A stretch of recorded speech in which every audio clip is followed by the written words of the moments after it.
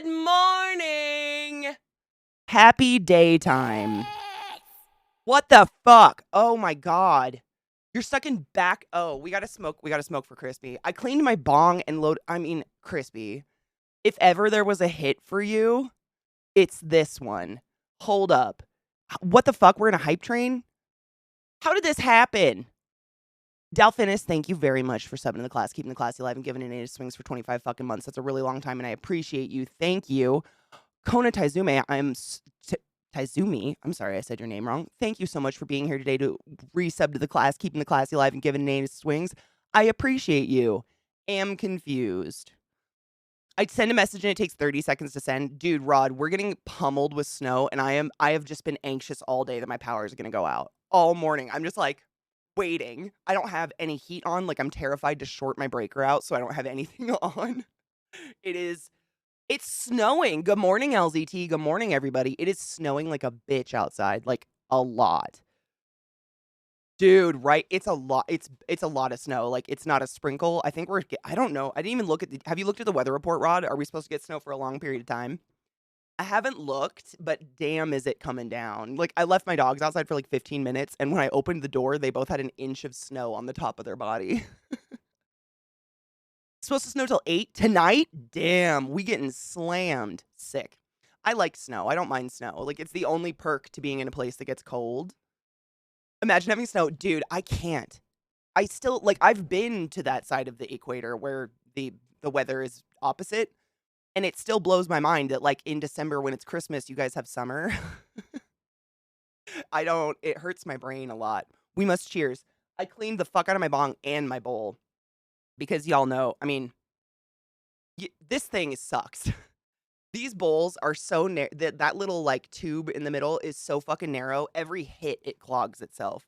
And I fucking safety pin cleaned it.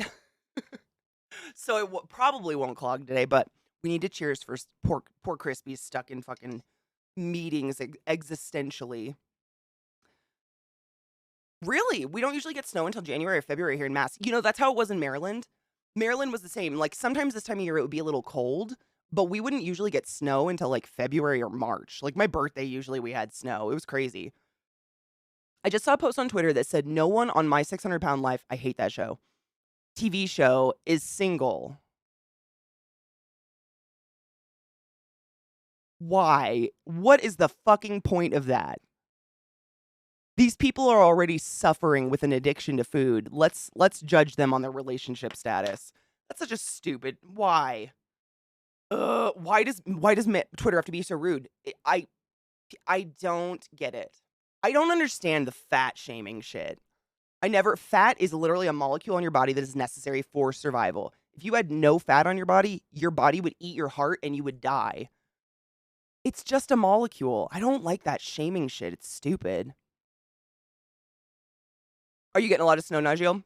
Do you guys get like it's interesting because the snow here is different than any snow I've ever experienced that I've ever like lived in, I guess. I haven't had too much snow in my life, but I've had a fair amount. And the snow here, I think because it's just so fucking cold, it's like powder. Like, it doesn't in Maryland, it would snow and then it would become like a solid. It would like become like a stack of ice basically. And here it's just powder. And then what happens is it snows and then it just blows around for months in the freezing cold wind. It's weird. So, like, we'll have snow forever, but it's the same snow from like a month ago that's just blowing around in your yard. It's weird. It's definitely different than anything I've had. Cheers, Fuzzy. Where's my lighter? There it is. Cheers, everybody. Cheers to poor Crispy, who's stuck in back-to-back meetings all day.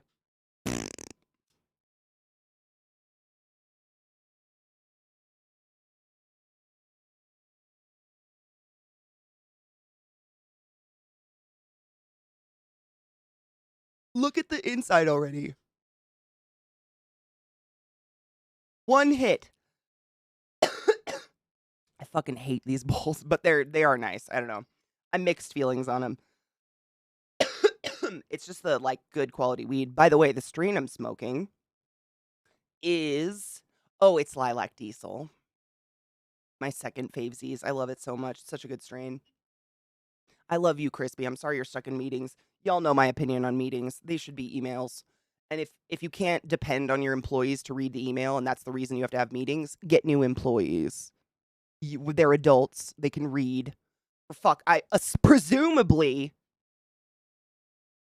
fuck me, right? I don't know. You're fantastic. Same, Najil, yeah. As a kid, I remember snowstorms and then icy rain to cover it, and it was so thick I could walk on it. Yep, that's exactly what I remember in Maryland, yeah. Like, I remember, the plow trucks would come through and plow the roads, because Maryland does get snow. I mean, they can get feet. One time when I was living, I think it was, like, the first year I moved to Maryland, I lived in Baltimore, we had hail that was, like, softball size, and it put holes in people's walls in their cars, so much so that local contractors in Baltimore basically got to all retire. Like, they made so much bank off of the crazy hail that destroyed everyone's houses. They just all retired. It was crazy. But same, like, they would plow all the snow up into big piles, and then those piles would just turn into, like, a little mountain of ice, and kids would, like, carve an igloo into them and shit. You have a meeting in 10 minutes. Boo, I'm sorry. I spent most of my day dealing with emails. Would you prefer that over a meeting, though, Robo? Just curious. I was up all night watching Twilight. Wait, those movies aren't long enough to last all night. Brittany, don't lie to me. Colorado also doesn't use salt on roads, only sand. I'm honestly really grateful for that. Have you ever lived somewhere where they use salt? It disintegrates the front of your car. It's real weird. I had a little Saturn LS when I was young. That was like it was my second car technically because I totaled my first car 2 months after getting it. Technically, it was theoretically first car. We'll not go there. But I remember the front of my car was just like melting because you would drive behind like logging trucks and shit all the time, and they'd spit that salt up on the front of your car, and whatever it is, it literally disintegrates. Like there would be like grooves in my lights where it was just melting the front of my car. It was crazy. What up, Zoe, my love? How are you? My meetings are usually only one-on-one, and I make sure they're quick. That's awesome. You're a nice person. I hate fucking meetings were so stupid. Ruins the whole undercarriage. I imagine. I mean, I couldn't see that. I could just see the front of my car, and I didn't even know what was going on at the time. By the way, hi, Drumster. I had no idea when I was a kid. I was just like, the front of my car is melting. It causes a lot of rust and corrosion for the whole underside. No shit. And wheel areas of cars. Maybe that's why they're using sand now. Katie, how did I total my first car? Um, I went so it honestly, like, I'm very lucky I didn't, like, get in trouble. It was homecoming night, which I did not go to homecoming, I didn't go to the dance, I didn't go to the football game or anything. I was invited to go to, I'm not even shitting you, like, a movie night with a Bible study group, like, a group of churchy kids from my school, but there was a dude who I wanted to fuck existentially, and I have always, like, kinda liked to ruin the pure ones. It's sick. Let's not go there. So I was like, "Fuck it. I'll go to this fucking movie night and maybe get fucked." And so I followed a friend of mine out. I grew up in the middle of nowhere. You guys know this. Literally, like, population is still under 1,500. It's middle of nowhere. So if you're going to anyone's house that's not in town, Jedekiah, thank you for the biddies. Hail Satan, motherfucker. Um, And if you're going to someone's house that's not in town, it's guaranteed gonna be up some mountain in the middle of fuck nowhere. Like, that's where I lived, that's where everybody lived. So I was following a friend of mine to go to the house because I didn't know the way, and it was up in the mountains, up these crazy windy trails and shit. And my buddy had a huge, like, F-350 kinda truck, you know what I mean? Like, just enormous. And I had my first car, my real first car was a little Subaru Outback that I saved up a long time to buy because I wanted all-wheel drive. It was a little coupe. It was great. And I wanted all-wheel drive because I grew up in an area that was snowy, back roads, shitty weather, and, the truck in front of me was kicking up a ton of dirt, and I was trying to stay really close to him so I didn't, like, lose him, and because of all that dirt, I didn't see this crazy switchback that he took, and so instead of taking the switchback, I just fucking went off a cliff with a stranger in my car. No shit, his name was Chad. I can't even make that up. I was just giving him a ride. It was horrible. And my car went down an embankment and rolled over and into a creek. And it just stopped upside down. We were fine. We both had our seatbelts on. I was not speeding or anything. I just straight into a ravine. And, it was I think I've told you guys part of this story before because part of it is, like, a little bit of, like, kind of how I hate alcohol a lot. You guys know this. My dad died of alcoholism. All my family's died of alcoholism. My stepdad's an alcoholic. It drives me nuts. And so I'm in the middle of nowhere. My car is flipped. I've got a stranger, someone I don't know. He's younger than me. He went to school with me. We like acquaintances, but didn't know him. We were both fine. And my cell phone, I did have a cell phone at the time because it was like the Nokia brick. You know, the one, it didn't have an antenna. You couldn't even text on it yet. It was literally just you could call people and play Snake. And that was somewhere in the car, but I couldn't find it. And the person that was driving in front of me noticed I fucking crashed. So he turned around and came back, made sure we were all okay. And he had a phone. So I had to walk a mile like down the mountain to call my house to my dad to be like, hey, I wrecked my car. And my stepdad was drunk, but he didn't tell me. And to this day, I'm still bitter about it. I was like, hey, dad, I wrecked my car and I need help. And he's like, ah, shit, kid, are you okay? I'm like, yeah. He's like, all right, I'll be there in a bit. An hour goes by and I'm just like sitting in the middle of the night with my car rolled and nothing. I call my dad again at home and he doesn't have a cell phone. He's just at home and he's like, all right, kid, I didn't tell you, but I've been drinking and I just do not feel safe driving. And I was like, okay, you could maybe mention that in the first call. I don't fuck, because then my friend could have just drove me home. I could have been home by now.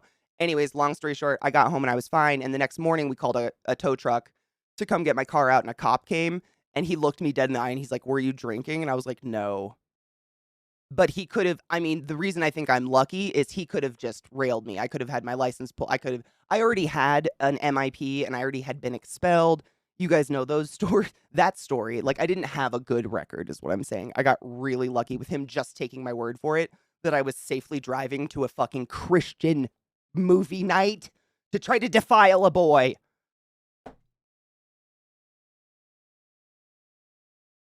But the car was totaled. It sat in a creek overnight. It sucked. And then I had to get another one. Yeah, that's it. I totaled my first car. And then the car I had before I was able to get my little Saturn, my parents let me borrow they had a Bronco. Was it Bronco? Bronco? I think it was. It was some sort of like, truck kind of thing. And it apparently this year of them it was a Blazer, Chevy Blazer. You guys will know it if anybody's old enough. There was a year of Chevy Blazers where the engine would just blow up. Yay. It would just set on fire. That was super fun. And my parents let me borrow their bright purple Chevy Blazer while I saved up to get another car, and it blew up while I was driving it. I've never been in an accident involving another person, though. Knock on wood. Never. I'm a very good driver. It's just always like a deer runs into me or middle of the woods, car blows up. Good morning. Good morning, Young. How are you? I'm sorry if I missed anyone's good mornings. I was telling a story. I'm about to get my snowmobile out. Oh my God, us too. Dude, Steenie Moose, I think we're all getting fucking slammed in the sexiest way. It is, I mean, big ol', we're being pummeled. We're being pummeled. It's a lot of snow. Good morning. This coffee's so good. I hate that you've gotten me addicted to this coffee, though, because seriously, I'm not just saying that because why would I do that? Like, I know a lot of people live off lies on the internet. I don't. I can't drink anybody. I have so much coffee in my kitchen, and it all tastes like brown, sad water now. It's depressing. Your meeting was canceled? Fuck yes. Wait, sad news. The man who coined the term wind chill factor passed away yesterday. He was 82, but felt like 64. I'm upset with you, but that was good. Fucking A, dude. You can't drive a car called a Blazer and then be surprised it catches fire. I mean, I was youthful. Good morning, Mickey. How are you? I have been drinking the Danish tea. Honestly, that's what I have one bag left. I don't know the name. I don't remember the name of it. It's not the gold bag. It's one of the white bags. And I've been like, what's the word? Rationing. Because I gotta have my caffeine. My boy Andrew, how are you, love? Do I exercise or get under a blanket? Yes. You'll feel better after you. I mean, what's the exercise? Can you just do like some yoga and then have the blanket next to you and then literally just roll into it? I always feel better after I do some fucking, like, yoga or something. Even when I've trained, like, I know that if I skip it, I'll feel even shittier the next day. I gotta do it. Pilates, dude, just put the blanket next to your mat and roll into it. I've been there, done that. They do have an affiliate program. I could send you the link. Dude, whisper me the link, BDO. I don't know if they'll ever want to be affiliated with me because my butthole's on the internet, but, you know, worth a try. Oh God, PSA time. If you're going Black Friday shopping, please be a decent person and turn your phone horizontal before recording any fights. A fucking men to that. I was going to say my PSA is don't. I've never shopped on Black Friday in my life. I didn't, like, as we've stated previously, I grew up in the middle of nowhere. That Black Friday didn't exist. I didn't even know what it was till I went to college. And everybody was like, oh yeah, Black Friday is like the day after Thanksgiving when everybody goes to the mall. And I was like, what? People do that? Why would you want to go try clothes on the day after Thanksgiving when you're bloated and fat and swollen from salt? Doesn't make sense to me, but that's just me. Good morning, Funky. How are you, love? My back, I'm not even kidding, Andrew, and that's me. It's like, if I am lazy and skip a day of doing, like, my yoga and my stretches and shit, guaranteed my neck and shoulders the next day, I won't be able to stream. So I do yoga just because I know I can't function the next day if I don't. It's the only thing. I'm the same. I don't understand it, Fuzzy. The mentality of it's so fucking weird to me. Like, how bad do you need that thing? It's so funny because the horizontal phones aren't so much of a thing anymore because of Instagram, TikTok, YouTube Shorts. Are they not? See, I don't watch that shit, so I don't know. My mom's coming into town on Black Friday this year. Oh my God, she's flying in on Black Friday. Isn't that a terrible travel day? Me neither, Young. Oh my God, my sister and I made the mistake one time. We went to the mall the day after Christmas one year. If anybody's familiar with the Seattle area, we went to the Alderwood Mall the day after Christmas. I laugh because it's one of the dumbest decisions I've ever made in my life. I didn't think. But, like, I think it's because neither of us lived locally. And so, like, my Nana and my mom had bought us some clothes that didn't fit. And so we were like, we got to go return them before we go home. Otherwise, we're never going to be able to return them. We're going to be stuck with some clothes that doesn't fit or whatever. And so we were like, fuck it, we got to go. Oh my God, it was like a war. It was literally like, not a war, that's being too much. It was like one of those feisty rap concerts where people die and get squished to death. That's what it reminded me of. It was fucking horrifying. The Alderwood Mall, yeah. I think it's in Linwood, technically. But it's one of the bigger, massive malls in the Seattle area. It was really close to my Nana's house. We would go there. But it's huge. And it's like one of those malls where it's got like the indoor part with, like, you know, the normal, everything we've all seen forever, like Abercrombie and shit like that. But then it's got like an outdoor strip mall that's like high fucking end, like Louis Vuitton, like stores that you and I like look at the window and go, nah, and walk away from. They've got a lot. It is a rich people area. That's what I get from that mall. Like, people that shop there, they have an American Girl store. And I didn't know this, how much American Girl shit costs. One of my nieces is obsessed with American Girl. She loves it. My mom, like, hand sews clothes for American Girl dolls. You can take your American Girl doll to a doctor and pay for it. Like, what the fuck is with these interactive dolls these days? I went to Salem, Massachusetts for Halloween once, and it was an experience. But oh my God, so many people. Okay, I take it back. The Alderwood Mall wasn't my worst decision ever, Kona, because you're Mass. Anybody who's Boston or otherwise will understand when I say the worst decision involving groups of people that I have ever made in my life, because I did not think. My very first time ever going to Boston, I went on St. Patrick's Day.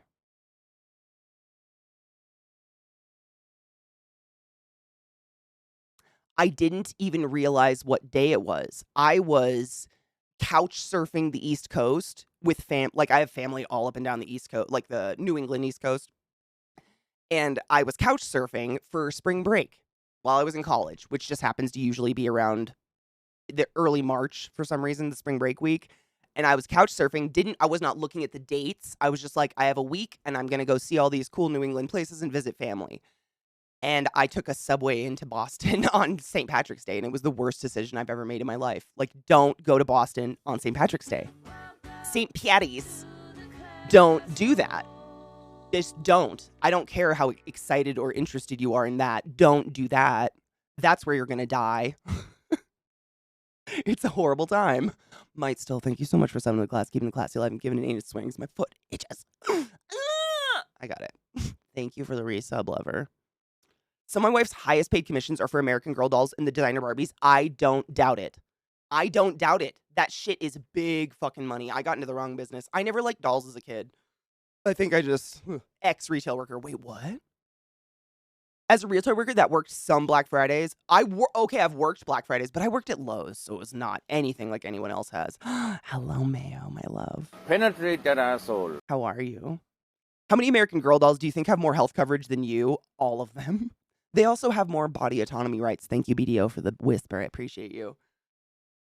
It was a terrible time. I did Boston on St. Patty's Day once too. That too was an experience. It was insane. I mean, I went to college. I know what it's like to be around not extensive, what's the word? Exorbitant amounts of very drunk people. Boston is something else.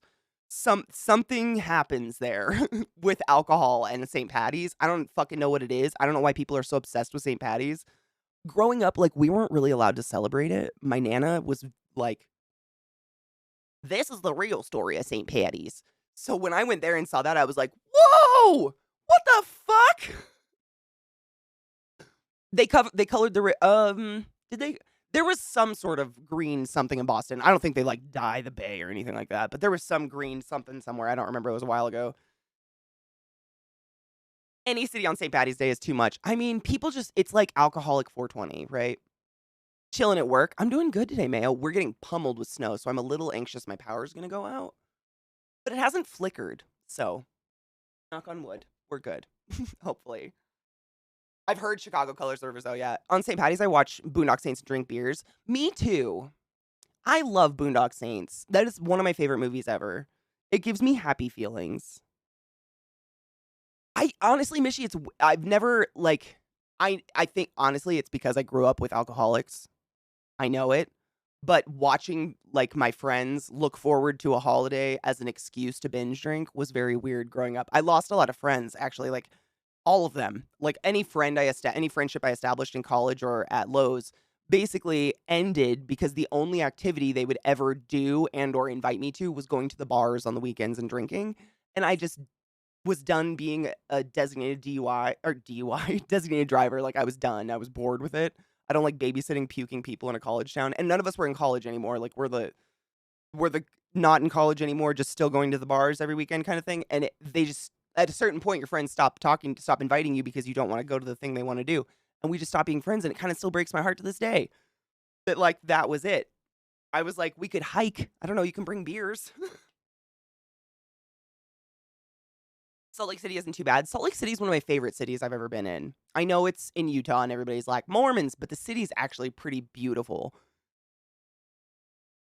Me too, Mayo, right? Please, snow. Don't do it. Being DD is awesome. Just drop a couple people off the wrong house. Oh my God, though. I never thought to do that. That's funny.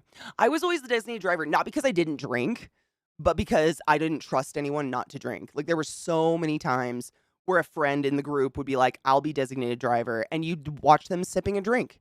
They'd be like, ooh, I'm just going to have one shot, or I just want to taste someone's drink. And I'm like, I don't trust you to drive me home immediately. My trust is gone. So I just couldn't drink and have a good time because I didn't trust anyone to get me home. This was before Uber and all that shit. All we had was taxis, and those are too expensive. Oh my God, you're in Salt Lake right now? Mark! Happy birthday, happy birthday. This is your day to have a lot of fun. We're waiting for the celebrating this. I'm going to cough. This is your day, so have a lot of fun. Happy birthday. My throat is still getting used to speaking again, and I apologize, but happy fucking birthday. I hope you're doing something awesome. Salt Lake County is very blue. We had a very lesbian mayor for a while. Utah outside of Salt Lake City is definitely conservative, though. Really? I haven't spent a shit ton of time there. I had a really long layover in Salt Lake City one time, so we literally left the airport and went to the Tabernacle to see the whole Mormon shit because I'd never seen it before. But other than that, the other time I was there was because I was driving to Baltimore. When I was moving to Baltimore, I drove down through all the beautiful national parks. So, of course, I had to get to Utah because they got some of the best. And I just was blown away by the mountain range behind the city. Like when you're in Salt Lake City proper and it's clear enough to see the mountains, I mean, it kind of looks like the Alps or something. Like this city is literally just knocked straight up against these fucking mountains. It's beautiful. It was beautiful.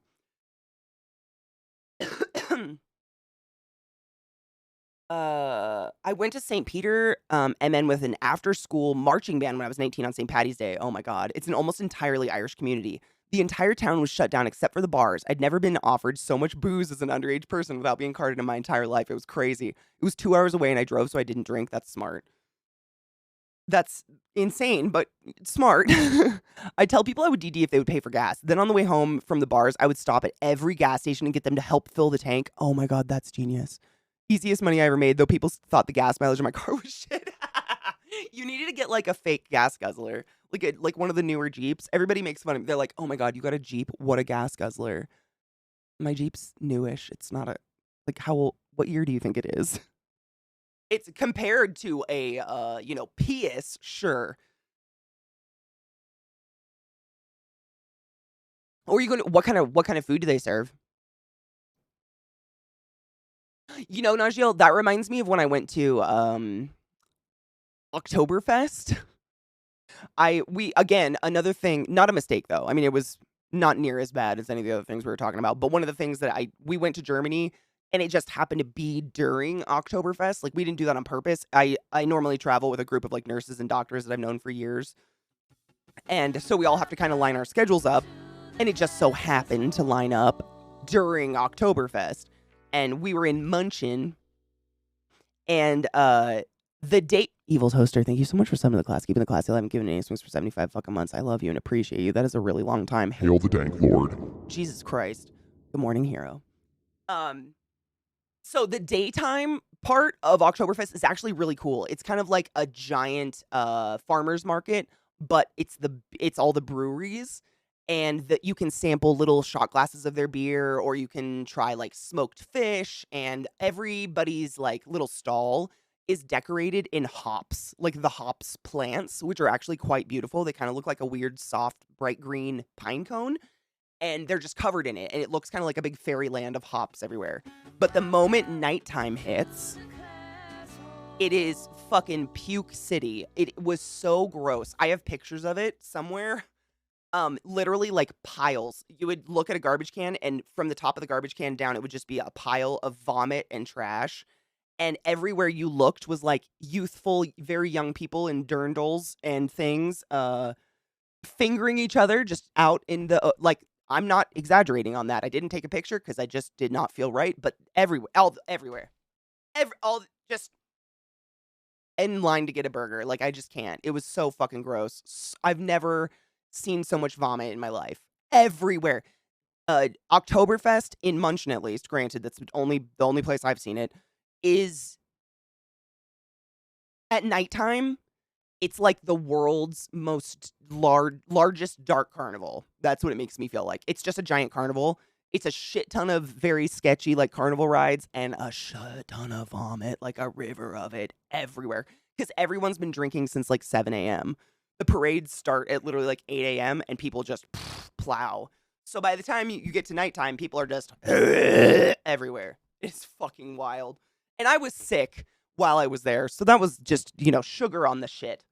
Fuzzy, thank you for gifting a sub to Markamoto. Markamoto, it's your birthday. It's your birthday, bitch! Enjoy your emotes, and I hope you have a wonderful day and eat really fucking good food.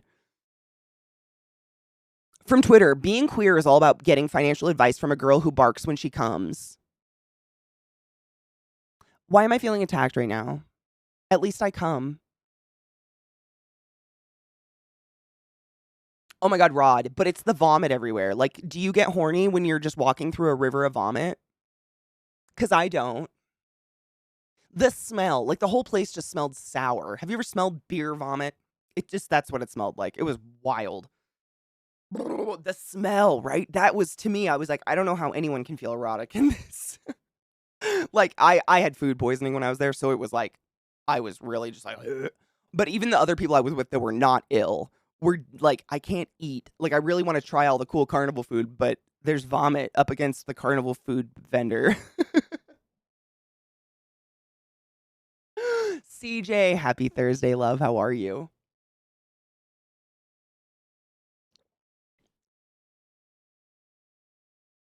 Hold up. I'm just trying to catch up on chat. I talked too much. Arf, arf. Can you imagine, though? I haven't heard of nearly enough people having emetophilia. Emetophilia. Is that being afraid of vomit? Is that a fear of vomit? Emesis? I don't know. I don't. I'm not afraid of vomit, but I don't want to be around it. I'd rather deal with vomit than shit. Honestly, like I've told Andrew this, but when I was a respiratory therapist, still am, when I was practicing, my favorite thing to say was, "I'm belly button up," when someone shit their pants. I'm there if they start fountaining blood out their nose and mouth or vomiting and whatnot. But the moment shit's involved, I could be like, "I'm belly button up, bitch. Peace." But I would always stay and help. I'm not an asshole, but I liked to say it just to be like, I don't have to help you. I am because I'm nice and I care and this sucks.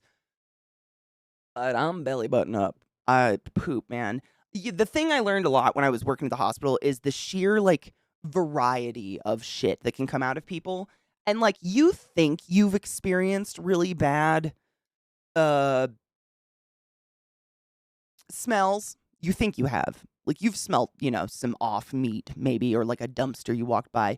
You just don't know until you get to be exposed to the anal cavities of a bunch of different people. The various horrors that can develop within them and then come out is just wild. Nothing. I mean, I can watch someone get sliced open. I can watch people die. I know that's super dark, but if someone has C. diff, I have a very hard time being in the room.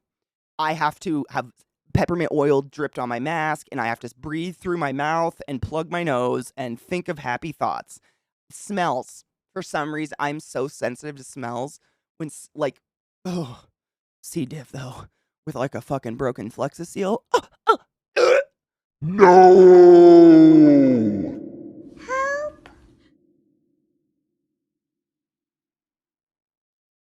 Nightmares. Show me where you pissed from. Show me where you pissed from. Nightmares. No. Honestly, nurses and nurse assistants, techs are the queens, are the rulers of everything. I will bow down to them any day of the week. The amount of shit they carve out of people's anal cavities is just astronomical. And I respect it on an unreal level because I don't think I could do it. I might puke. That's why I'm going into pediatrics. There won't be massive amounts. Also, it's not smelly. Meconium doesn't stink. It's great. At worst, it kind of smells a little irony like blood. And that's all you got. Baby poop is nothing. It's fucking disgusting and looks like, a slime from hell, but there's no smell, so it's fine. Ass. Oh my god, Mismo, how dare you? It's astronomical.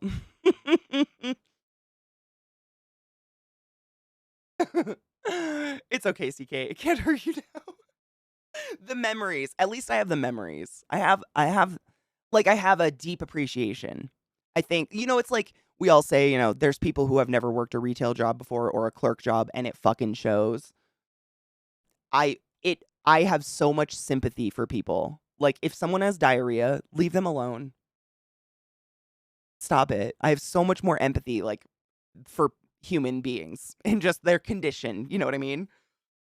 Nursing is such a fucking but like empathy, it's empathy. Like nurses are the most empathetic people I've ever seen in my entire life. I've never seen a nurse like when their patient, explosively shits themselves or something go, "Ew."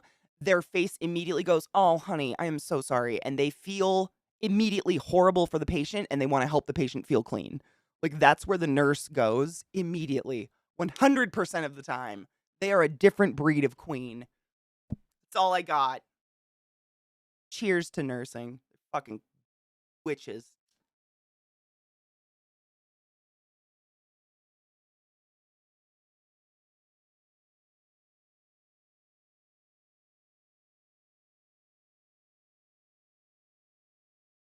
Yes, I've had to work with C. diff a lot. That's what I was just talking about.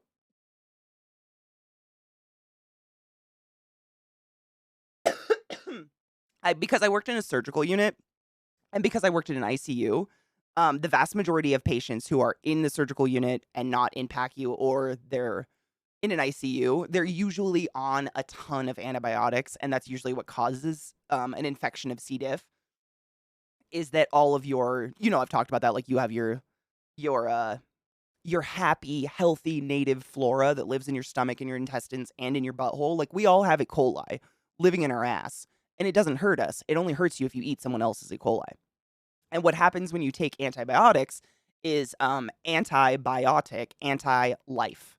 It kills everything. Antibiotics don't have some like mystical property to identify the evil thing in your body. They just wipe it out. They wipe everything out.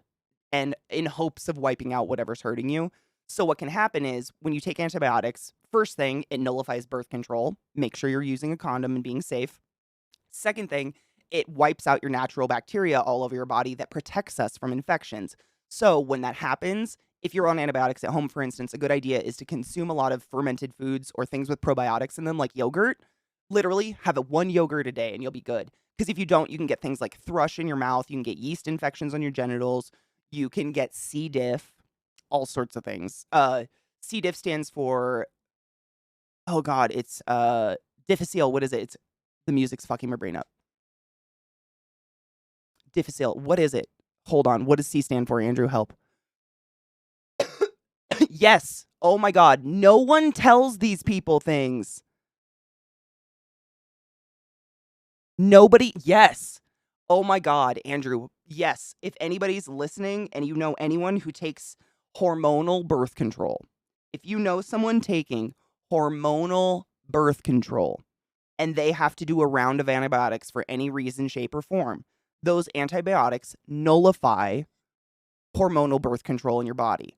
So it's not going to work. And then when you're done with the antibiotics, it's been a really long time since I've been on any sort of hormonal birth control because it's really bad for me and gives me like clots and shit. But, when you first start taking it, there's like a grace period for it to start working. I don't remember how long that is. You have to start that over. You know what I mean? So like after your antibiotics, pretend you're starting birth control for the first time and you got to use condoms and shit. Is it Clostridium? Clostridium difficile? I don't remember, man. It's been too long. But it's sick. C. diff is nasty. It's like the legendary butt bacteria that makes you just like pee out. Literally what it would do is in nature, you would just have diarrhea until you died. And it smells so fucking bad. Is it not Clostridium? Oh, it's Corina. Oh, God. Clostridium's botulism. Yeah, Clostridium botulinum. Clostridium botulinum is botulism. Corynebacterium. Is that how you say it? Corynebacterium? Fuck, dude. I'm feeling dumb. It's been a while, but it's gnarly. C. diff is gnarly. And a Flexicil is basically like a catheter for your butthole, but we don't put it in your butthole. It's got like this big like Mepilex sticker that we spread your cheeks and try to get it in there like as airtight as possible, like seal it. And then it's got a little tube, like a hose coming off of it, and it like catches your liquid shit. But unfortunately, you're rolling around in bed because you don't feel good and you got stomach aches, and it usually comes undone, and then you just have liquid shit and you're swimming in your bed, and it's terrible. It's Corynebacterium diphtheriae to get all of the name. Thank you. I appreciate you. It's been so fucking long. I don't remember these things. Kombucha's great. Yes, kombucha's great. Pickles, like anything pickled, right? Anything with ferment. But yeah, anytime you're on birth control, it kills, or I mean, anytime you're on antibiotics, it kills birth control. Any hormonal birth control. So yes, that does include hormonal IUDs. Because it does something to block that absorption of those hormones that make it so you don't drop an egg and get pregnant. Basically, hormonal birth control, it adjusts your levels of progesterone and estrogen so that your body thinks you're already pregnant. So it won't drop another egg to get fertilized. And it does something to block that. I don't remember. It's been a very long time, but I do know that's fact. So anytime please let your friends know. Tell everyone. I don't own a waterbed. I don't want to swim in my bed. Me neither, especially if it's shit swim. Wait, did I show you the cursed Furby? Yes, yes. I'm very excited. Yes, we talked about it yesterday because we were talking about where you were going to get it. And I thought it was going to look really good on your calf. This is the one, if any belong. And I'm not, like, that's not my area of expertise. I'm familiar with it because I'm around it all the time in the hospital. But I mean, that's a nurse's game. They're the professions on that shit. Good morning, Genova. How are you, love? Oh, Zoe, I'm very excited. You should tell everyone all over again. It's exciting. I looked it up. Looks like it's a specific type of antibiotics called rifamycin antibiotics, but that's still insane. Isn't that crazy? And no one tells anyone. Also, activated charcoal will absorb hormonal birth control and not make it work. So, like, if you are taking charcoal tablets because you think you need to detox, that's not real. Please don't do that. Or like some people use activated charcoal toothpaste, and if you swallow too much, it can lessen the effects of antibiotics and birth controls and things like that you're taking. Good morning, Eliza. I know, Andrew, I don't remember the pathophysiology. I feel like I did learn it at one time, and I just don't fucking remember anymore. How do you get the C. diff bacteria infection, though? So basically, how you get it is by having a already weakened immune system, or, like I was talking about, being on too many antibiotics for an extended period of time because of another infection.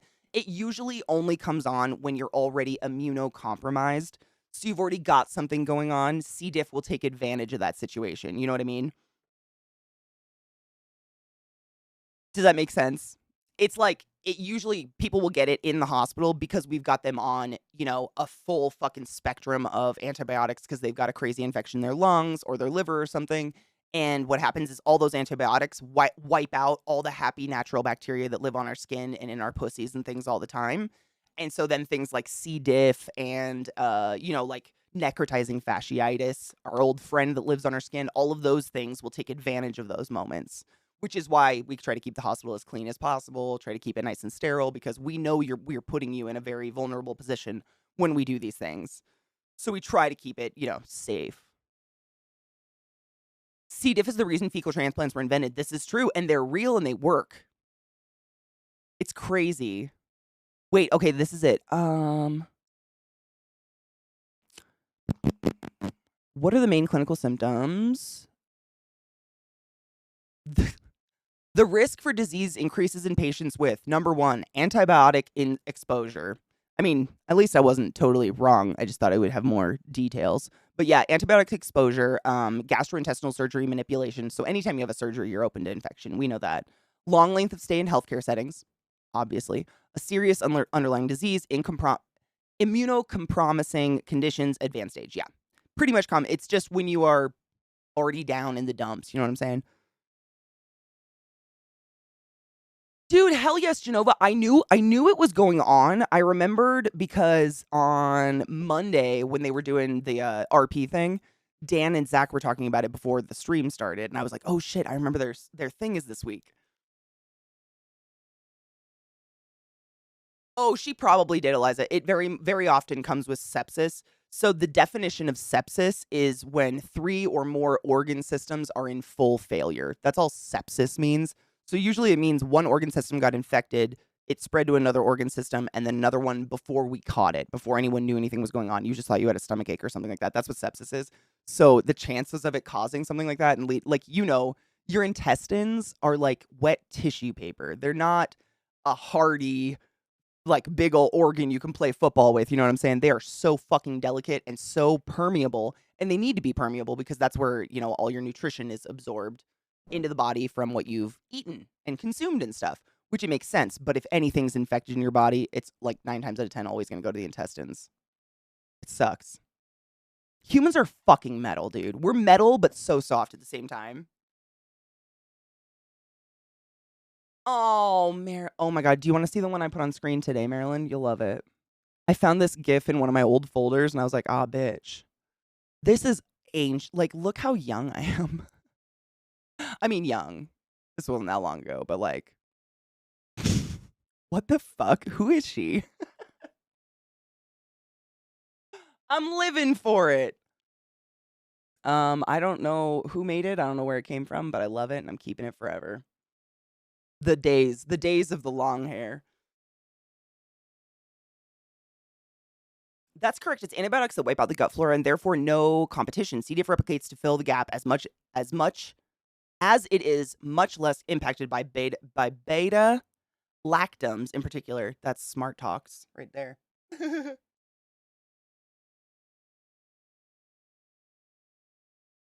Marilyn, right? Oh my God, Marilyn, did I ever tell you the story of a patient I had who had I'm not kidding you, Hopkins had to coin the term pelvic ectomy?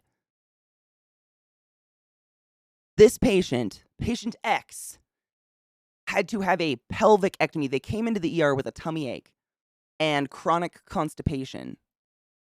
And what happened was they were so blocked up with poop for so long that, as we all know, because I've told you guys a million times, the longer shit's in your body, the more likely it is to start to rot. But our bodies don't know to stop absorbing from the shit. We have to shit it out. We need to get rid of our waste.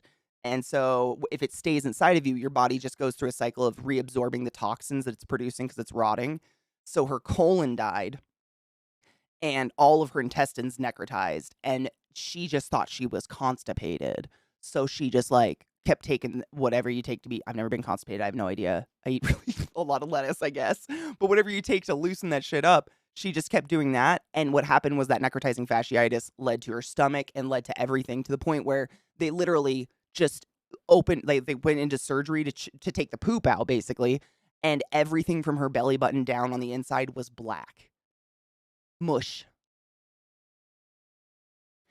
And I don't say this with any humor. She walked out of the ICU a week later.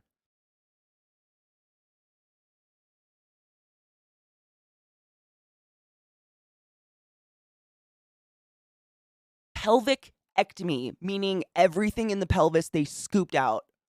I think it was like almost 20 pounds of just organs. I think she has a coli bag. I think that was like the worst thing. Like, it was miracles, my bitches. Fucking rainbows. What are they? Has chat heard the tampon left in for a month story? Was it only a month? I thought it was like 3.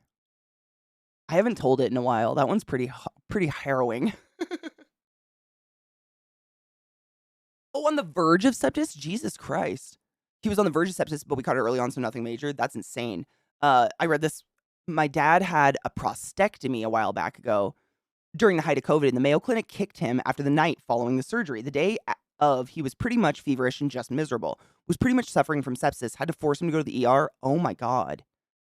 I'm glad you went to the ER before it turned into sepsis, though, dude. That is smart and terrifying. Jesus Christ. They just hollowed her out. It was literally a scoop. It was a scoop. Because the thing with necrotizing fasciitis or rotting flesh is that it spreads upon itself. Like, if there's any left, it will spread. Like, it grows on itself. So they just have to cut away everything that might have some of the bacteria causing necrotizing fasciitis, Fournier's gangrene, whatever the fuck you want to call it. Plum Fuzzball, thank you so much for summing the class, keeping the classy alive, and giving Nana swings. How are you, love? I appreciate you. Hi, penis. Good morning. D-glove testicles is my favorite. Which one? Which one? I think it was a 3-month.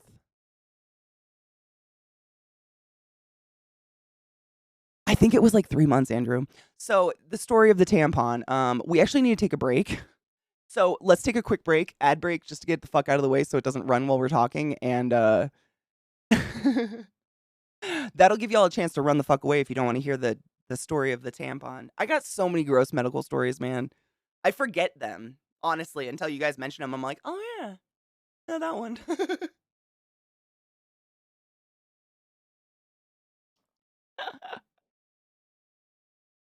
Just, I wouldn't advise like eating any pudding or anything.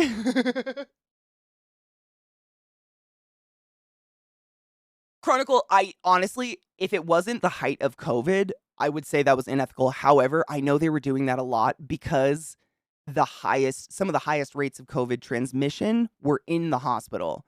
So if people didn't have COVID and they seemed stable-ish, they would try to get them the fuck out of the hospital as soon as possible because they didn't want them to get COVID. My mom was telling me that. It doesn't make it right. It doesn't make it ethical. It was like, they didn't know what to do. They've never done a pandemic before, like most of these people. And so they were trying to figure out, like, how do we can't, every like, ICU I've ever worked in, I've worked in a few, usually the way, no matter how they're designed, 4 corners of the unit will be the negative flow rooms that were designed for like TB patients, basically patients that have an airborne illness, which COVID still isn't. I don't know where people got that. It's just, we can cough and sneeze at really long distance at a really high rate, and it travels on the droplets, so on and so forth.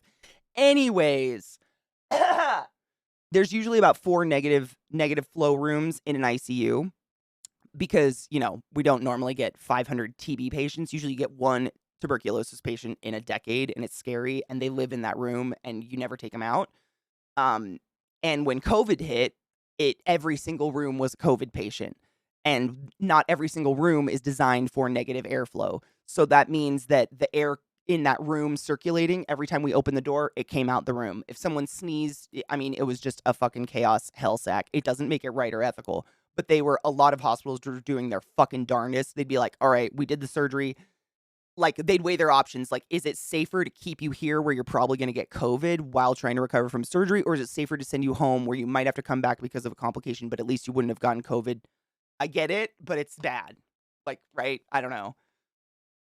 The last big one was the 1920s. Trump fired the people Bush put in place to deal with pandemics in the U.S. Big shocker there.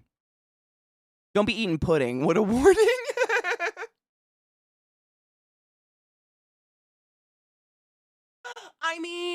I've been streaming for a little over 8 years now, and as it is not warm. Fell asleep with wet hair last night. It's not a fun look.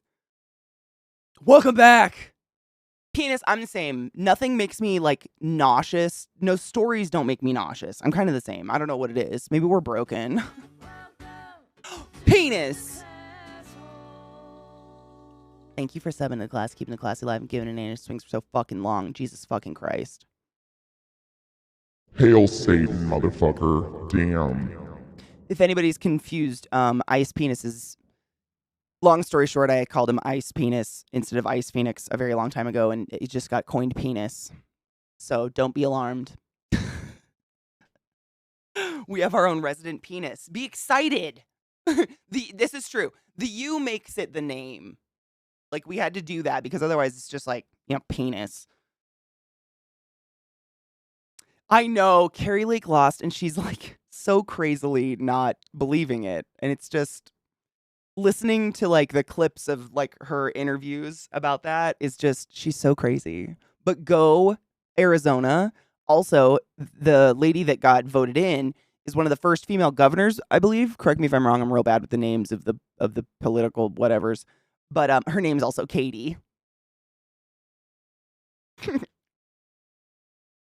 Katie's win. I know, she's crazy.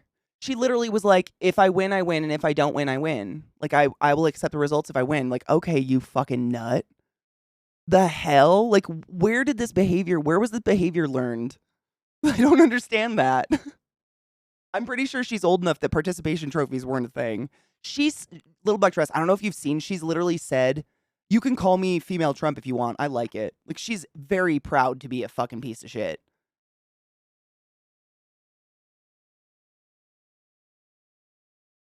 I can't believe the Boebert shit. Or the Herschel Walker. That is just, I believe it, but it's still gross.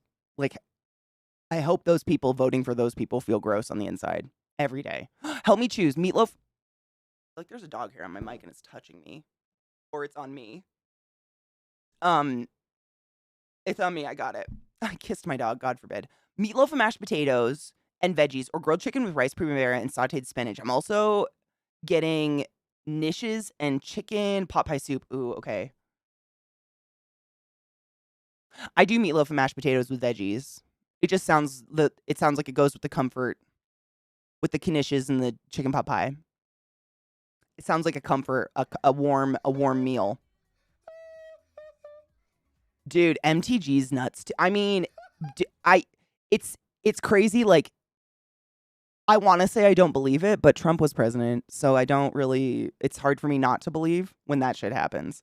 Like, he's an active criminal being indicted and he's not in jail. It's just crazy. The whole world, none of it, like, fucking blows me away anymore because it's just, I don't know. You know what I mean? It should be shocking, but I'm not shocked, and I think that's the saddest part. Mitch McConnell votes against interracial marriage bill despite Asian wife. Wait, what?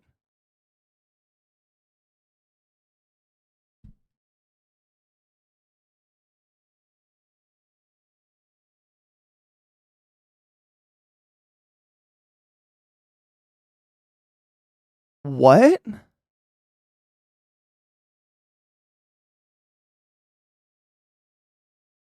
I'll read it again just in case. My brain hurts. Mitch McConnell, you know, votes against interracial marriage bill despite being married to an I'm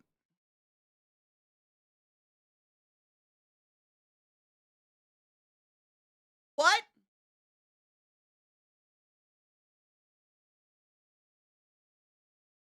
What?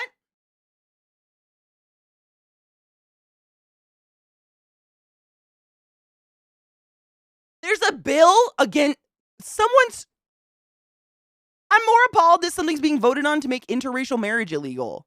What the fuck is going on?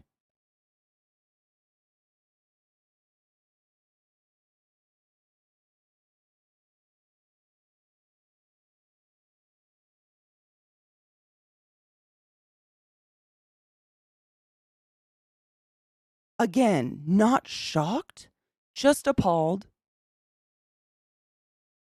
Considering we had slavery on the bill and some states said, nah, we're cool with slavery. I can't be shocked, but what?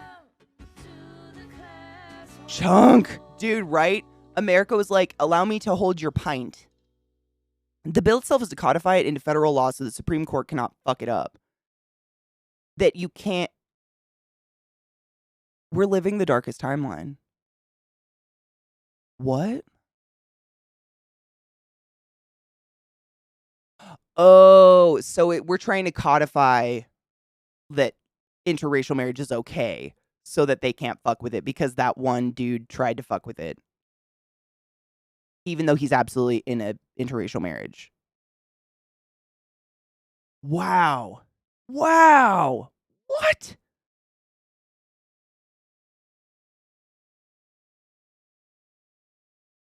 I work with a guy who doesn't do any research on topics and refuses to accept facts in verbal form.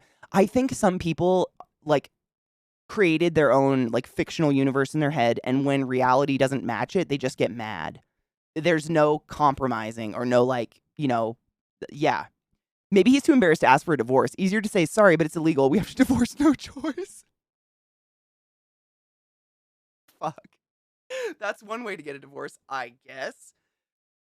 It's so gay people can get married. Or can't. Is that what they're well, I know that one, I can never remember his name.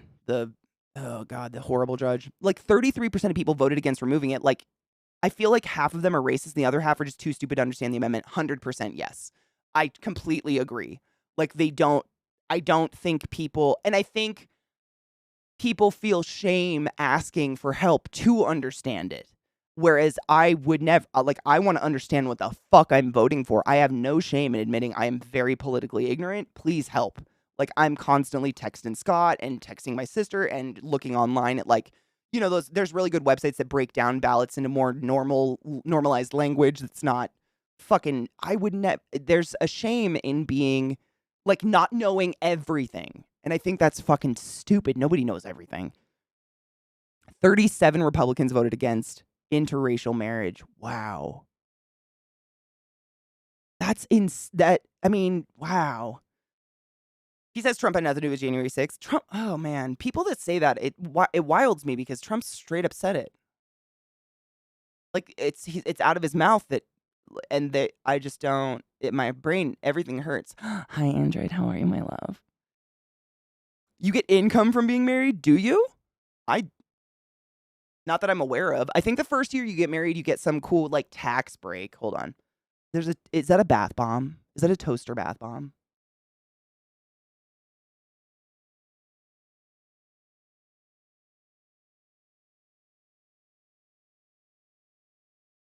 I'm dead.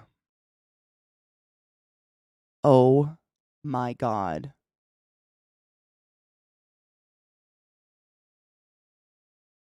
The video's titled Self-Care. That's fucking funny.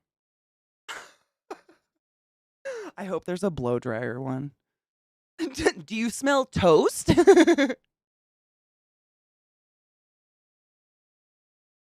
Oh man. That's great. I'm just trying to find music. Hold up. Marriage income, streamer income. Is that a thing? God damn, that was loud. For me. Jesus. I have no idea if you get it. I don't think so. I don't know. I don't understand marriage. Like, why does the government have to be involved in my love? Like, that's never. I don't know. Why do I need the government's approval? I don't get it. Cheers.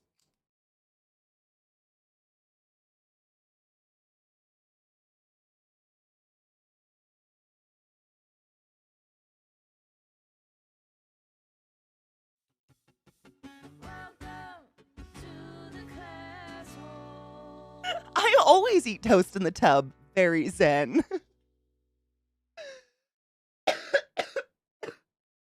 Thank you for resummoning the class, keeping the class alive, and giving it any swings viral bot. I appreciate you. 30. That's a long time. Hail Satan, bitch. Don't you dare smoke yourself. That weed, I love fucking. I love Lilac Diesel is such a good strain. Certain things the government shouldn't have a say in what you can or can't do. I just don't understand why we ever even gave them the idea that they could have permission to be involved in our sex lives and that. Like, why? What about them being involved in my like romantic relationships or sexual relationships or otherwise protects me or in any? I just don't understand. I don't get it. I don't get it. It's weird to me. It gave people a right to get up in other people's bedroom business. And it's like, nah, dude, nah. Fuck yeah, stainless. Cheers. What do you know what strain you're smoking? You know, like personal things like sex, love, common sense things, but sadly, people suck, so we have to protect their rights. And that's the thing. It's like they should have never even had the inkling that they could have taken that right. You know? Marriage is a hangover from when we traded our sons and daughters for land and power. It blows my mind that you would choose to legally bind yourself to someone. I'm going through a breakup, which is hard enough without having to get fucking lawyers. I'm fucking word chunk. I've been through a few breakups in my life. No breakup is fun. And they're just separating your belongings when you lived with someone and breaking up is the worst goddamn fucking emotional situation ever. I can't fathom having money, children, or lawyers involved in any of that ever. And I just, to this day, I can't figure out what the pro is. And that's no shame. I am not trying to like make anyone feel bad about being married. It's if that's what you want to do, I think that's beautiful. I just don't think people should be like less than if they don't. Like, I know a lot of people who have been in relationships for like 50 plus years and aren't legally married, but I don't think their relationship's any less valid. To each their own, right? My marriage income was way less because my soon-to-be ex-wife sucked with money. Oh, I'm a dink. Same with how I never want to sire children. Me neither. My line ends with this womb. I've been married twice. I'm not sure if I ever will again.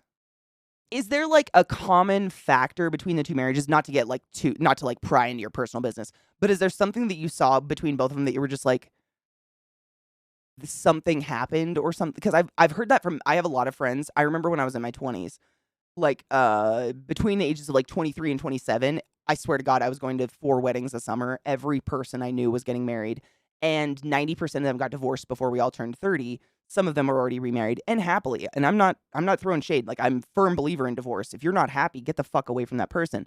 But I just wonder why they keep doing it. Like, it just seems like the worst, the breakup part. And I think a lot of people stay together because they don't want to go through it, and then they're just miserable, and you deserve to be happy with somebody, you know? Regardless of a lawyer or whatever. BDO, I've never had it either. I wasn't a little girl that played with dolls and like married them and stuff. But I grew up in a very broken household where my mom was like, don't ever get married. It's the worst. So I think I kind of got that. I broke up after 11 years, like 6 years ago. Like 6 years ago, we had a house, cars, assets. It was such a headache and we weren't married, but it's the same process in law's eyes. It really is. And it's emotionally, I mean, taking out the money and everything, emotionally, a breakup sucks. People ask me if I'm married. I say, no, I'm happy. Oh, I love that. Most of the benefits are legal, taxes, insurance, easier assets management. Absolutely. And I do think, like, just in this current, like, political atmosphere we live in, for lack of a better word, if I had kids with someone, like biological children, I would get legally married to them because there is some, there's stuff about the kids. You know what I'm saying? Like being able to access your children in the hospital and stuff like that. Like there's a lot of legality when it comes to that. Like that I would do just simply because that's the way things work nowadays and I want my kids safe and all that. But yeah, I don't it's just it seems to make everything harder. Only knew my wife for 16 days, married her at 19. It's been 31 years. That makes me really happy for you. Seriously, I am in no way shading. I hope no one feels like I'm trying to be a bitch towards marriage. I think it's honestly, I've known some people like that. Like I've met people who have like grandparents that have been together for 70 years and they truly like still hold hands and love each other and you see it and it breaks my heart. It's the most beautiful thing in the entire world. I just I wasn't exposed to that ever as a kid. Like I don't have a relative who's not divorced with kids from different people still like now their kids are grown up and they're still dealing with the tumultuous like repercussions of all that. And it never looked like a good idea to me personally. But when I think like that's Scott and Bree. If you don't know the Mr. Scott Evans and the Mrs. Bree, the Mrs. Scott Evans, they used to own our house. We bought our house from them. We rented for a while. Really good friends of theirs. Zach and Scott have been friends for many many years. They have been together since I think they were 15, if not 14 years old, and now they're like, my age with kids and happy and like love each other. Like it happens. There are people who figure it out. I feel like for some reason we grow up thinking that's the only way to do it, and when it doesn't work out, we feel like failures. We all watched like all the sitcoms as a kid where there was the nuclear family, and it's it's like a kick to the nuts when you don't have that. You're like, I didn't do anything to not have that, and so you kind of wonder if maybe it's a lie, but it's not. It's real. It's just I don't know. I don't think we know how to go about it. I had no time to Efron was in the army, had to go.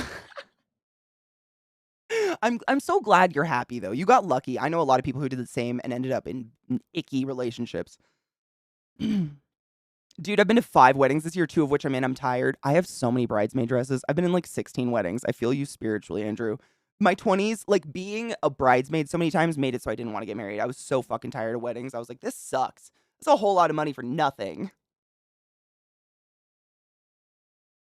Well, little black dress, and that's the thing. Like, I can't imagine legally binding myself to someone when I didn't even have my own like mental, physical, anything shit figured out at all. Like, I still question if I do taxes right. Like, are we ever sure of that shit? I don't know. Where's my coffee? I lost. Oh, it's in the kitchen. I left my coffee in the kitchen. Fuck. I'll be right back. I need my beverage.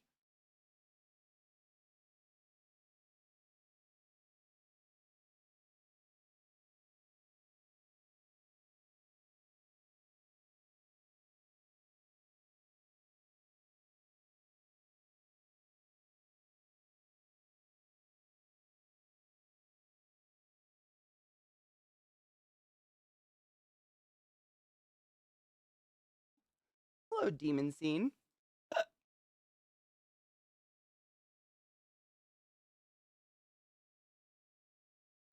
Excuse me. Come on, headphones. Where are you? You're the left. I think that I heard it for the first time on Tiny Desk as well. Yeah. It was gorgeous. Fuck yes, crispy! Hail Satan and fucking cheers. I just had to go grab my coffee really quick because I left it in the Keurig thing.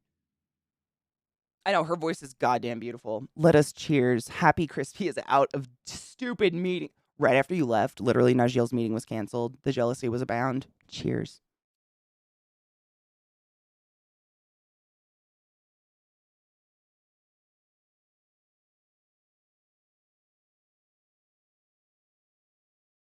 Thank you for the biddies. That was a hot hit. I'm trying not to pack my bowl so tight because I think that's why the stupid thing. Look at how dirty that is. That's crazy. That's so fast. I don't want to plug it, but it makes the hits hotter. Whoa. Whoa. We're never sure about taxes unless we're a lawyer and they're smart enough to hire accountants for their taxes. Right, though? And they make enough money to hire an accountant for their taxes. I gotta open Discord. I didn't open it yet. My computer was doing weird shit today. So get this. So you remember yesterday I was trying to show the gaming PC, but it wouldn't work. It was like frozen or whatever. So I was like, okay, I gotta fuck with my capture card. So I made sure it was all plugged in and good and everything, and I unplugged it for like 30 seconds and replugged it in. And it was capturing my gaming PC, but my mouse was really jittery. Like it wasn't a good frame rate. Like the frame rate was horrible on it. And so I went into my PC and I looked at the resolution of the PC, and I was going to try to knock the resolution down. And my gaming PC monitor, it just shrunk the entire screen down to like this big, no matter what resolution I set it to, and then it was just blinking. That was my technical problems this morning before stream because I wanted to play a game today, and it just was blinking. And so I restarted it with the capture card still plugged in, and it was still acting fucking weird and blinking. So I had to unplug the capture card, and now it acts normal. So something is wrong with my capture card, or something is causing, like literally it causes the gaming PC to be weird, and all it's supposed to do is send the image to the other PC. And it's never been weird before. It's just a Magewell. Maybe I did Driver Genius literally like a week ago. Maybe, I don't know. It was weird though. Like I don't know. I don't know. I'm cursed. What up, not Afghan? How are you, love? Good morning. I don't know. It was very weird. But it only happens when the capture card's plugged in. That's the only time. Like now that it's not plugged in, she's fine. She let me change the resolution. But like after I changed the resolution one time when it was plugged in, I couldn't change it again. Like it was almost acting like my PC was frozen. Why would the capture card do that? Like I didn't change where it was plugged in or anything. All I did was like, unplug it for 30 seconds and plug it back in to give it like its little. Jackie, thank you so much for subbing to the class, keeping the classy alive, giving any swings for 19 fucking months. That's a long time, and I appreciate you. Good morning, love. Good morning. I can check it. My fucking with my gaming PC will not do anything to stream. But I don't know. It was just so weird that I don't understand how the capture card could do that to my PC when it was working fine like 2 weeks ago. I don't know. It's weird and I don't like it. I don't like when shit just doesn't work out of nowhere. So let's see. There are a few drivers that I guess I could I'll update them. Fuck it. We'll see. I'm scared to plug it in while I'm live though. Like I don't know what it'll do. If it'll fuck my computer and like stream will crash or something. Cause the moment I plug it in, this PC just starts, and by this PC I mean my gaming PC, not the one OBS is on. It just starts acting jittery and flickering. Like just blink, the screen just blinks on, and then it goes off for 1 second, and then on again. Off for 1 second, on again. I don't get it. Am I dumb? Maybe. Yes. Games? I know, right? I wanted to. I tried. But I can't do it if my fucking Magewell acts like a dick. As it always does. There's a graphics driver and Intel network connection software. So maybe it was the graphics driver that did it. We'll see. We'll see. Your good monitor has a new black spot? Oh, fuck. Where is it? Like in the middle of the screen, right where you're looking? That would be sad.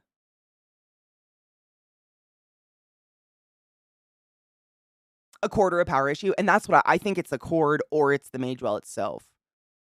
But like I said, like it was working like 2 weeks ago because we were playing Control. It was totally fine. And I have not changed like where it's plugged in or anything. I tried to go to the gaming screen yesterday to show some link I clicked on, and it was frozen. And I was like, what the fuck? That's a first, but I didn't touch anything. I've never been able to get my capture card to work properly. One of these days I'll mess with it. They, you know, they suck. All of them. Honestly, I've had consistent problems with Avermedia and Elgato and all of the above. The Magewell is the one that I've found to be the least problematic until this moment. But it's not like I don't know if it's the problem or not. Could be a bad cord. I don't know. It's in the northwest quadrant, but semi-centered. That sucks. Broken pixels suck. Those are nightmare quality. Maybe a cord issue. Maybe that's what I'm gonna write that down. Hold on. I'm gonna write that to change out because it's two HDMI's, right?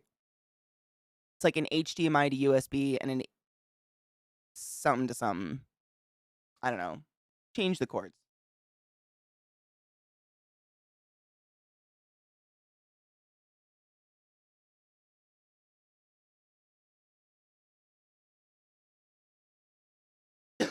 Oh, it has a halo? Like someone pinched your screen? Interesting. I wonder how that could just happen. That you know what I mean? It sounds like someone pinched your screen. Like I've seen that. Like a kid touches a monitor or something, it leaves like that weird halo on it. But why? Looks exactly like a rock hit your windshield. That's so sad. Maybe put a little sticker on it. That'll make it so better.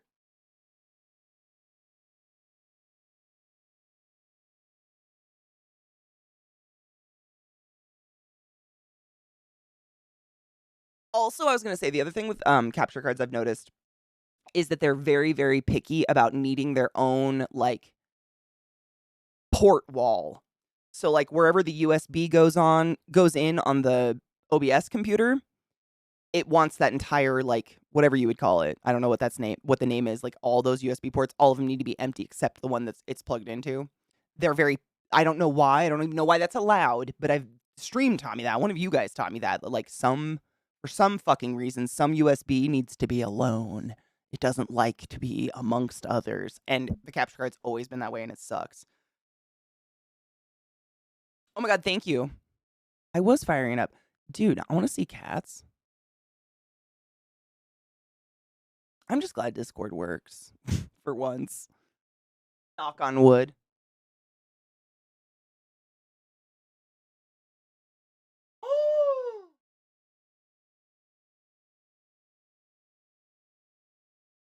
I'm like, did you stage it? Because I'm personally mad if you didn't. That's so fucking elegantly pretty.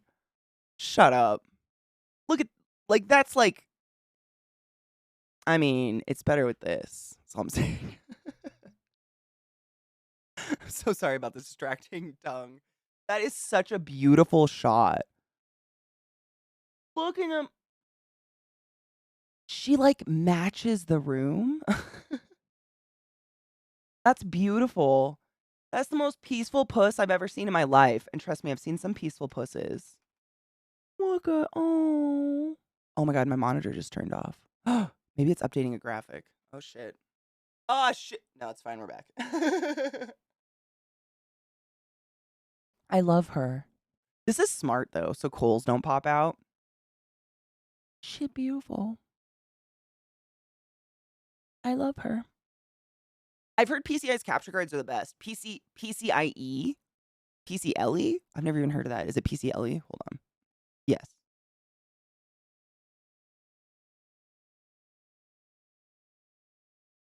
I will check them out because I've tried Avermedia, Elgato, and Magewell, internal and external, and they always are kind of a toss-up whether or not they're going to work that day. I've nearly stepped on her many times. That's me and Trick. I've actually developed a habit of like, if it's nighttime and dark, I will shuffle my feet in the hallway because he's so fucking black. I've stepped on him a lot and I feel so bad. I'm like, bro, gotta learn to stop laying in the dark places. I can't see you. So now I just shuffle my feet. So if I hit him, I just kind of pick him up with my foot and I'm like, get out of the way. I would lay down with that cat. Like I would big spoon that cat for eternity and never get up again. Fun fact, Luna has to wear a bell collar. Oh my god. I didn't read that part. I thought you meant because she just matches the picture. So Luna has to wear a bell collar because she blends in with the wood so well.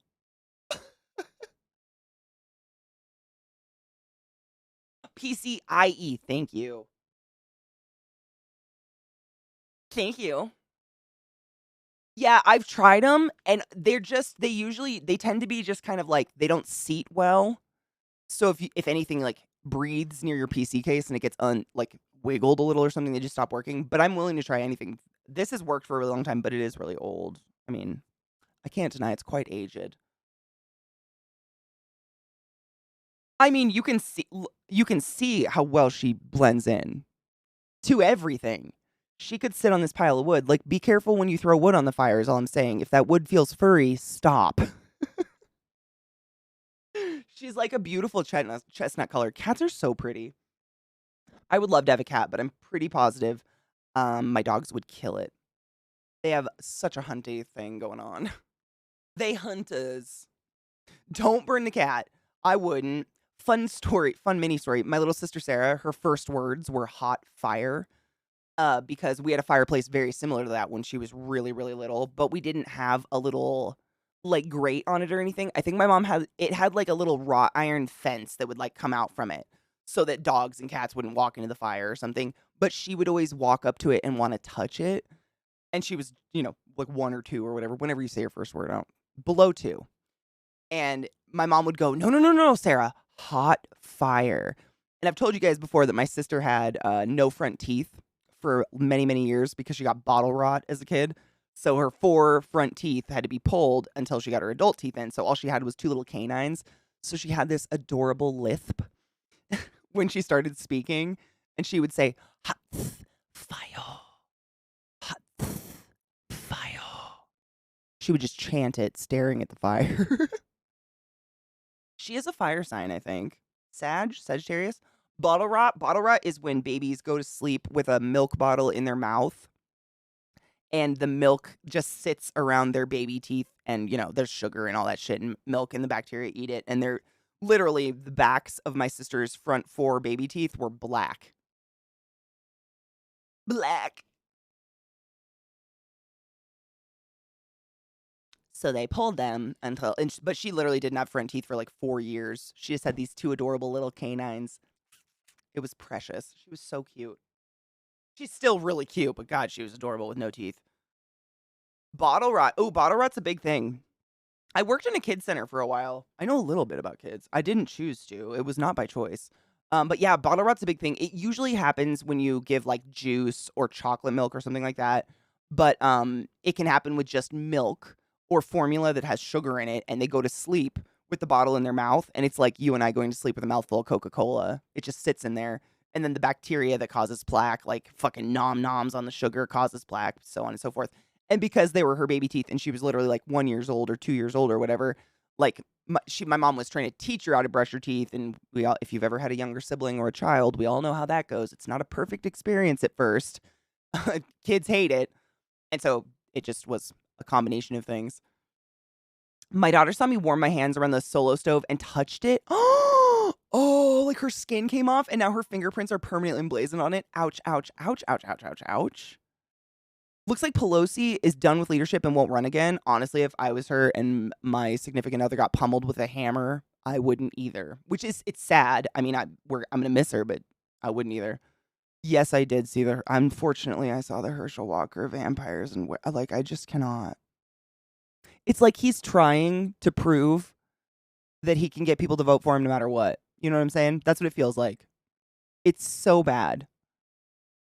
Staunchability, when I was a kid, we had that same wood stove. It was like the cast iron wood stove. We had an older house. And the same one my sister learned hot fire around. And one year for Halloween, my mom, like, every year sewed us, like, by hand. She would sew us Halloween costumes. She loves to sew, and she was very into it, and it was awesome.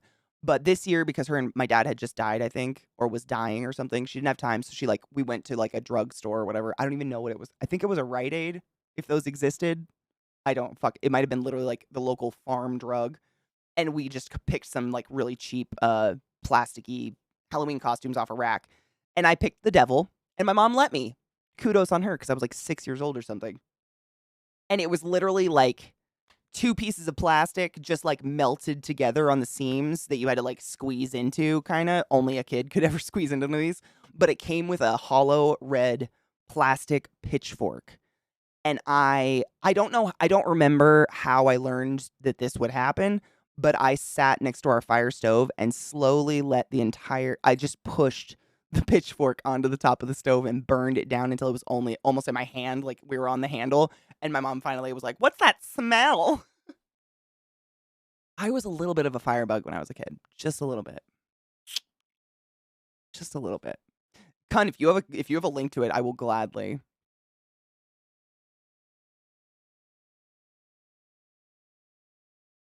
One time I accidentally went to sleep with Big League Chew stuck on my molars, woke up to them bleeding. Oh my god. What? I used to love Big League Chew. So for anyone that's thinking of having kids, here's the advice I give everyone. They're fantastic, and you'll spend the first 2 years of their life anticipating the time they can finally string together a cohesive thought. And then you'll spend the next 10 years wondering, when will they just stop talking?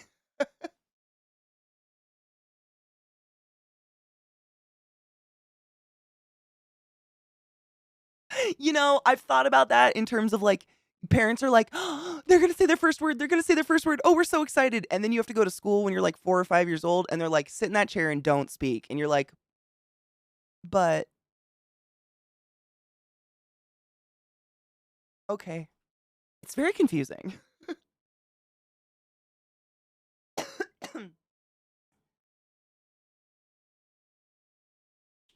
It might have been a Thrifties. Actually, that sounds super familiar. It's almost like I can see the sign in my head. It might have been a Thrifties. As a dad of a 6-year-old and a 2-year-old and a 1-year-old, damn. That's a lot of gibberish in your house right now. Do you go crazy sometimes? Hail Hail Satan, Jack. Good lord.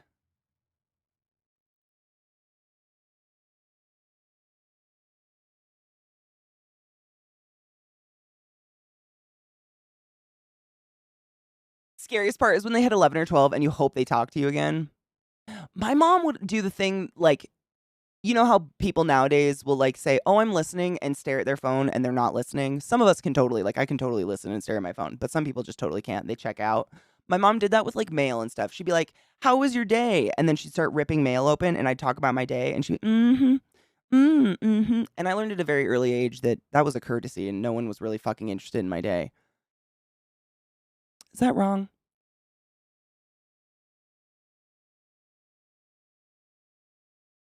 There's a reason for the clinical drop in IQ parents suffer from. It's to keep you from killing your kids. I mean, honestly, if there wasn't like that mother bond to your baby. Oh, God. I would burn shit in the backyard all the time. Wait, what, Andrew? Wait, like poop? Wait, Andrew. Are you burning poop in your yard? I love this song.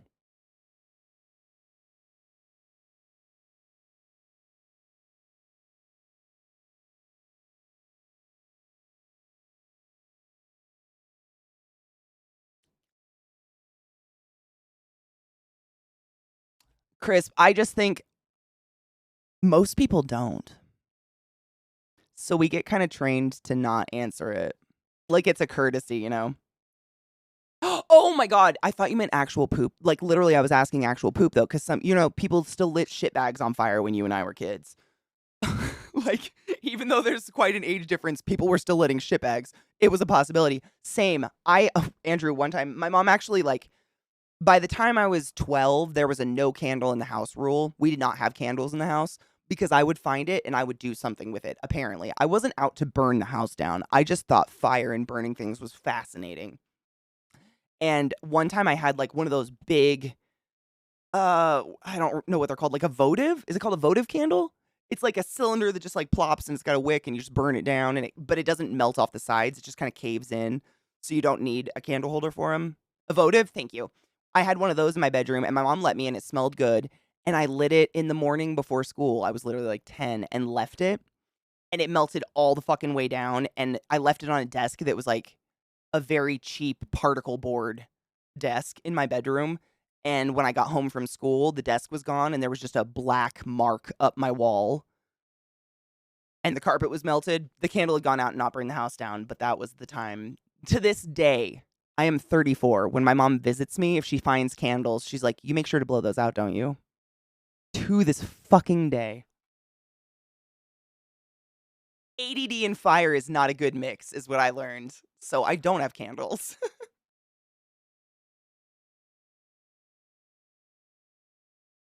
I love, my favorite thing honestly is like a bonfire, or not a bonfire, like a campfire, and just having a stick and poking a bonfire. I'm very happy to just burn a stick very slowly in a campfire. You know what I'm saying? Give me like a wick stick, a wet stick that's not gonna just set on fire right away, and just let me poke some coals. The fire, a fire is nature's fucking TV. I swear to fuck. I don't need to blow things up. Like, I'm very, very pleasantly happy to poke coals. Nope, didn't learn a single fucking lesson. Want to see my candle room? It is. It is. It's caveman entertainment. It still is. I love sitting around a fire and just staring at it. It's pretty. I am the same, Kona. There's something about, I don't understand people that aren't into it. Like when I was a kid, you'd go camping and roast a marshmallow. I'd eat my marshmallow and then I'd just sit there with my stick and poke coals. And I was allowed to do that because I couldn't, I wasn't fucking around being dangerous. I wasn't like lighting a stick on fire and running through the woods. I literally just poke coals. But something. It's like a fidget toy. It's nature's fidget toy. Babies are designed to not let our baser interest take hold, like a quiet night.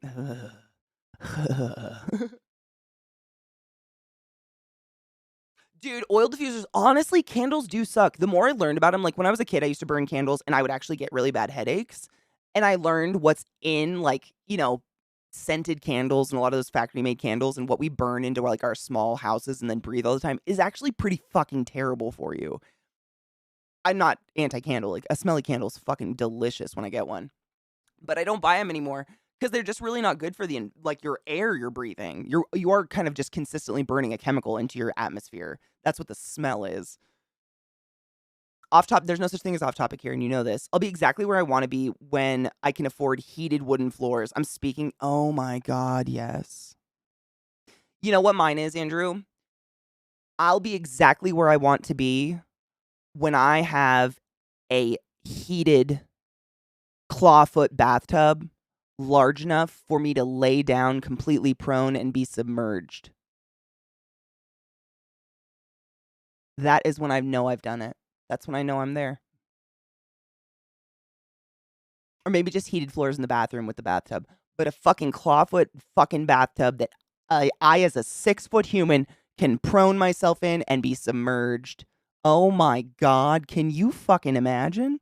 It'd be like a bathtub. I mean, a pool. It'd be a pool. It'd be a jacuzzi. I am speaking this into the universe. Heated bathroom floors. Clawfoot bathtub. Large enough for a 7-foot human to lay down in prone. Thank you. I'm not 7 foot. I'm just reaching out for you guys too. We'll make it into existence. We're doing this. Teamwork makes the dream work, bitches. I like the claw-footed ones because they're deep. It's really hard to get a bathtub that's like an inlet bathtub that's that deep. I have bathed in a clawfoot tub before, and while I couldn't lay down in it because it wasn't long enough, my whole body was submerged other than the tops of my knees, and that was a first, and it was amazing. Amazing. How about a house designed for not short people? Can you imagine? Can you imagine, making dinner and not getting a neck ache from chopping vegetables on your countertop that is literally 1 centimeter too short? Can you even imagine a life in this economy? I can't. The clawfoot is just the only ones that are deep enough. I'm not saying I need some elegant Victorian, although I'm into it. I don't need some Victorian fucking clawfoot, but to get the tubs you and I have, to get one deep enough it's going to be it's going to be a walk-in tub you get for elderly people that can't step over the edge anymore. You know what I'm saying? I don't want that. I want a tub that everybody else gets, but I fit in it. And my nipples aren't above the water. You know what I'm saying? I don't have big boobs, so that's not a lot to ask, I feel like.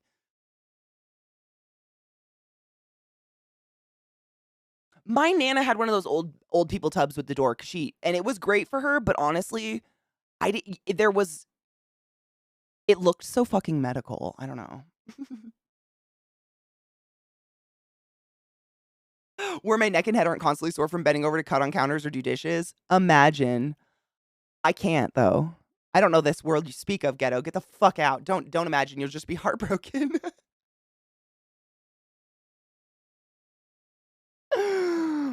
Buy a house, convince Zach to move to Canada. We'll segregate it so we can never see one another. However, everything will be designed for 6-foot humans. Can you imagine? Because I can't. I don't even know what that would be. You guys warm enough? Honestly, because of the snow and the rate that we lose power, I turned everything off today because I'm terrified of flicking a breaker and losing power for 6 hours and freezing to death. So I'm really cold. But I think this house is cursed.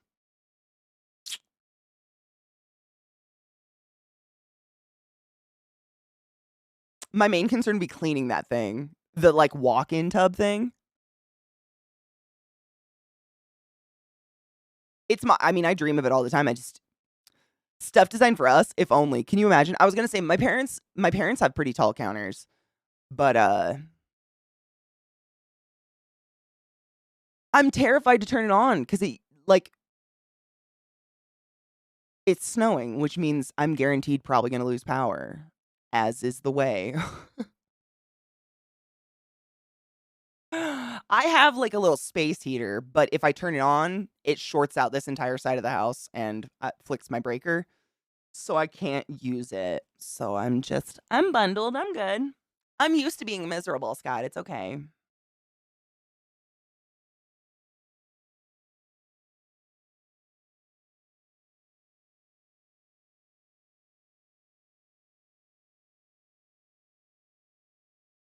Scott said he lost power 1 time in 6 years living here. I've lost power at least 6 times a year since living here. And maybe I'm the curse. Go, Pikachu. Come out. I'm gay. Sally the altar boy tipped $5. Bezos bypass, stay warm. Thank you. That's beautiful. Were winters less harsh on the East Coast? No. We still got pretty cold sometimes, but I never lost power. I lost power 1 time. For a day. It's just different, I guess. Like, in Baltimore, you don't get so much of the, like, precipitation.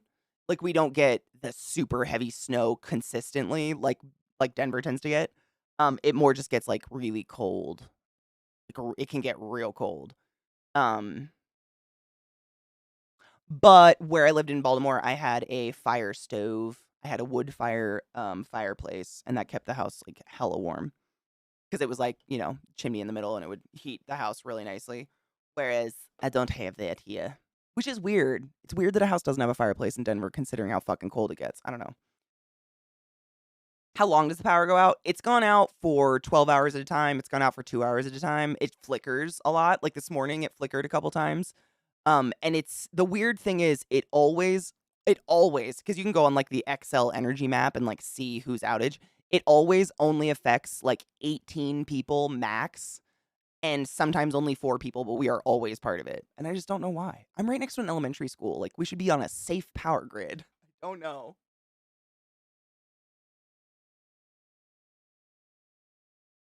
Right, Sally? And that's, like, before I moved here, I've maybe lost power 3 times in my entire life. Ever. Of all the places I've ever lived. It's just weird. It's just weird that we tend to get fucked. In Baltimore, you don't get too much snow, but you do get a lot of random shootings. That's any big city. I mean, the HVAC, not the mini splits. Oh, the mini split, I don't really depend on it for heat. This part of the house is too big for it to really do anything effectively. It's basically like, and because that window's there, that window sucks a lot of the heat from it. So basically, like, that corner gets really hot, and then the rest of the house is just cold. So I don't depend on that one. When stream's over, I have my tiny little space heater I get to turn on. No, we're on Excel. Hi, Erican. Thank you so much for subbing to the class. Keeping the classy alive and giving it any swings. I'm sorry I missed that. I was trying to scroll and find it. A wood stove would be sick. I think the logistics of putting a fireplace into a house is pretty wild. I don't know.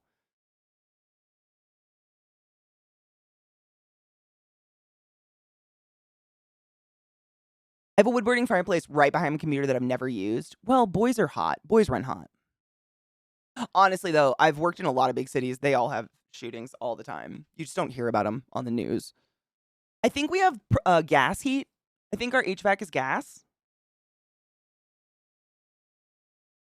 Do you have the mini split fan set to auto? We've fucked with auto and the undulating and stuff. It's just because it's so far away, it gets broken up. And that window. Like that, I'd have to like, tinfoil that window.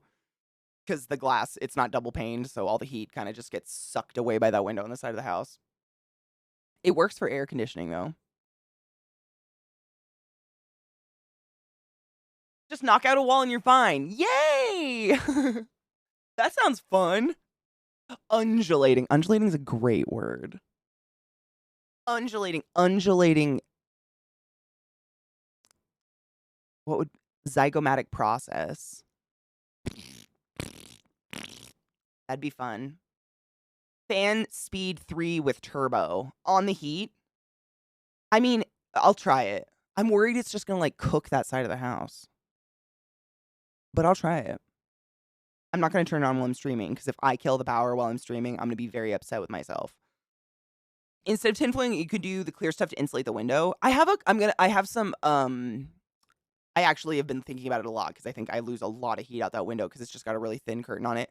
I have some blackout curtains that I got on Amazon a while ago that are like double paned, like fucking thick curtain. They're the ones I actually have behind me because this wall is almost an entire window, and in the summer it gets so fucking hot. And those blackout curtains help maintain, keeping the inside of the house cool. So I was gonna put one on that window and hope for the best because I think that'll help a lot.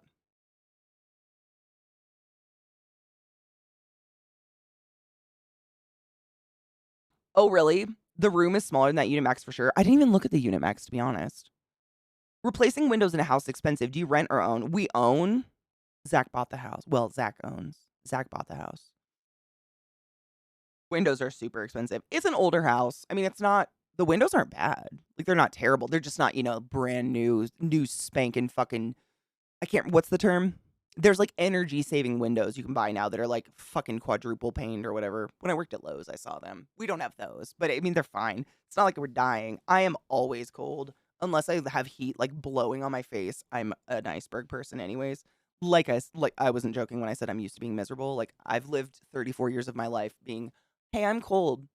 I'm not. How are you cold, you fucking weirdo? I'm sweating. Oh, okay. Guess I'm not cold. The cold never bothered me anyway.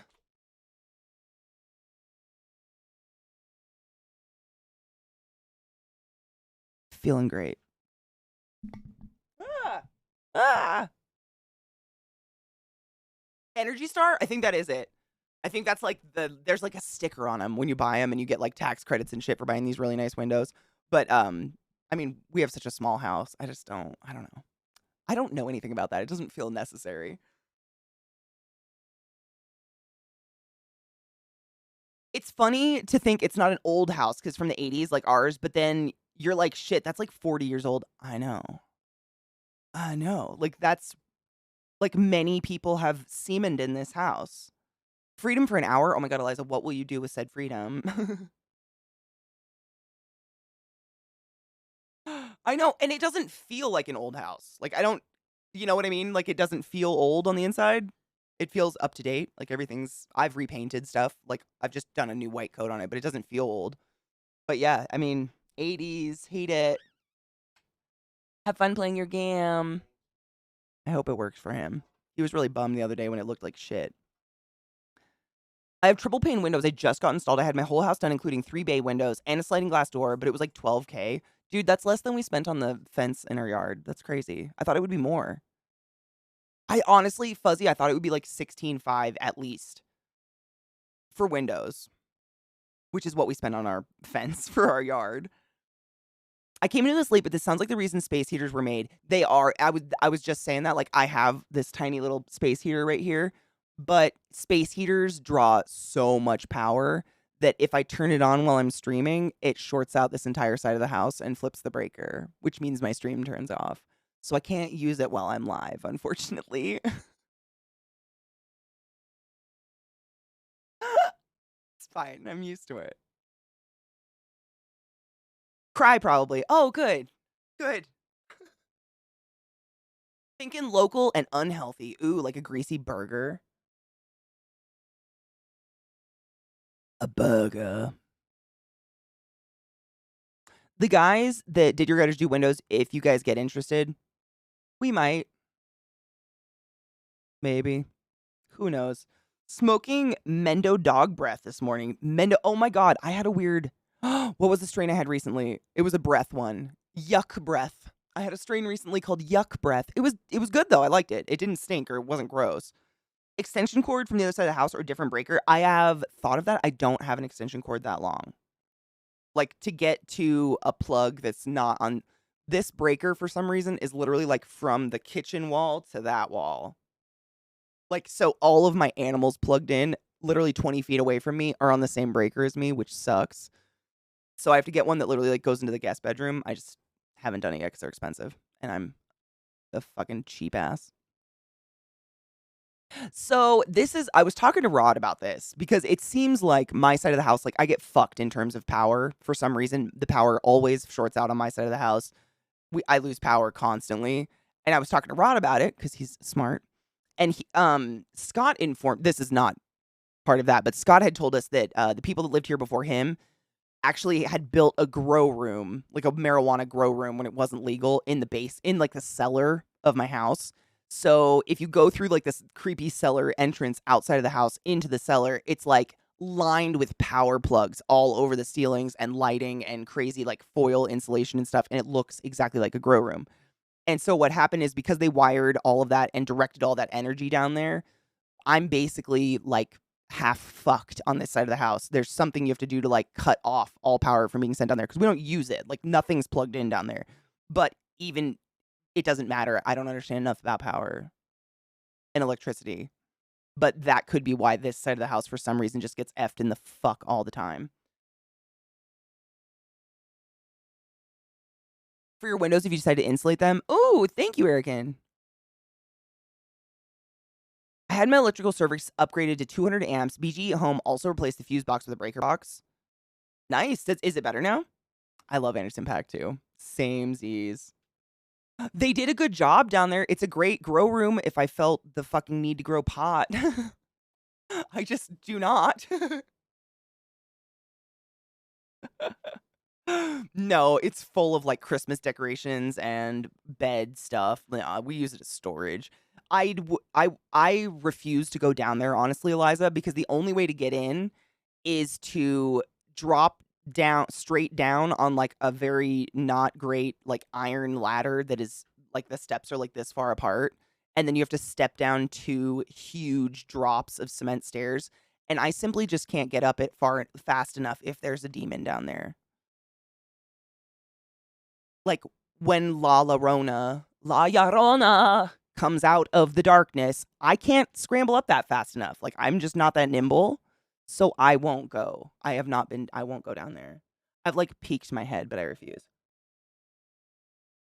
When I was actually house shopping before we thought about buying this one from Scott, if you had if you had a picture of stairs going down into said creepy basement, I knocked you off my fucking potential house to buy list so fast. No. They're the worst. And I'm a basement dweller. I grew up in a basement, but that's something different. Right, Damien? Thank you. Thank you. It's important how fast you can escape said creepy area where the small child throws a ball and you're like, why is there a red bouncy ball rolling across the ground in this creepy cellar? And then you hear like, and you're like, why is there a child in the cellar? And then suddenly La Llorona's like, and you're dead. Because nobody can scramble up that shit. Because you can't stand up straight when you're exiting. Like, you also have to kind of hunch while you're walking up these giant cement stairs and then up this creepy little ladder thing. So, like, it's not like you can just, like... It's just not gonna happen, my dudes. It's never gonna happen. In a million fucking years, I will just die. I've grown up with basements. Don't like them. It's how I learned how to run upstairs on all fours.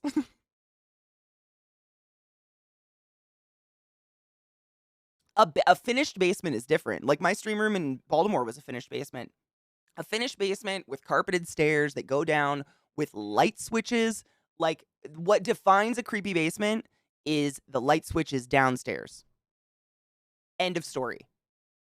If you decide that the only way to light this terrifying space is to enter it first, fuck you.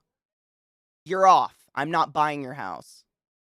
There needs to be a light switch at the top, the bottom, and the back wall, and I have control of all of them at any time.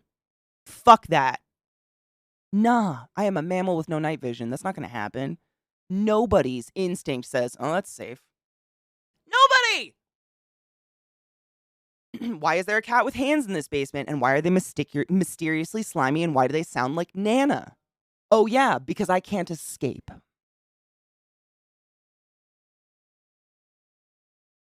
Eric, and you're right. She'd like peel me slowly and shit. Because you couldn't hear me scream down there. Because you have to enter it like on the outside of our house, a back corner over there. And Zach like walks 3 feet out the house sometimes. So never going to be found. The hands are lined up perfectly to snap the song. Are they really? Oh my God, they are. That's great. I wanted to finish out the basement so bad, but it's so hard to get a permit to do basements in Denver that only 3 companies can do it. And they were basically like, it's going to be so much money because fuck you. I looked into it too. It's like, in order to finish it and make it like a finished area where you can legally, live and whatever, we have to like lower the ground a couple feet. Because right now it's like an underhouse cellar, you know what I mean? Like it's lower ceilings, and in order for it to be legal, you'd have to lower it, which means carving into the foundation and lowering cement. Like, why the fuck? Who would pay to do that? You could build an extension for half the price. Oh my God, you scared the shit out of me, you little demon. See what I'm saying? Do you see what I'm saying? With the I just felt my hip right here got a little hot suddenly. What are you doing?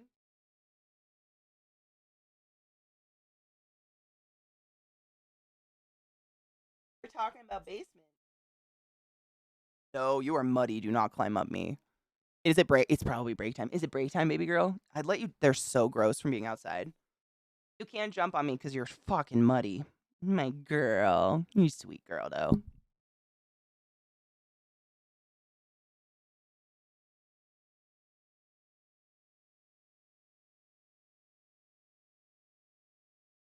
All right. My dogs have decided it is time to brack.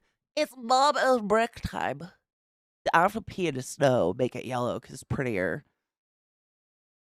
Fill the cellar with Tesla batteries from when the power goes out. Oh my God, that's actually genius. I'd do that. Do I have to go down there afterwards though? I really like this song. I'm kind of happy it kind of came back. I liked it back then. I like it now. All right, break time. Every couple of hours, we take a break. We stretch our dicks. We pee after sex. We maintain hygiene. Brush your teeth. Don't use mouthwash. It is floor stripper. You do not want sores in your mouth. I'm gonna go pee and take my dogs out because they're getting needy. Oh my God, it's still snowing so hard. Eliza, I know you're not big on Twitter. I fucking burnt the fuck out of my mouth with Listerine quite recently, and I've been using it for years. And apparently it's happened to a couple people. I don't know if they changed their goddamn formula or some bullshit, but I kid you not. I had the flu for like a week. And I started getting better. Like on Saturday, my fever broke, and I was like, "Oh fuck, dude, I'm finally not sweating. I can stream." It's Monday. I was fine, but because of like my sinuses were killing me. They were so like dry and stuffed and all the shit. My teeth felt like they were floating constantly. So I would brush my teeth in the morning, and then if my teeth started to hurt because I was trying not to take so many painkillers because my goddamn ulcer, it's just a constant cycle.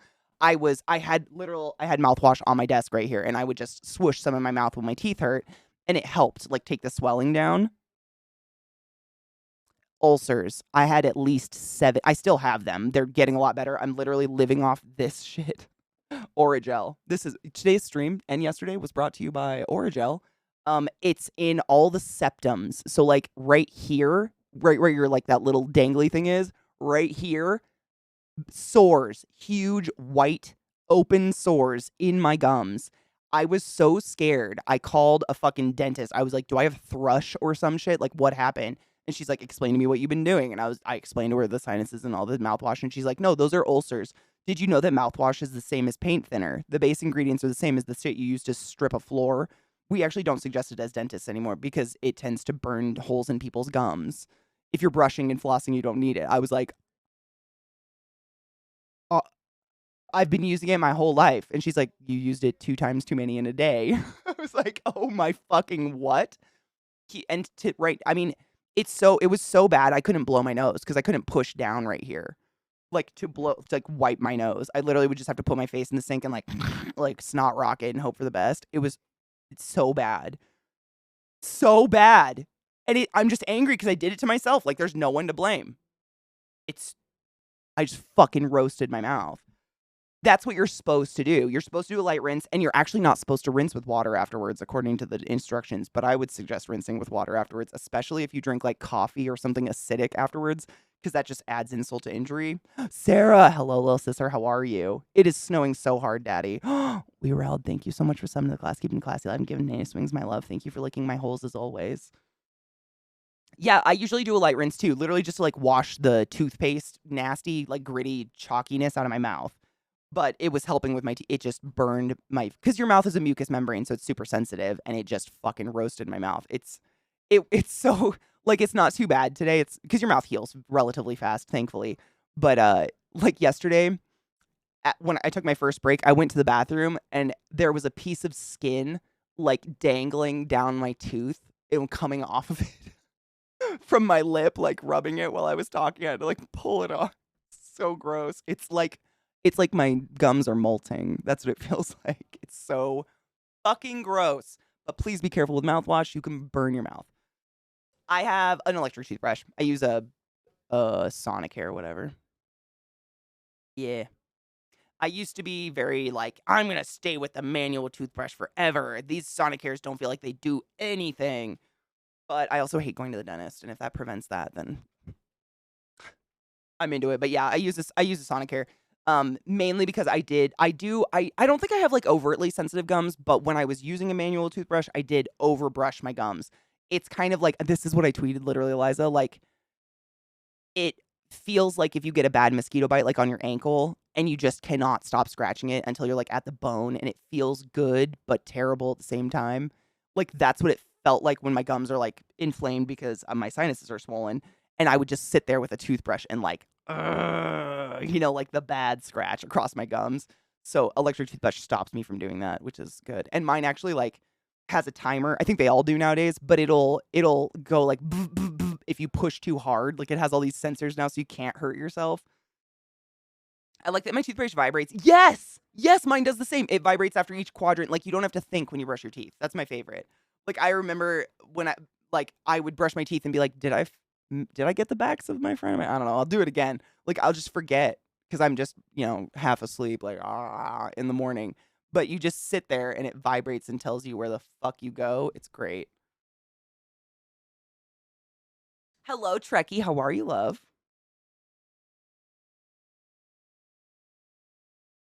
I don't have a quip. What's a quip? Is that an electric toothbrush? Oh, is that a toothbrush?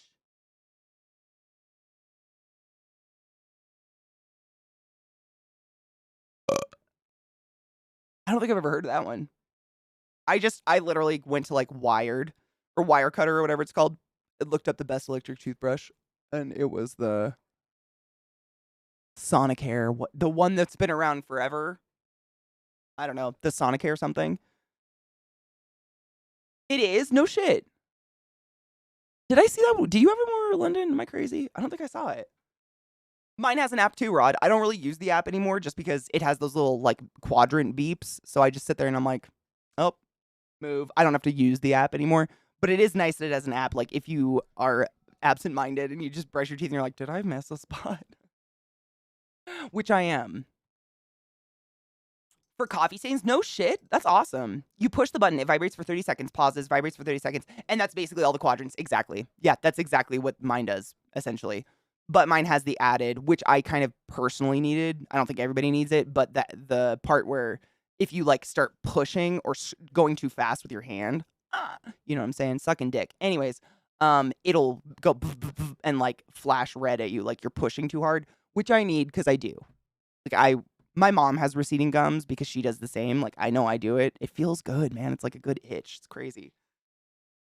Yeah, my toothbrush literally has an app, and it will, if you open the app while you're brushing your teeth, it'll show you exactly on your mouth where you're brushing, and it'll show you areas that you are prone to missing with your toothbrush, and it'll be like, you don't usually get this molar very well. You need to go back a little bit further. Like, it'll show you red spots. Like, these are the areas you don't get. It's kind of nice, honestly.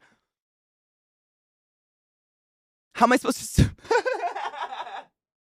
How else am I supposed to practice sucking dick if not my toothbrush?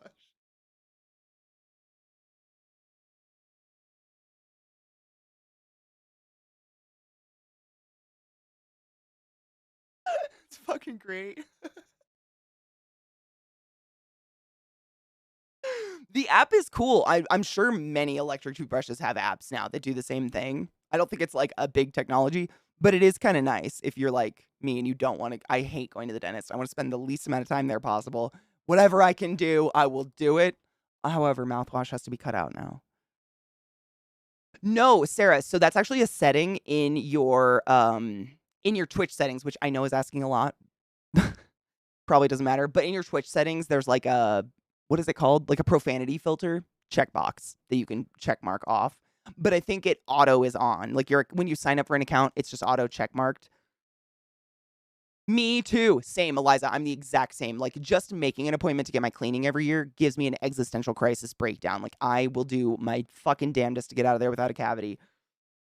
And that's, I mean, I'm all about it. If I can do it, I'll do it without hurting myself, which I definitely did recently. It was so bad. I mean, the day after I burned them, literally it looked like black burns on my gums. It was so gross. It looked like someone took a laser and burned me. It looked like tattoo removal on my gums. Listerine, my dudes. What the fuck?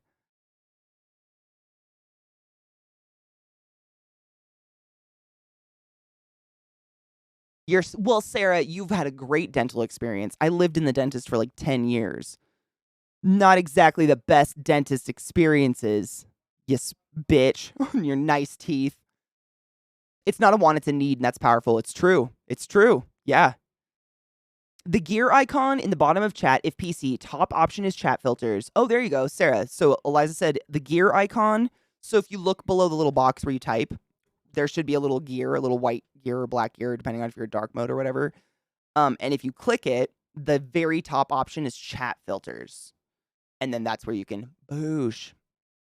I'm looking at it right now. That's the only reason I could walk through it with you. That's awesome. Thank you, Eliza. I hate dentists. The last time I saw one, I was trying to water pick my mouth, and I have a very sensitive teeth. It's like torture. I'm not, like, it doesn't hurt, but I swear to fuck, I take very good care of my teeth. I haven't had a cavity in years, and every time I get my teeth cleaned, they make my gums bleed every single time.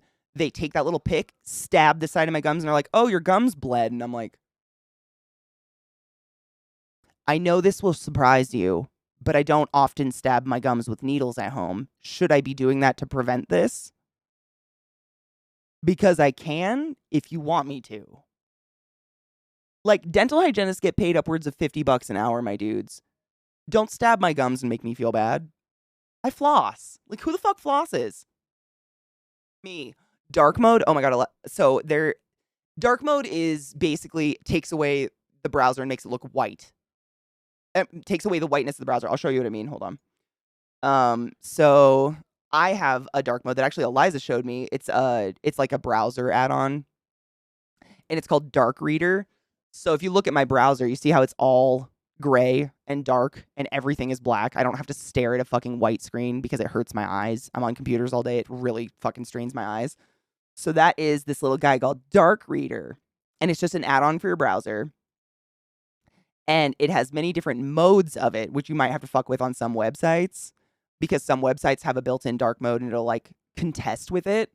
But I personally love it for things like Pinterest. I use Pinterest a lot for art inspiration and sewing and animal pictures and stuff like that. And because it's owned by Facebook and it's a piece of shit, it is white as fuck and it blinds me. Like, I stopped using this website for a while because it blinded me so hard.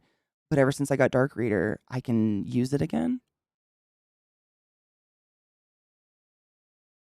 It's just amazing. I don't know. Dark mode's incredible. Most websites these days actually have a dark mode built in that you can choose, and it just makes being on your PC a lot easier for your eyes. For me, I cannot stand staring at glaring white screens all day. It literally drives my eyeballs insane.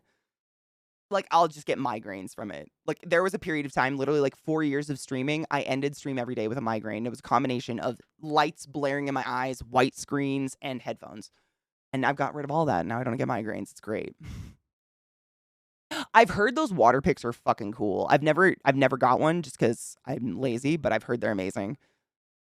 Is mobile shaking your phone to change from light to dark? Mine, if I shake my phone, it just it says, do you want to undo whatever you just did?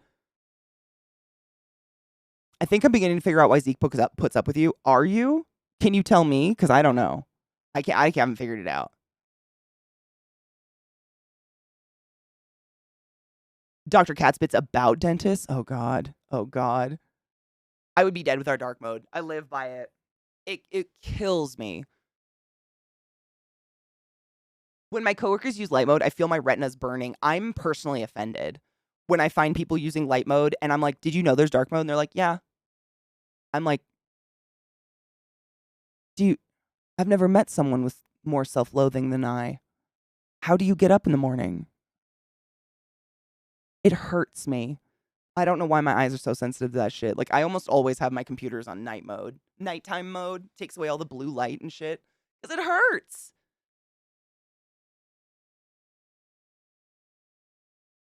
Yep, Windows 10 has a night mode too, yeah.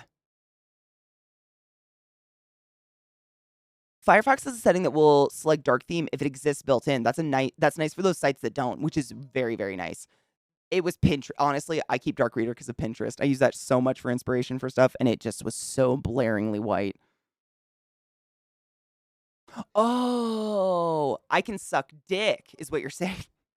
Look at that. I found that in a folder this morning, and I fucking laughed so hard at myself. Who is she? I think I was still in college, to be honest. I was so little and young. I don't know. Who is she? It's a great one. It's a class. I don't even know where it came from. It was just in a folder. Rygar probably made it, to be honest. Baby Katie with the long, natural hair. If you use light mode by choice, you're a psychopath. I kind of feel that way. Like, you might not know it yet. Me too, cuteness. I get eye strain so bad, and it always turns into a migraine. Always. 1, it saves power. 2, it saves your eyes. 3, it saves your brain. 100%. Like, why would anyone choose it? I'll be in my bunk.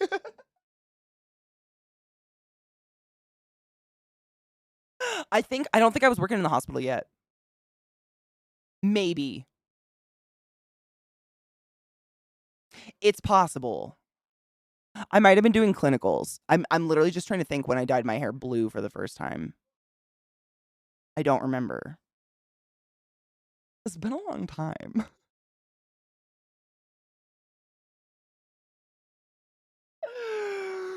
I don't remember. Maybe. I mean, so here's the thing, like, it's hard. I have a hard time in my brain, like, figuring out where clinicals ended and where I was actually working and getting paid. Because basically, when you go and do any kind of medical program, you go to school, you do all your prereqs, and then you go to the medical school, like going to class in your medical actual designated program, whatever you chose, for 2 years. And then you usually do like a year to 2 years of clinicals, residency, whatever the fuck you want to call it, where you go just shadow someone. You're not getting paid. You're basically working for free for a very long time. And you have to get so many hours a week. And then suddenly you get a job with the hospital that you've been shadowing if you're not a piece of shit. So suddenly you're just getting paid for doing the exact same thing you've been doing for 2 years. I don't remember when that happened. My brain is like, I don't remember where that separation happened. Was it 2014, 2015? I think I did the blue in 2015 because I started streaming in 2014. I definitely didn't have blue when I first started streaming. Damn. God damn. Time is weird and I hate it.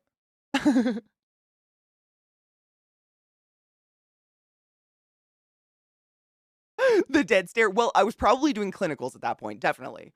I started doing hospital training in 2013. That's when I actually had my hands on patients. So I was definitely touching patients by then. But I've always had a very good dead stare. It's a gift.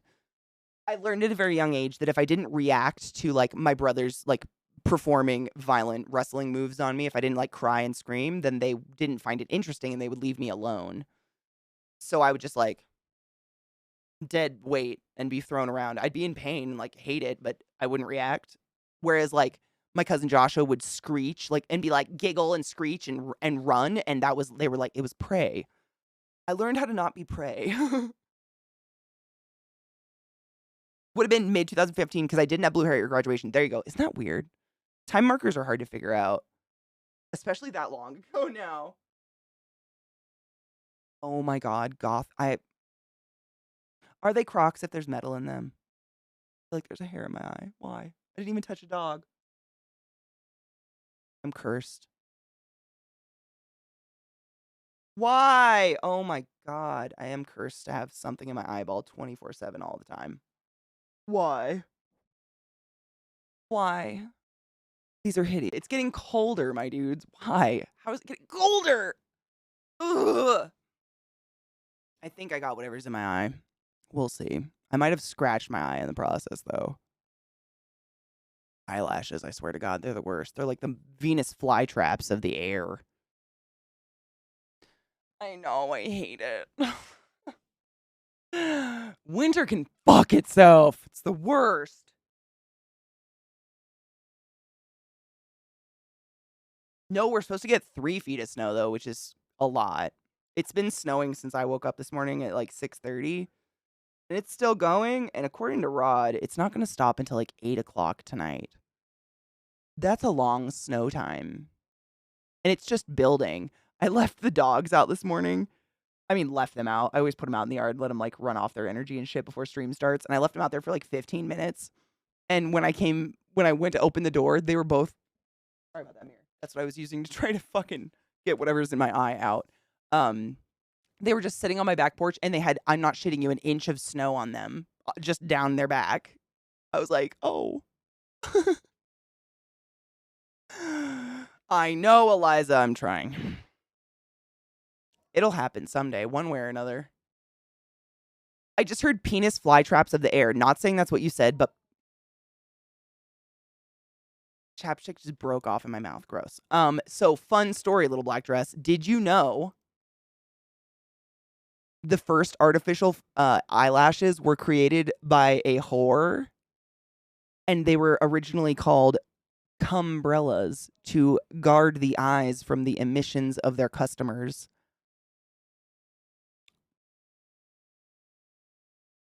Cumbrellas. Cumbrellas.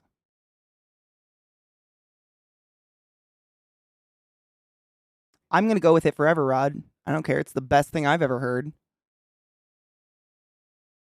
It's the best thing I've ever heard in my life. It's as good as the whore hole, which is my urban legend I made up, but we've profused it for years.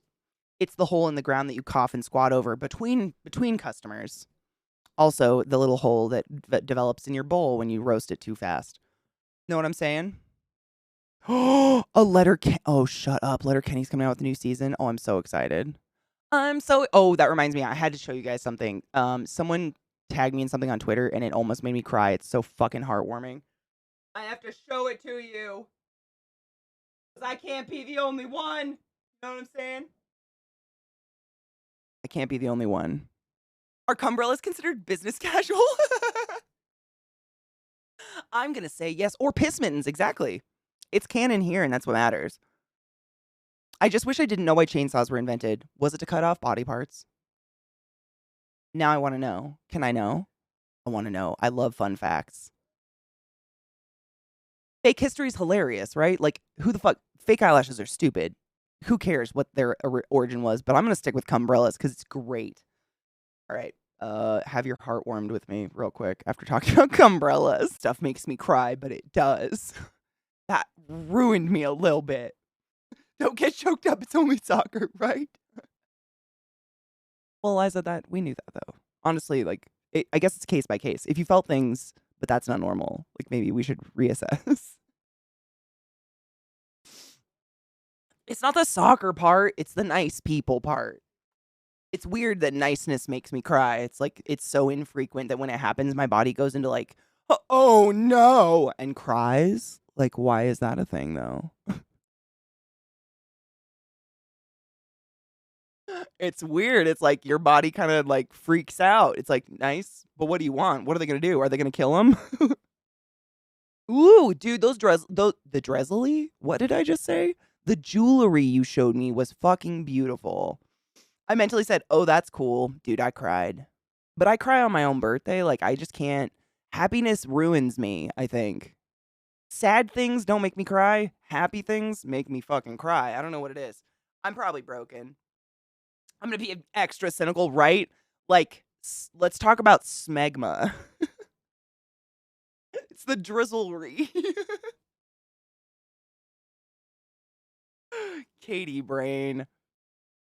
I cry for dumb shit. Happy things can't feel shit. Mine's just happy. Like, it's like dogs being reunited with their owner when their owner was in the military, or dogs being adopted, rescued. Oh, fuck, dude. All that shit. Just good on the floor. Hi, Myron. How are you, love? Good afternoon. I can hear the fire. Shush. Shush. None of that. I watched this Letterkenny season trailer with y'all. If you haven't seen Letterkenny, oh, so much happiness right there. Oh my god. Oh my god. I have so much joy. I love Letterkenny so much. I don't even know how I would explain it. If you've never seen it, just try to give it a try. Try to give it a try. To be fair. I know, it's just so good, right? Like, seriously, look at the bowl I just hit. I just packed well, this is probably my second hit off of it, but it's so rare you get such a sticky, delicious strain. You can get almost 4 hits off of a bowl of it. Lilac Diesel, though. Fuck. I put it in a different container because it came in little plastic ones, but, if you are unfamiliar with the strain of Lilac Diesel, the THC percentage is 21.1% allegedly. And I believe it's a hybrid sativa. I think it doesn't say it on this sticker. I think that's what it leans towards. But if you ever see Lilac Diesel in your local dispensary, it is such a the only word I can come up with is it's a euphoric strain. It gets you nice and toasty, but not sleepy, which is my favorite. Like, that's why I like GAC Smoothie number 5. That's the other strain I'm really into, because you get nice and high, but not like dopey, heavy eyelided, and sleepy. I want to be nice and toasty and still be able to function and hang out and like play a game or do something. You know what I mean? And it's just it is fucking everything. I'm so glad. I'm going to tell, because Viata and Vissy are both on the Lilac Diesel train. I think actually Vissy's the first one that ever found it. And I think I got it because of her. I think Vissy might be our queen of the Lilac Diesels. I think. Man, I don't remember. It's been so long now. It's been buying it for so long. I watched the entire season when it drops. I guess I would do it. Honestly, I'm going to rewatch all the seasons if I can, before it drops. Like, it's such an easy show to rewatch and put on in the background when you're like just doing shit around the house. Like, after stream, when I'm taking the dogs for a walk, I can put it on in my pocket. I know everything that's happening. Just listen to the quips and shit, especially I think seasons 1 and 2 are the most dialogue heavy, where they have the most of those conversations. Fuck, it's good. Right, exactly. Letterkenny's so good. It was the same for me with oh god, Parks and Rec. When Parks and Rec, it had already been out like 4 years, I think. But when I first found out about it, I would put it on Netflix on my phone and like put it up against a computer when I worked in the cash office at Lowe's, and I could just listen to it because I'd already seen it a lot. I fucking worship Ron Swanson. I could just put it on and like count money and still totally focus on my activity, and it's a really good show to put on. And Letterkenny's the same. Fucking just great. Good shows. Do you like Schitt's Creek? What do you think, BDO, so far? I'm like, you'd be totally honest. I'm obsessed with it, I feel like, and I know other people like it, but it's not, it's not the best ever. I feel like I'm just personally very obsessed with it. Ew, David. They only say that once in the entire show, but it's become like the quip of the show. Sorry, that music got so loud. Hello, Ninth Pawn. How are you, love? Isn't Ron Swanson just the best? I just love him. Fuck yes, Myron. Did they have Lilac Diesel? A silver lemon haze. What is the word? Bread with forbidden fruit is crossed with NYC cherry pie and citro glue to bring out this flavorful chemi strain. That is so many words. That's the wordiest thing I've ever read out loud, I think. Ninth, I'm doing all right. I'm fucking cold, but other than that, I'm great. Thank you for asking. The Office, Parks and Rec, 30 Rock, the classic modern era of NBC comedies. God, they're commies, Katie. I just said commies. Comedies, Catherine. I'm gonna smoke pot about that. Cheers.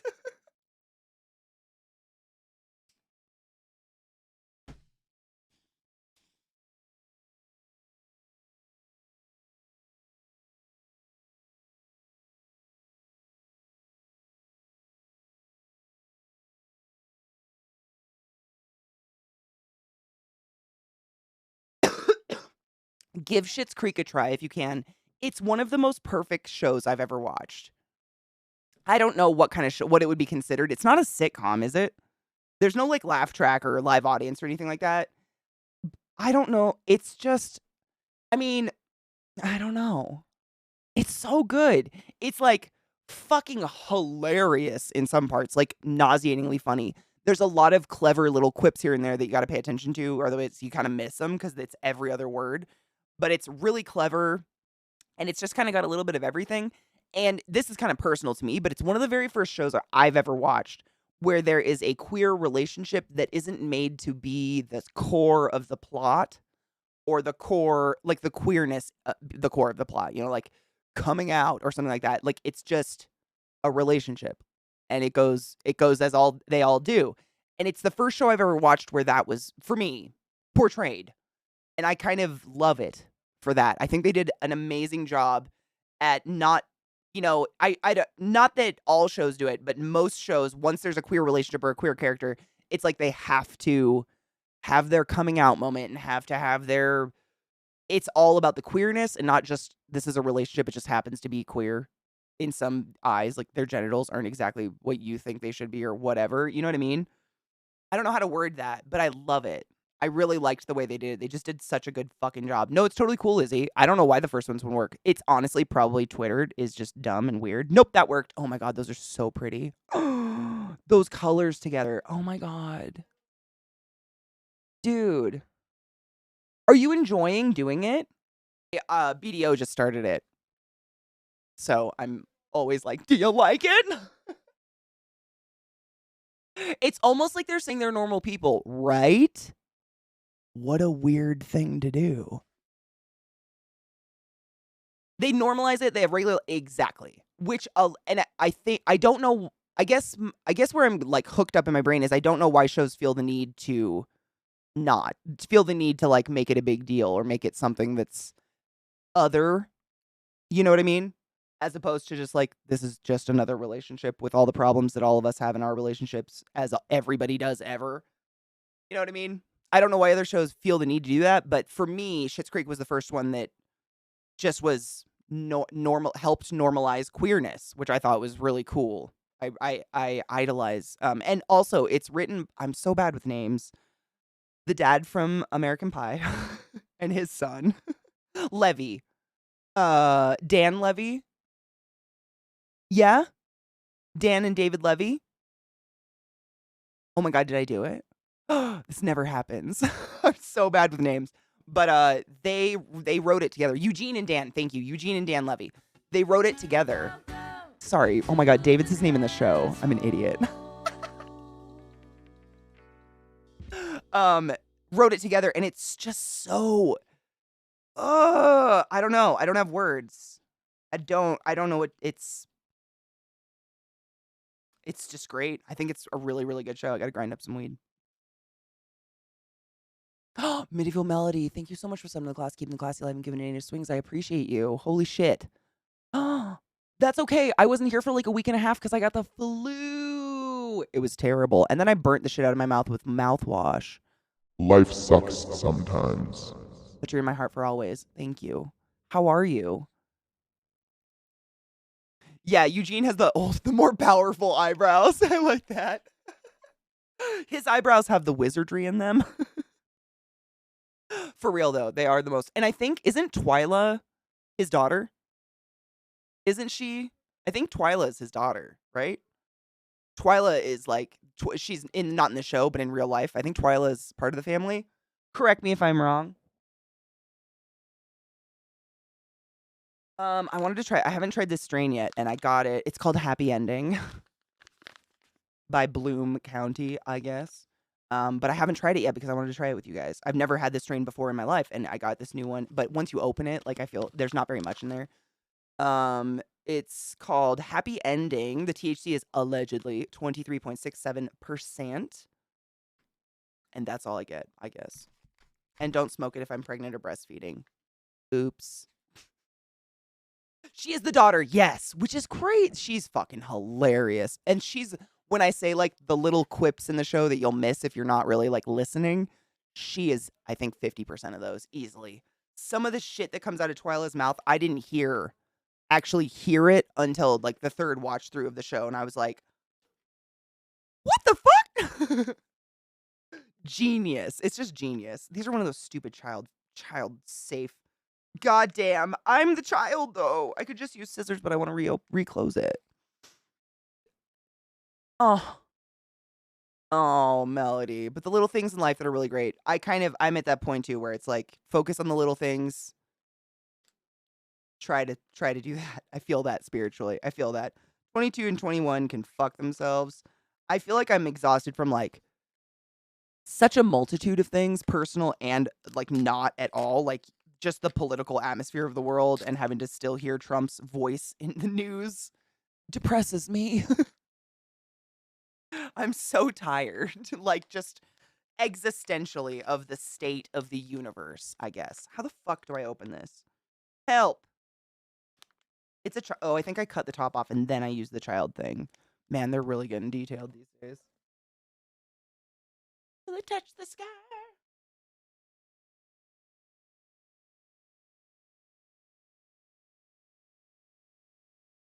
Burn, motherfucker, burn. Aw, Melody, I will have a beautiful day. Thank you for stopping by. Thank you very much for resubbing. I hope things get less messy, and I hope the little things help. Same, Zacrayon. Same. Yeah, I feel like that's a good way. I mean, I'm exhausted by existence. Just, it's like, I can't remember the last time I woke up to just like something, like some happy fucking news. You know what I'm saying? Just like, I don't know. It's just always bad. Just like, and really bad. Not like personally bad. Like Trump is an existential crisis that is happening to our country. You know what I mean? Ooh, Mag. How much vacation are you taking and what are you going to do? This is the new strain. Happy Ending. Delicious. It's very dense. And lemony. We shall see. I'm so tired of it too. We don't have a candidate in a runoff saying, quote, I don't want to be a vampire anymore. I want to be a werewolf. I cannot with that. Did y'all know werewolves can kill vampires? Like, what is going on? If you voted for Herschel Walker, you should feel bad. You should feel gross and bad. What the fart is going on there? It's amazing. Fuck yeah. After tomorrow, I'm off until the 29th. I just don't want to work. Anything other than that will make me... Dude, fuck yeah. Staycations are sometimes the best vacations ever. Me too. I wish they guilt like happened, but I feel like when you have your own little fantasy land with like guns and stuff, I don't know. It just doesn't happen. It's so weird to me, but they deserve to feel bad because that is wild. If you voted for Marjorie Taylor Greene, you deserve to feel bad. That's insane. And I'm not one to normally like go after anybody. You vote the way you want to vote. As long as you vote, that's what's the most important thing to me. But what? You claim to have these Christian views. Bitch is going through a divorce because she cheated on her husband with the owner of her goddamn CrossFit gym. Christian values, my dick skin. I'd bet all the smegma in my pants. The fuck? It doesn't make sense to me. Dude, I don't want guns. Just take me, adopt me. The Twitter comments were amazingly savage, though. They were all asking how soft that helmet was. Oh, that's funny. Oh, that's beautiful. Oh, that's beautiful. I mean, I don't really like to make fun of people because they're like based on their intelligence level or whatever. But at this point, I'm pretty positive he know like I almost think he totally knows what he's doing and he's just trying to prove how fucking crazy dumb he can be and still get votes. You know what I mean? It feels like that because it's so fucking crazy. It's like so fucking what? You know what I'm saying? I do. It's what keeps me going. I mean, Zacarion, were you around when we read the Bible? It's kind of what it's all about. Fear and suffering and all that shit. They're kind of into that. That plays after my 2 p.m. Vyvanse alarm? Wait, what? A song? Oh, it's fucking Spotify. Hold on, let me look at the name of it. Spotify will play on the wrong audio and then it'll be recorded by stream and then I'll get killed. What's the name of the song? I can look it up on YouTube. Help. It's pretty much that's it. So it kind of makes sense, honestly.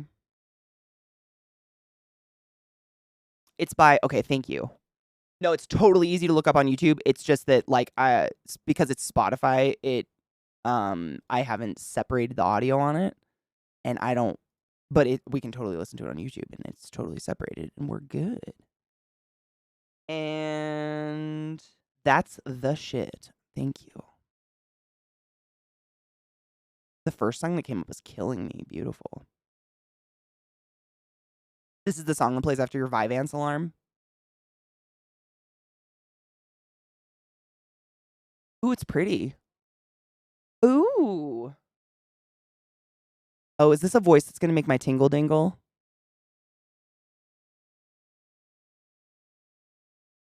This is gorgeous.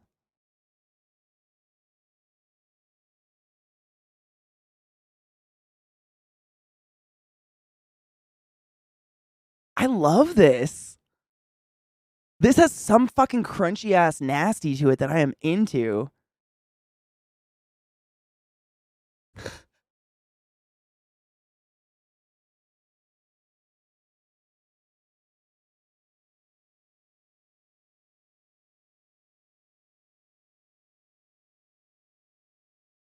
I'm getting Lauryn Hill vibes all up in my butt.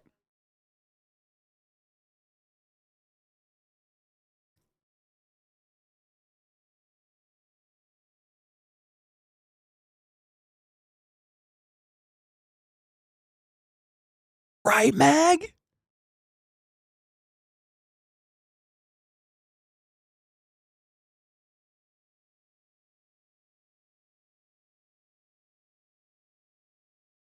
I love this. This is fucking dope.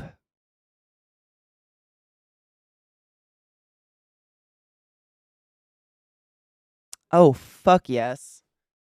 Hell yeah.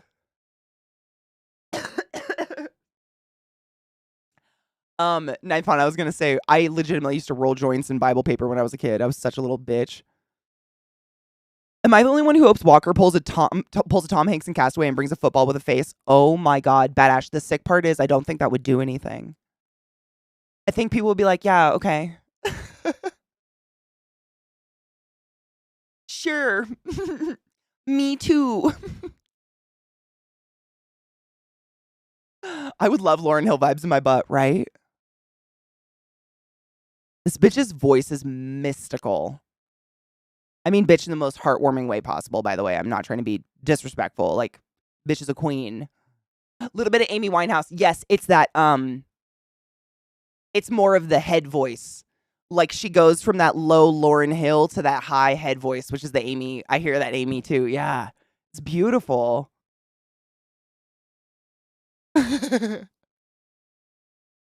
Beautiful voice. Holy shit. Thank you, Myron, for this gift.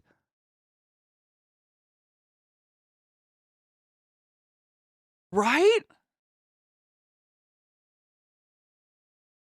I'm saving it. Give me 1 second.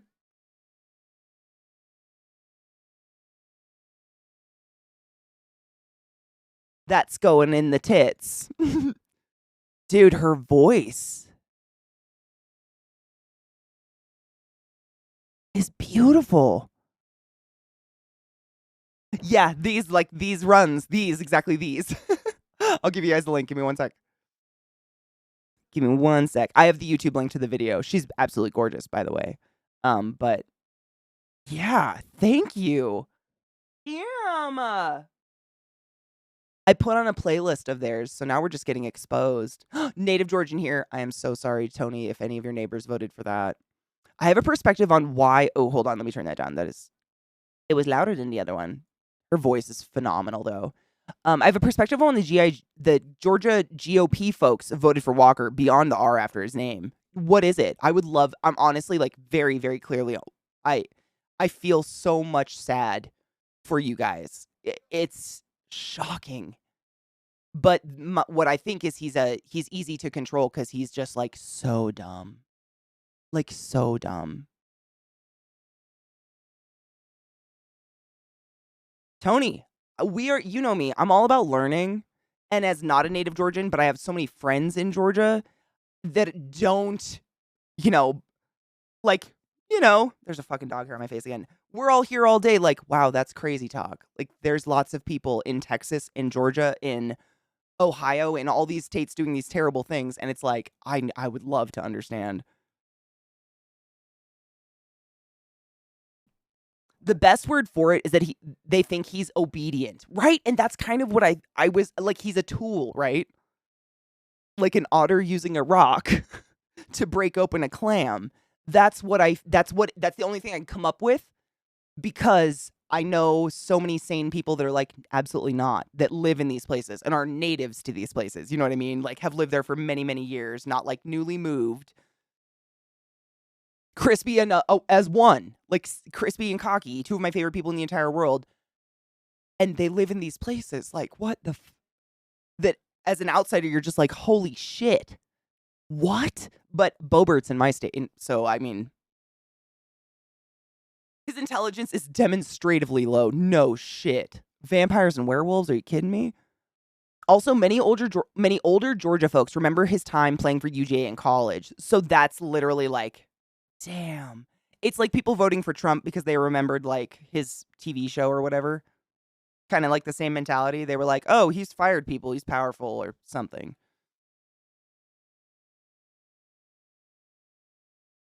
He can't put together a sentence. How would he be a good political person if he wasn't being manipulated? I mean, right? Maybe is a perfect emote for when I hear theology because I'd be sneaking. I love it. I love it. I love learning that shit. It's fun. The sense of ownership of the college team means a feeling of allowing Walker to play for the team. Interesting. Ew! There was a sense of pride in him as a player, like he was a pet. So, like, it's like that one town that voted a dog for the mayor as a joke because it's so small and useless. Like, they're like, aw, look at him trying. Like a pity thing? Is it like pity? This bitch's voice is phenomenal. Yeah, the Libertarian candidate got like nearly 3%, most likely because he was the white guy running against the two black Dems and a GOP candidates. That's insane. The racism is, and I don't know anyone. I mean, obviously, no one would fucking hang out here if they were blatantly racist, probably, because I am not. But it just blows my mind. I'm so ignorant to it. That does sum it up pretty well, Lizzie. That persists in them allowing him to be their senator, but only as long as he serves their need, as long as he's an obedient pet. And he's too dumb to ever know that, to ever be insulted by that, yeah? Basically. We're talking about Herschel. Northbound and Crispy and Cocky and a few other people in chat are natives to the state, and they're explaining, like, how this has happened with her, with the dumb. Like, just the dumb of her. And it's like, isn't the guy opposing him literally like a priest or something? He's a pastor, or, like he runs. I don't know church terms, but he is high up in the religious. So like he should. I do not, it's so hard, but like if you think about it exactly like Tony said, that persists in them allowing him to be their senator as long as he serves their need, as long as he is a obedient pet. And he's too dumb to ever figure that out or to, be offended by it. Whereas if you and I found out we were being obedient pets, we would probably go "Meow," and like bite the hand that feeds us and be put in a pound. You know what I think? He's a reverend, thank you. I think you're right, yeah. Thank you, Glut. That is a really good link. Hold up.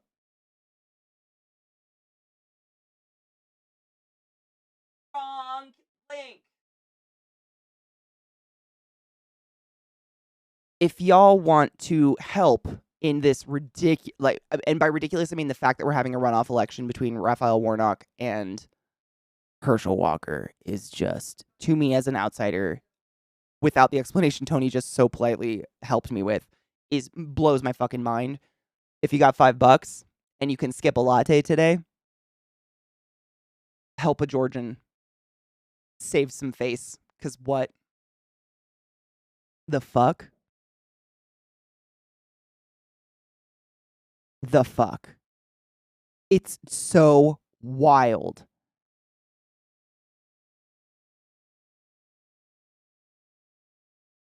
Isn't his usefulness moot now since there's no way the GOP can get the majority? I don't know. Does anyone know that? That's a good question, actually. I'll read it again. Isn't his usefulness, in terms of Herschel Walker, isn't his usefulness moot now since there's no way the GOP can get the majority? Like, I would say yes, but I'm not that smart. And he comes home to preach each Sunday. And that's where you would think that the more Republican side would vote for the more religious person because they tend to go by that whole God and stuff. No shame. Just saying. They tend to. And instead they're just voting for like vampires, werewolves, and dumb. And like a guy who's like blackmailed women into getting abortions and shit. It's wild. 51 to 49 is way stronger than 50 versus 50. I mean, yeah. It's not moot. Okay. There's a phrase that applies to Walker. Google white adjacent. Is that going to put me on a government list? Probably in this day and age.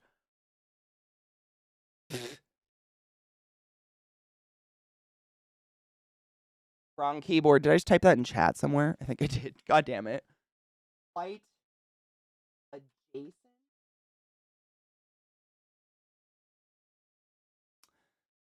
A racist term used by people who think that non-black people of color, Native Americans, Asian people, so on, don't experience racism because they are too white to experience that. Is that what it is? I swear to God, a fuzz just flew out of the air and stuck to my face.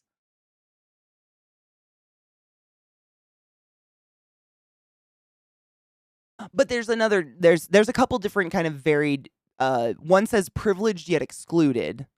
Am I finding the right, kind of definition for it?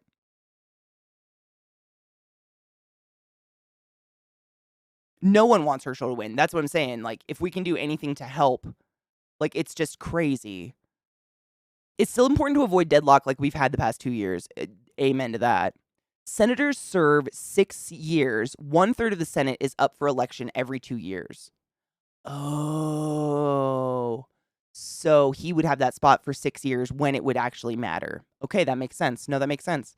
Women don't matter in the States. Y'all don't have equal rights in the Constitution. We don't have any rights in the Constitution right now. We have none. Corpses have more rights than I do.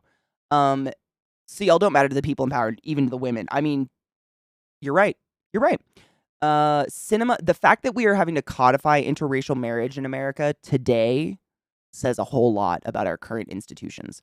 Sinema and Manchin, who have screwed Biden's progress in the past, mean that Warnock is not moot. Yeah. No, it totally makes, when you say this, see, and I'm not up on the terms and stuff like that. That makes a lot more sense. It is like a rotating list of villains. That's kind of what it feels like. The ratio of senators changes every 2 years. Next election cycle is going to be a tough one for those 33 senators to hold their seats. No, totally. And see, because I'm not knowledgeable of that stuff. Knowledgeable? That's not a word. Because I don't know this shit. I wouldn't even think that far. I wouldn't be thinking that far ahead because I don't know. And I think that's why politicians get away with a lot of shit, because most of us have no background and no knowledge in political science or politics in any way, shape, or form. And I thank you guys for helping educate myself and probably a lot of other people in chat listening and otherwise. Because When are you taught? Like, I don't know.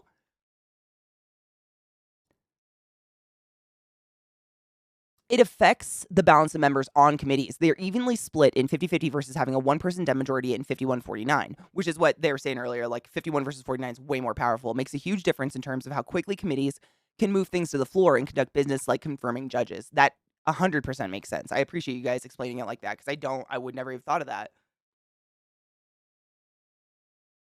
So the ratio of senators changes every 2 years. Next election cycle is going to be a tough one. Yep. Yeah.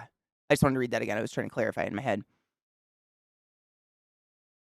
Apparently white adjacent. I've never heard of that in my life. My point with white adjacency is that Walker wants to get the power, and if it means being useful to white people, he's willing to sell out. Wait, okay. This might be hella dumb white bitch of me, and I give every single one of you to call me out, permission to call me out on this. So in Django Unchained, the house slave dude played by Samuel L. Jackson, like that. That's the first thing that came to mind. I'm not going to use the language used in the movie because I'm white and that's not right. Woo! She made a poem. Same concept, basically. Like everyone hates the house, Samuel L. Jackson. Yes. Gross. That makes sense. I mean, you helped it make sense in my head. Why they would that helps. Hi, patient. How are you? Hi, Yandy. How are you? It's gross. I mean, it doesn't logically I'm like, oh no, but you know what I mean. I love Django Unchained. It's such a fucking good movie. It's one of the best movies I've ever seen. Ever. So fucking good, dude. I really think Jamie Foxx is really underrated as an actor. He's phenomenal. Everything he's in is just like great. He's great. I don't know, dude. And I really like I can never remember his name, but he's the German dude who or saves Django and takes him in the tooth cart. What is his name? I love him. He's such a good actor. Everything he's in, he's like kind of creepy, and he's got this weird accent, but I really like to watch him on screen. He's fantastic. One can consider that, but literally every black man that's in a leadership position is made to do that. Similar, yeah. Not that that's right. Again, I hate that I have to say that. Let's cheers with Cinemus to not that shit. You know what I mean? But Christoph Holtz, is that his name? Christoph? Is it Christoph? Christoph. Yeah, I love him. He's a good actor. He scares me sometimes. Jamie Foxx is a really good actor. Yeah. Leonardo DiCaprio is so underrated. I don't know why everyone hates him. Hold on. I have to cheers to Cinemus. This is important.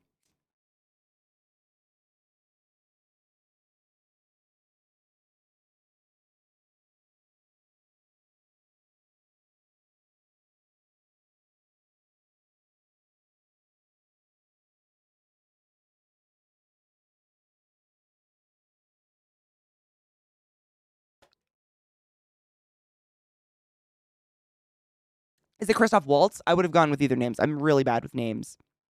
My brain just doesn't hold him for some reason. It's stupid, but I really do enjoy him. He's great in everything. Was it Inglourious Bastards where he plays the really scary Nazi that asks for a glass of milk? Oh my god. I was so grotesquely attracted to him in that scene. Gross. I was like, ew, Nazi, but also you're scary and I want to touch your penis as a person, not as this actor. So weird.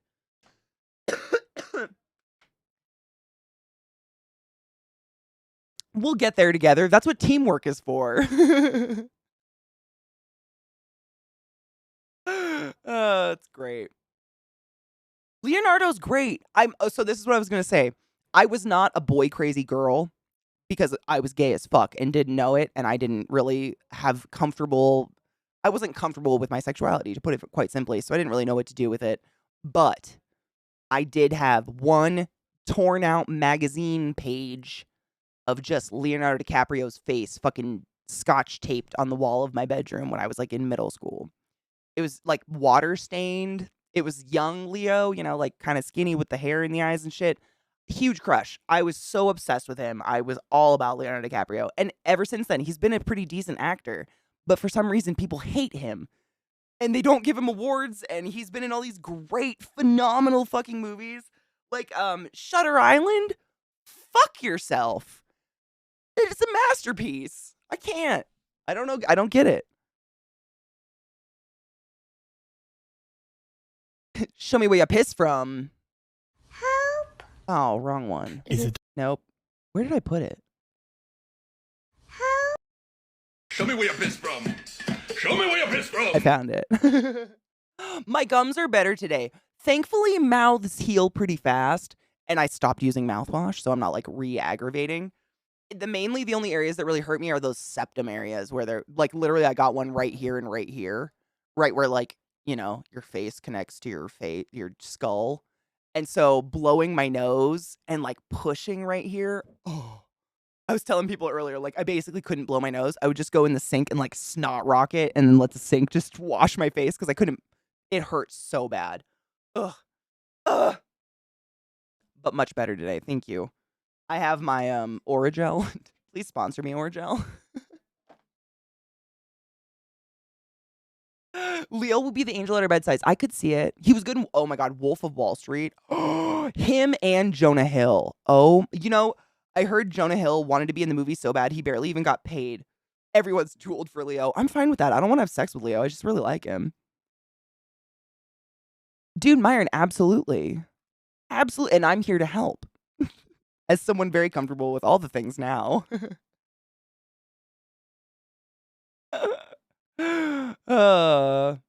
I've heard he like dates girls until they're 23 or something, and then but he's a good actor. I mean, I don't know about his personal life. Like, fuck, we're only fed what media gives us, right? Who the fuck knows? As an actor, I really enjoy his acting. I don't know anything about his personal life. The tragedy of now being too old for America's Next Top Model. You know, I never could get into it. Everyone was just so I'm Tyra Banks makes me anxious. Like I don't want to be in the same room as her. She's kind of volatile. I don't know, man. I couldn't get it. She was just too much for me, and most of the time she was really mean. Oh, God. Okay, hold on. Najeel shared a thing. Dude, you're fine. Let's go already. No, I'm too pale. It's embarrassing. Trust me, you're not. Really?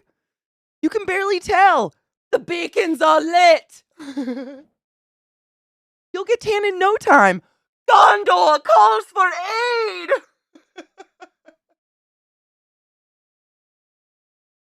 My sister in the sun. Really? Is she super pale? My sister Sarah to a T.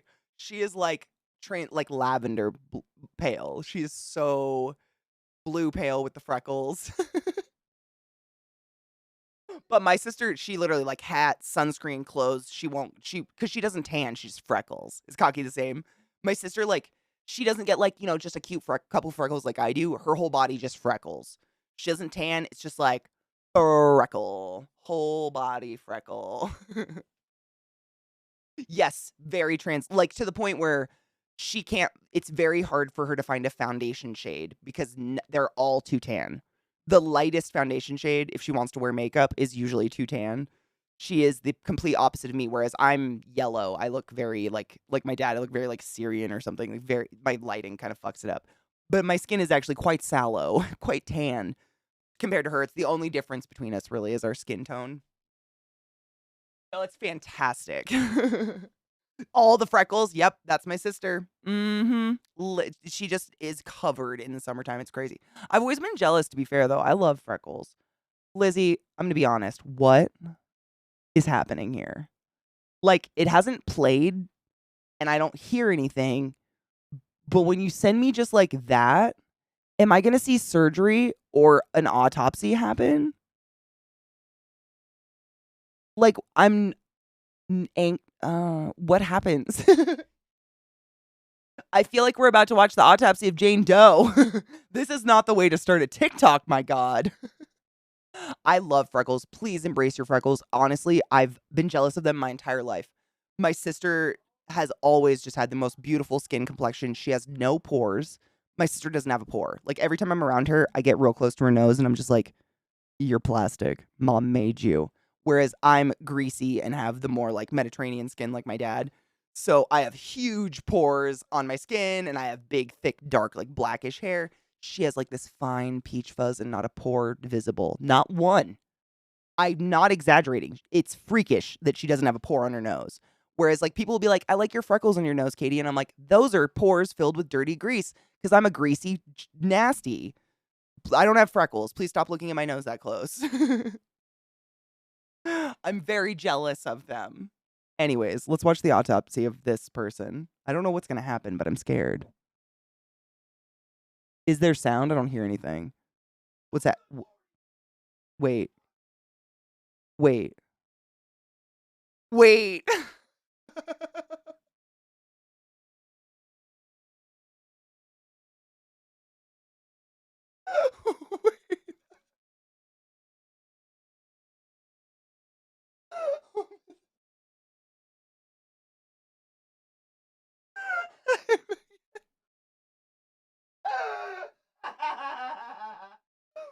What?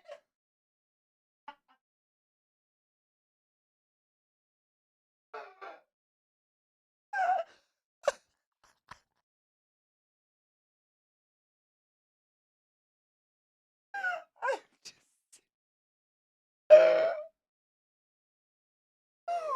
What in the...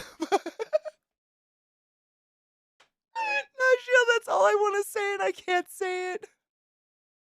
No, Walmart. I don't think this is gonna work.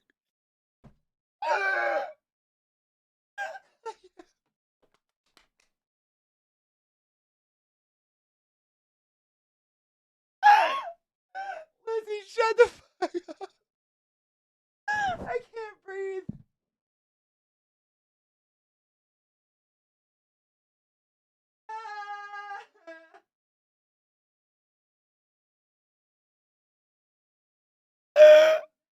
I want to read it so bad. I'm gonna read it.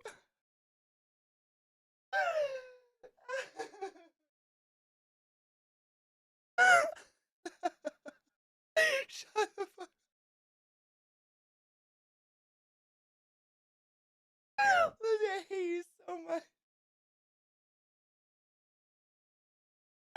Ow.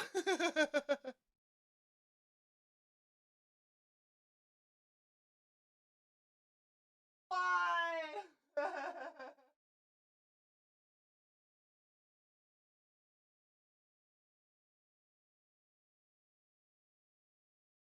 Honey, why these mushrooms taste funny? It just made me almost fucking shit. I cannot.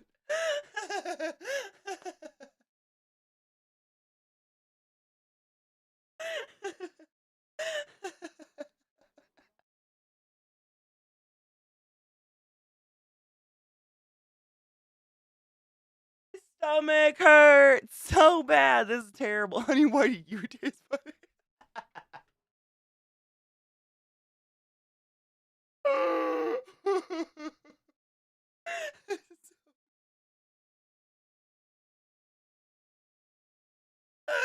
This is so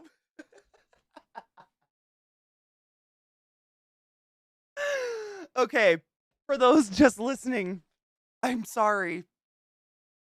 It is a picture of like an Instacart cart or like a shop, like an online shopping cart, and someone has added tampons, super plus tampons, which means this poor human has been cursed with a very heavy flow, which misery. Holy shit, they're already suffering. They would like to get some super tampons, and Walmart has said, we're out of that. Would it be okay if we suggest to substitute it with this? And the suggested substitution is a 16-ounce bin of whole white mushrooms. Like fucking button mushrooms, my dudes. Fucking.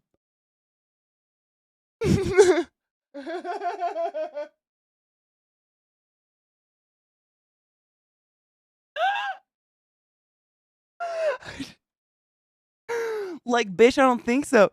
Do you cook them first? Go fuck yourself.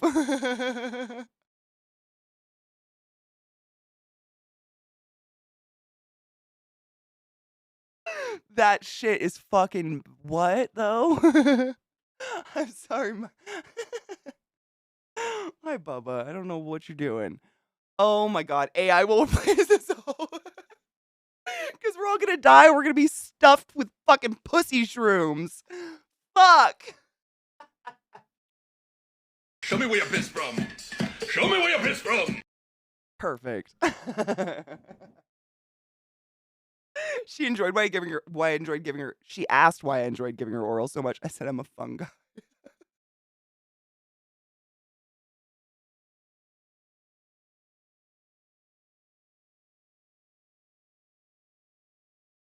My void.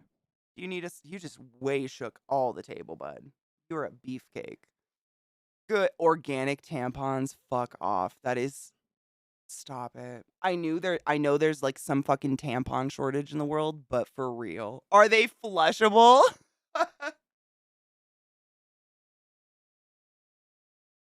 I mean, if they disintegrate, I oh, not flushable, but plantable. Save the earth. You think diva cups are green? Can you plant your menses?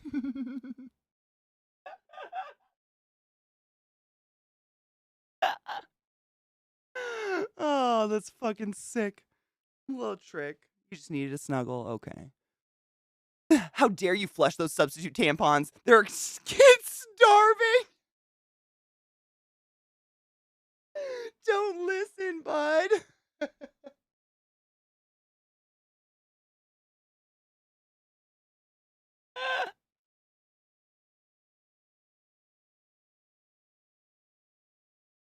I fucking can't breathe. I really like mushrooms too.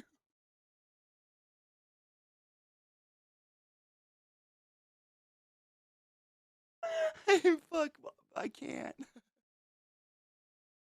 At least they're biodegradable. My dogs are getting concerned, my dudes. That is so fucked. Bud, how about instead of water, I just give you air now? How do you feel about that? Not good? Uh, no? I don't think he's into it. Fuzzy, oh my god, can I show you something that's gonna make you pee your fucking pants? Len's new meaning to baby is being found under a cabbage leaf.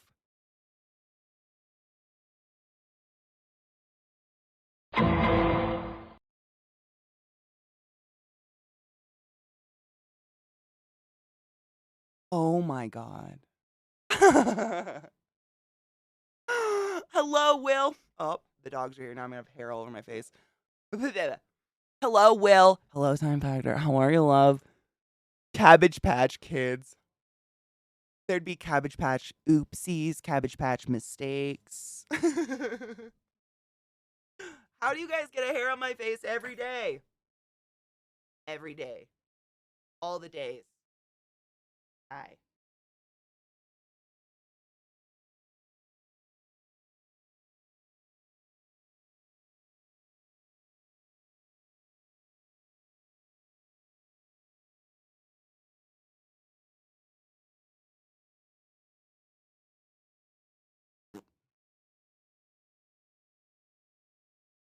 This is my other poodle. She likes to hug.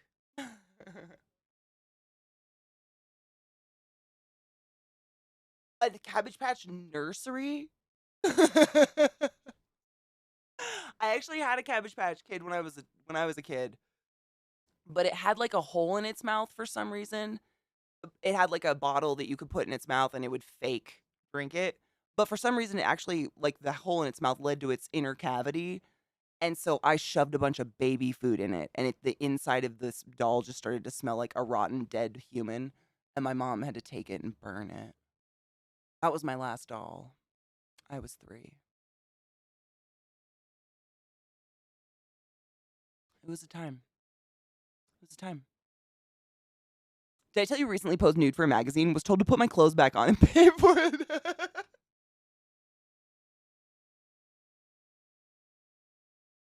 I really hope that's happened. I was told to put my clothes back on and pay for it like everyone else.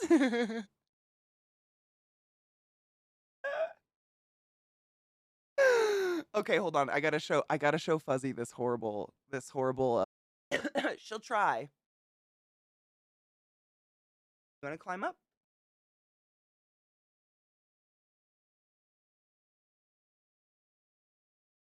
Climb. That leg. Okay.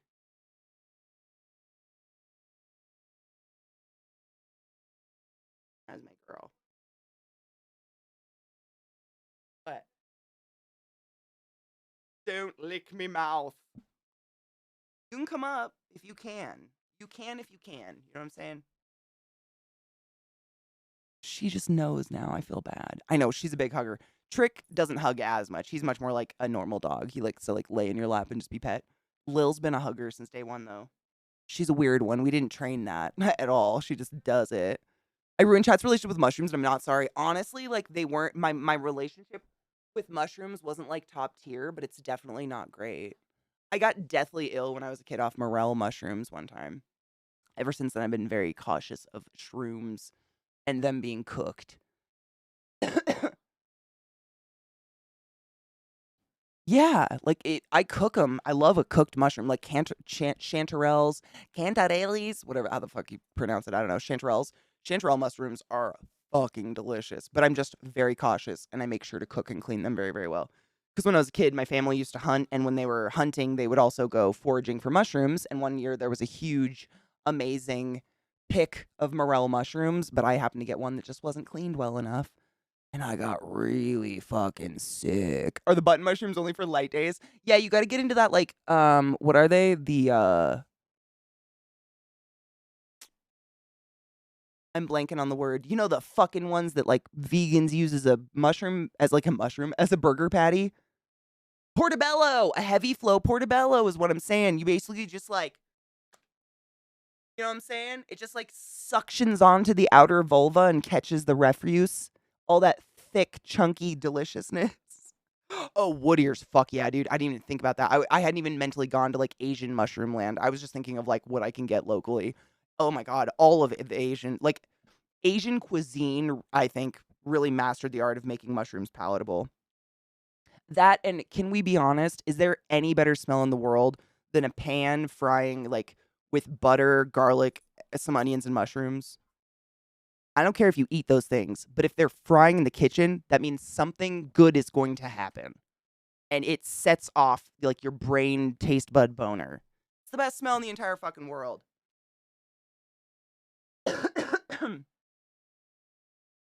Thick and chunky, yes. You top it with feta, broil it, feed it to your enemies. Witchcraft. It's the best smell in the world. Oh my god. My mom used to make it to put on steak and, like, just put on stuff when I was a kid, and that smell. Holy shit. I mean, Pagan, can y'all start learning witchcraft so I don't get sick anymore? Because I'd love that. Like, I'm done. To be fair, the last day was on me. The burns in my mouth, I'm the one who gargled Listerine too much. That was me. But, like, I would love to, like, help. Like, effigies, virgins, I don't know. Ritualistic, whatever. Help. My sinuses suck. Honestly, it's not just me. Zach has been so sniffly and gross the past, like, 3 days. It's just, like, I think because Colorado, the weather changes so quickly, it goes from being relatively warm and humid fall to just, like, it's been below freezing all day. What is it now? It was progressively getting colder and colder, and it was freaking me out. Not in like the world. It's colder. It's -6 in C's. I don't know what that is in the F's. I'm not good at the conversions anymore, but it's code. Dude, me too. It's just my sinuses. And that's literally how I fucked my gums, is because my sinuses were killing me. It made my teeth feel like they were floating.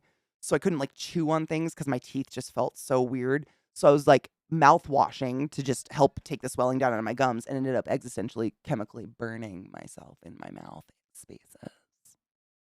And, like, I use my mouth for a lot of things. I'm an idiot. 2021? Yeah, it's chilly. That's cold. I don't like it's cold, but it's snowing, so I'm, like, kind of okay with it. The snow at least makes everything pretty. The burned bread. See? You know. When making mixed sautéed veggies, I start off with the garlic, pepper, tomato paste, and mushrooms. Yep.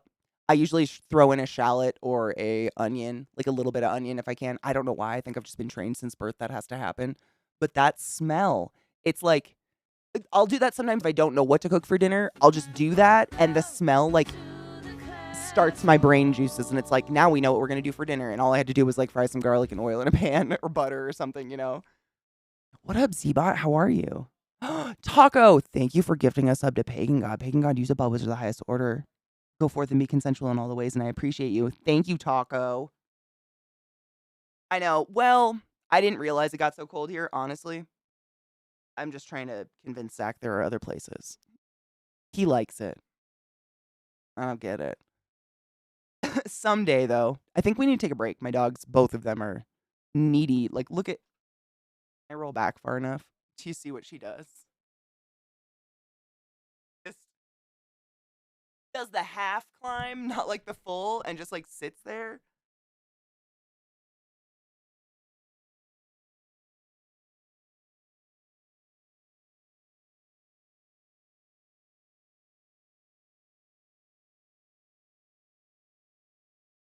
Because she knows she can't fit, and it makes me sad. You're just huge. You want to go outside? Honey? Yeah? Okay. Whoa. One of them farted. That's how I know. You're farting. I can smell it. Sick. Are you taking off? I love you, Lizzie. Be safe. Don't forget to wash your hands. We are getting so much snow. Time factor same. I woke up this morning and it was snowing when I woke up, and then when I started stream, Rod was in chat and he said it's supposed to snow until 8 p.m. tonight. Yay. We're getting plowed. At least I haven't lost power yet, though. Knock on wood yet again. They are. They're very good doggos. I don't want to taunt them, though. So, for real, break real quick. Every couple of hours, I take a break and I stand up and I pee and I stretch my dicks. And I hope you do the same because it's healthy for you. Holy fuck, it is cold. Jesus, titty farts. I love her. She's so funny. Holy shit, it is... Fuck, it's just getting colder. It's actually -8. My phone refreshed. It just keeps getting colder. Oh! Brr. Brr. Brr. I'm just gonna bitch about it until summer comes. I have enough body fat. I think that's what upsets me. Is that, like, I've got a pretty fat ass. Like, insulate me. You know what I'm saying? Take my body instead. I love her voice. It's such a good song. Ow.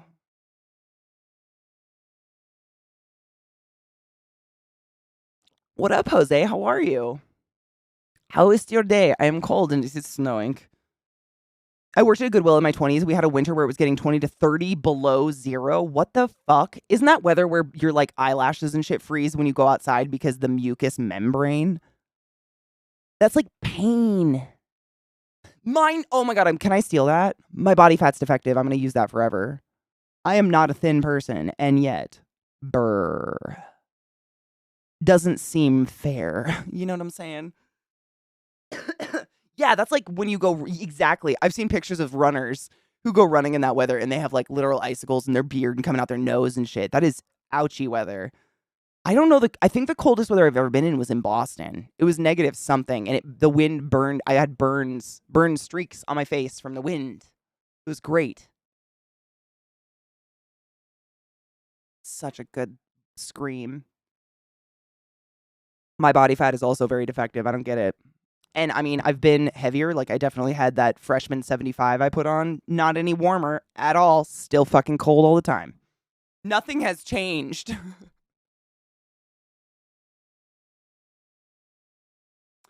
Some people run. I am so like, here's the thing. I think winter is beautiful. And honestly, I resent those of you that can just put a jacket on and go out in winter and, like, enjoy it and just be like, ooh, it's a little brisk. But if I put a jacket on, I'm cool. I fucking hate you. I have to put on so many layers to not just chatter to literally chip a tooth. I hate it. Like, what is wrong with me or you? I'm so jealous of these run hot motherfuckers. I'm like actually a corpse, I think. I don't know. I honestly, I think it's part of my like low heart rate shit. Dude, I mean, -15. I think that's about what it was like -13, I think, in Boston when I got the burns on my face from the wind. That was too much. That was so cold. For comparison, the typical temp range for them was 10 to 25, depending on time of day. Holy shit. Why was it? That's insane. Did anything terrible happen because of the temperature dropping so low? I love this song too. I have hypothyroidism. I'm always cold, so I get that feeling very well. And see, I've had my thyroid checked so many times in my life because I have like all the symptoms of it, like being cold all the time. And every time I do it, they're like, no, your thyroid's fine. I'm like, oh, okay. Just defective fat. About 40 to 50 degrees lower than normal. Yeah, that's insane. That's like catastrophic world event temperature change. That's weird. I would imagine like pipes bursting and shit like that. That happened in Maryland one year. I think we just froze earlier than normal or something, but I remember driving up a lot of hills and the whole water main was burst and there was a frozen river on the street where it had burst because of how cold it got. It was crazy. Oh, Michigan. I mean, Michigan, don't you guys normally get pretty fucking cold and like a shit ton of snow? Isn't Michigan where people open their door and can't get out because of snow? Correct me if I'm wrong. I feel like the Midwest-ish is kind of where that is. And see, I think it was so early, it like flash froze and no one was doing that, and so many water mains burst. I mean, it was like a lot of people. It wasn't me, thankfully. Oh, is it further north where they get like, I've just seen pictures like on Reddit and shit where people literally open their front door and there's just a 4-foot snow. Or I'm sure you've seen like the gifs of people that open their front door and their dog doesn't look before they go running outside first thing in the morning and their dog just goes straight into a wall of snow. Those are my favorite. Like just these little wiener dogs are just like, poo, and just stuck.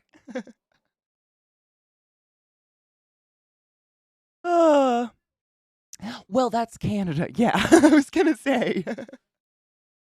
Canada, I remember one time, and it's crazy, like, that to me, I guess, it didn't feel like I went that far north to experience such a drastic difference in temperature. But, like, I was down in Bellingham, Washington State, which is like 20 minutes from the Canadian border. So we used to go up to Canada all the time because at that point you could still drink legally at 19 as an American. It was great.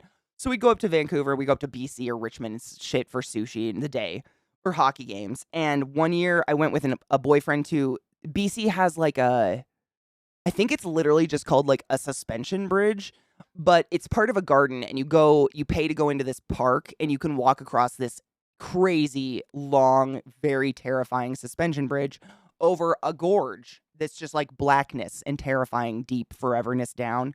But during Christmas, they put up Christmas lights and there's like a treetop bridge thing you can walk around, I think.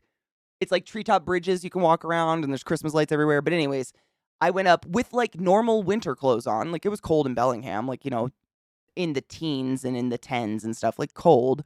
But up there, just going up into that tree place, it was literally like an hour north of me drive, not counting border wait times. And it was so fucking cold. Like I felt like my fingers were actually dying. I bought like 3 hot cocos and just held them in a bundle in my hands. Because the temperature difference of Canada, like, what is Canada? It was only an hour drive. Like, it's nothing. BC, I mean, maybe an hour and a half. Maybe. Nothing. But holy tit, I almost died. Like, I remember just being so cold I couldn't speak. Which takes a lot. I talk a lot. Poor No More Dog. He's now Snow. Exactly. That was kind of Millie and Snow. Like, she would jump into it and then just freeze and be like, I guess I die here. What is this?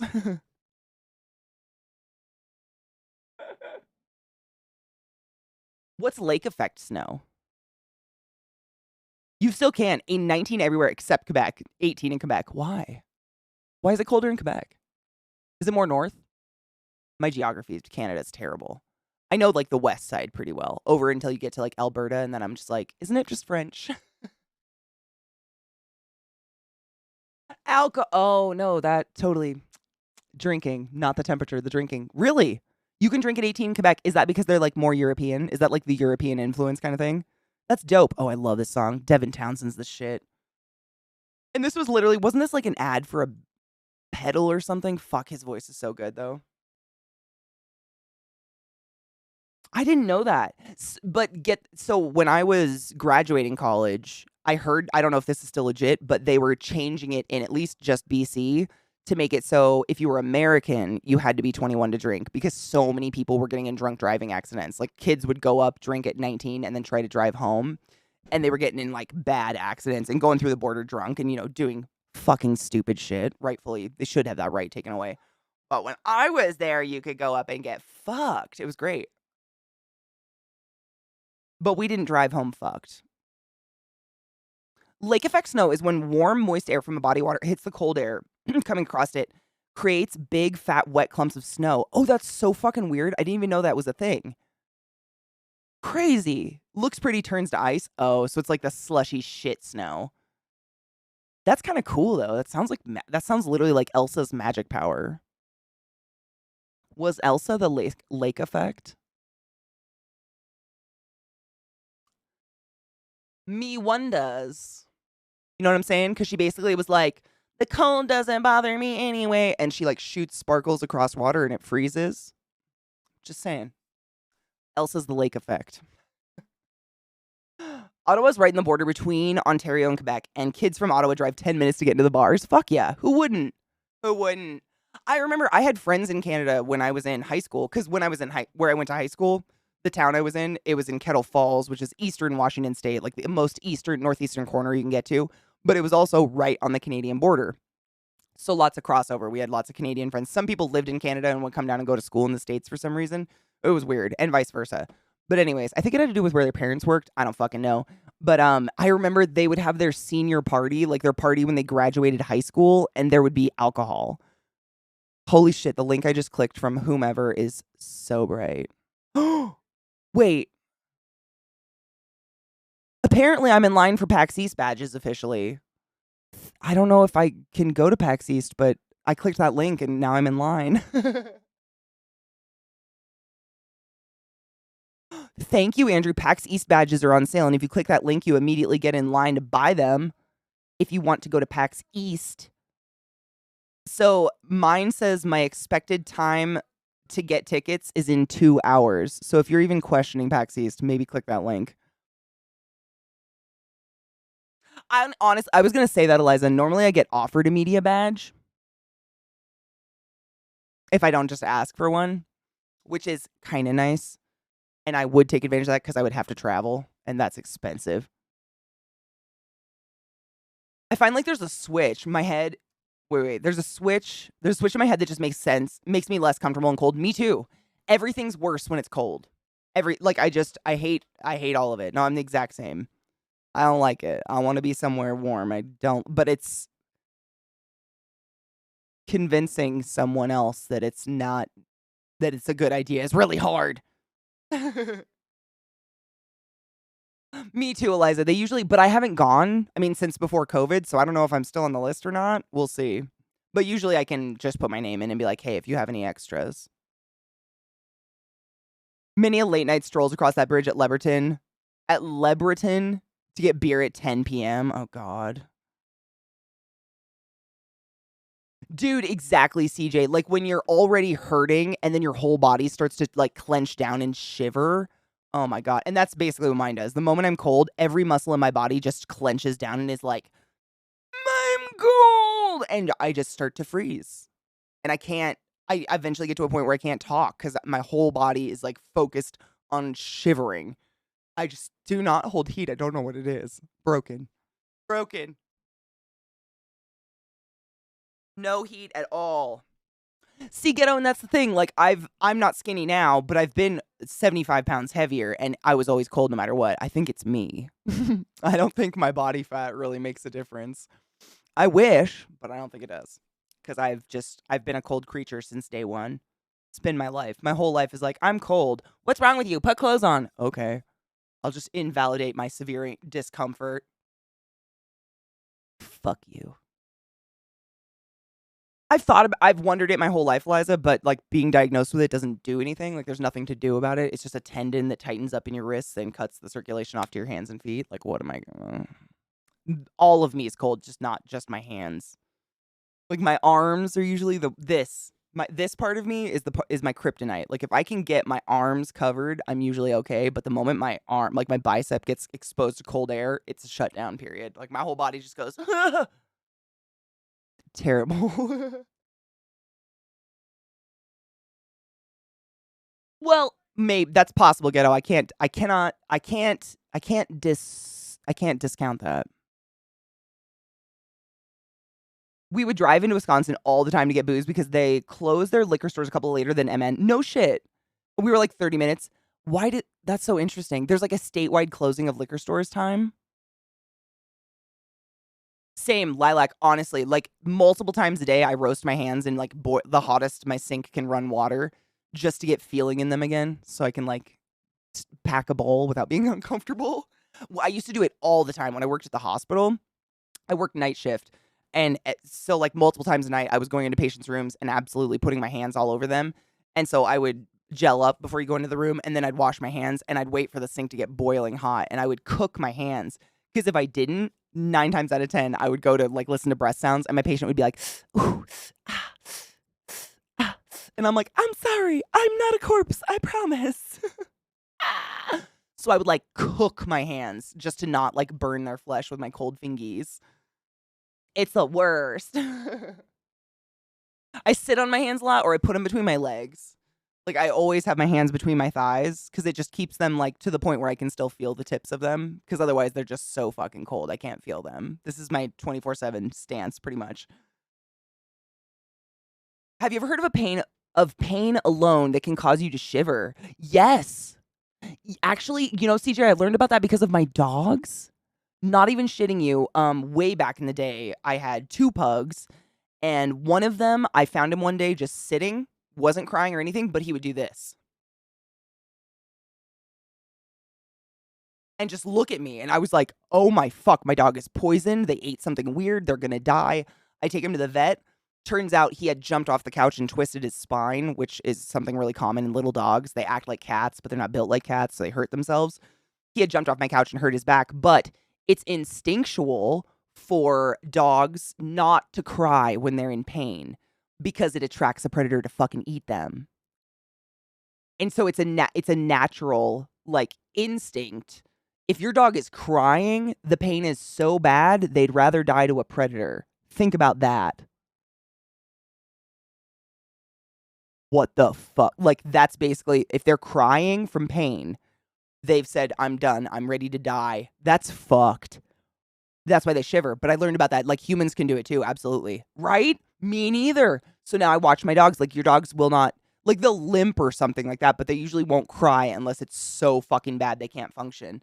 He would just like do these like weird convulsion shivers and look at me and I was like, oh my fucking God. It was weird and it was scary, but he wasn't poisoned and that was important. At least he was fine. Just weird. Is the song hella loud? Hold up, I can turn it down. No, it is metal. This is Bloodywood. They're great. It's like Bollywood metal. If you've never heard of them, they're fantastic. But the volume goes all over the place. I know. Well, that's honestly, I say that, Lilac, probably twice a week at least. I'm just like, I wish my dogs could tell me just once a day, like, are you okay? Because, we have poodles. And I've talked to other people with poodles. They tend to be like pukey dogs. Like my dogs will literally run around the yard like crazy, chug a bunch of water, like get a water bowl and just be like, and then look at you and just be like, and like exorcist spew the water out across your floor and then just go about playing. They're just the most chaotic children in the world. And I've had like, I just want to just like, are you okay? Are you okay or can I laugh at this? You know what I'm saying? It's so hard. The main way I've noticed something is wrong with an animal is if it's acting differently. 100% Zakarian, yes. I think a lot of it comes down to knowing your animal's normal behavior, and anytime it's not normal, it's abnormal of like their routine with you. Yeah, I think that's a big one. Before getting the shaking stage, obviously. My dog got ran over by a car. Oh, He passed under the car, but it scraped up all the skin. Oh my God, the poor pup always scraped his skin. I could never hurt an animal, my heart. He cried for days after that, but at least it healed no lasting issues. Thank fuck. I mean, thank fuck he wasn't. We had something similar, like, happen, kind of. We always had, like, 4 or 5 dogs because we kind of had a little mini farm, and we had my golden lab, I've told you about him, Tanner. He was a great dog. But when he was, like, that gangly teenager age, I guess he was running around the parking, like, our little parking lot of our house, at nighttime, and someone came home late at night and ran him over and broke his hip. He didn't cry or nothing. He just, like, limped into the house. And my parents aren't, they're very, like, farm people, like, they don't call a vet. They just, like, if it can't live, shoot it kind of thing. And so my brother Corey literally stayed home from school for, like, 4 weeks with Tanner while his hip healed. And from that moment on, he ran with, like, this one leg that would just kind of, like, swing out to the side like a little butterfly wing. But you know what? We took 4th place home at the Fit and Show Evergreen State Fair circa 1995. So Tanner was a winner in his heart. He was a perfect dog. But damn, it was hard. It's so fucking terrible watching your animals hurt. Projectile vomit. They do it all the time. It's literally just like, the water.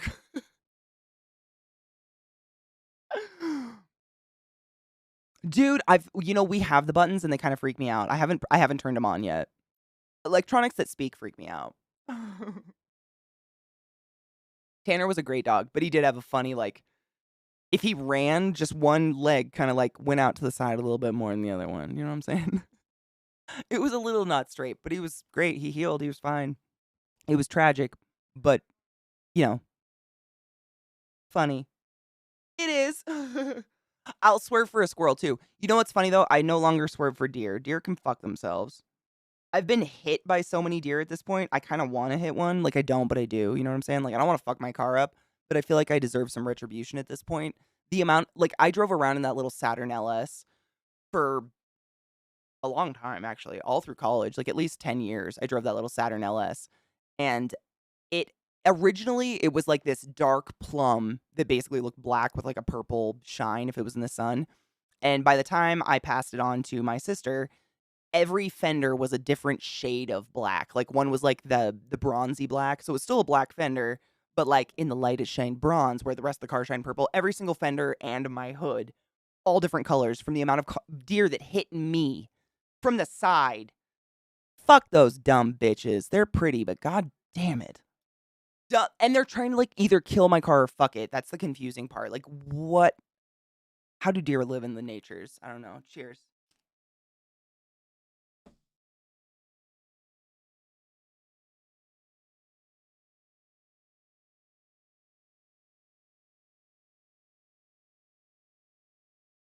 You mean tasty? Here's the thing, though. They would be, like, everybody would say that, like, did you take the deer home? They'd always, if you know deer, you know what I'm talking about when I say rut season.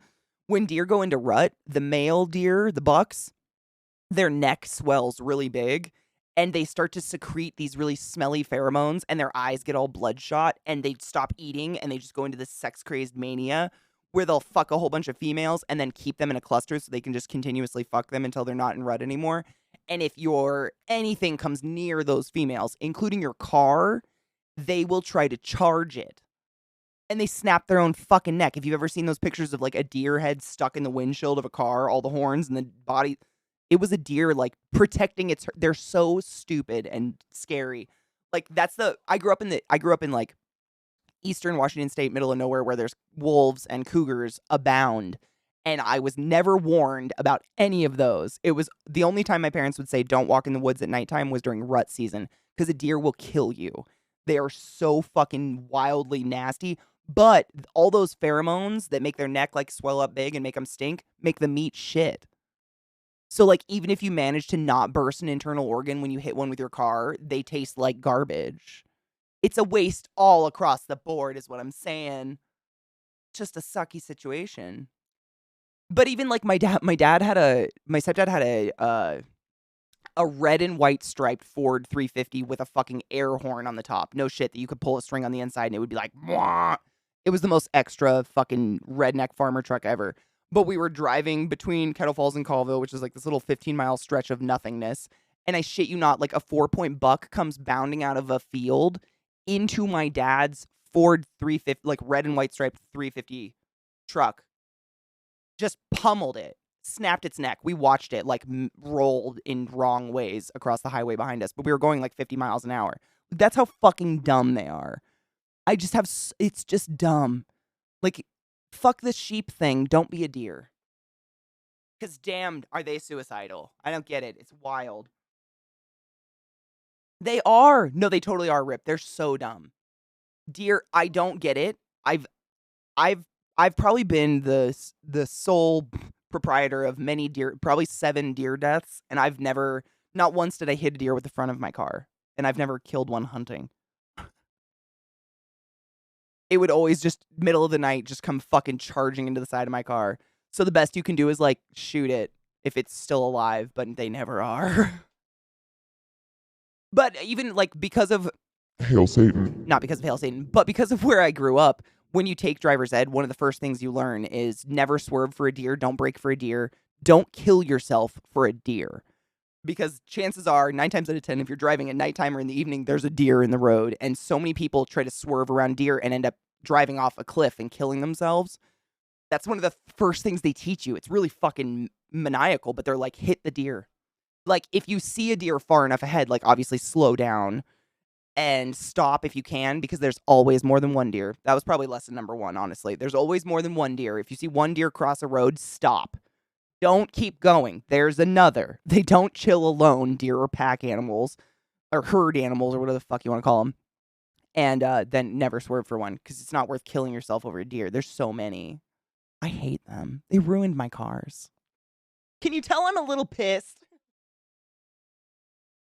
And they taste delicious. My brothers all hunt, and they give me deer jerky and stuff. It's fucking phenomenal. Venison's tasty, is all I'm saying. I am the CEO of Deer Murder. They just, I think they're very pretty, to be honest. Like, I love to look at pictures of deer. I love, like, crests with deer on them I think are really cool. But in reality, white-tailed deer have the mental acuity of Trump's left nut. You know what I'm saying? Like, it's not a lot. And it's probably unnaturally swollen and smelly. Meat's ruined. You know what I'm saying? They are. Deer are scary. I'd never fuck with the deer, especially in rut. Moose, never either. I don't know. Are elk aggressive like that? I didn't grow up around elk, but we definitely grew up with if you see a moose, like, don't run, don't play dead, just, like, accept that you're probably gonna die now. Fuck moose. Nope. Speed up, don't slow down. Exactly. Less damage you're more likely to kill the deer, right, CJ? I don't think I've ever eaten moose, actually. No, well, I've never had moose meat. I did have jellied moose nose at one point. I grew up on an Indian reservation, and they love to embrace their culture and feed you some fucked up shit when you're the dumb white girl, which I'm down for. Like, treat me like the dumb white girl. Let's eat some jellied moose nose. That was weird. I've never had the meat, though. I've eaten elk. Literally, for my 18th birthday, one of my uncles gave me an elk roast. It was a weird time. It was great, though. I cut it into steaks. It served me quite a while. Driving at night in rural Michigan was always terrifying. That's how Washington is. Washington State, like, honestly, I'd say it's just the east, but really a lot of the west side has a lot of deer. I think there's deer everywhere. Washington State, like, when I went through driver's ed, I shit you not, my teacher said there are 2 types of people in this world, in this area. People that have hit deer and people that will hit deer. So just accept it. And I was like, sick. Moose, I know. Moose? Right, though? Oh, it has to do with something it also has something to do with the angle of your car when you speed up. Less likely for the deer to come through your windshield. Ugh, that's never happened to me, thankfully, but hi, Slim, how are you, love? Moose is a really good word. Put is word that fucks me up a lot, too. It's easy to underestimate how fucking huge. Moose are so scary. They're like a dinosaur, basically. They're like the Komodo dragon of the... What are the weird hooved animals called? I blanked. There's different hooves. There's like a 1, there's a 2, there's a 3. I think like hippos have the 3. There's like, fuck. What is that called? Live long and prosper? No, it's a hoove. It's the hoove. I can't remember what it's called. I can't remember. Is that the word? I can't remember what it is. But that's what they are of that world. Wait, Lady Emma, thank you so much for subbing the class, keeping the classy life, and giving it any swings, my sweet love. I appreciate you. Oh, no shit time. So my dad taught us how to shoot and stuff. Like we had to take gun safety all through class, all through school, because guns were just so common in our area. It was just part of the curriculum, just so it was safe. You know, you knew not to fuck with guns. And my dad and all my brothers hunted and everything.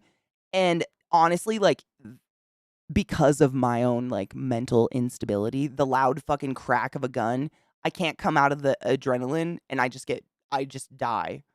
It's so miserable. I would have loved to. Like, we kind of got, my sister started doing learning how to bow shoot with my dad. I was already in college, so I was like too cool for that. Unfortunately, I wish I would have learned how to do that, because my dad actually did eventually start bow hunting exclusively because he said rifle hunting was too easy.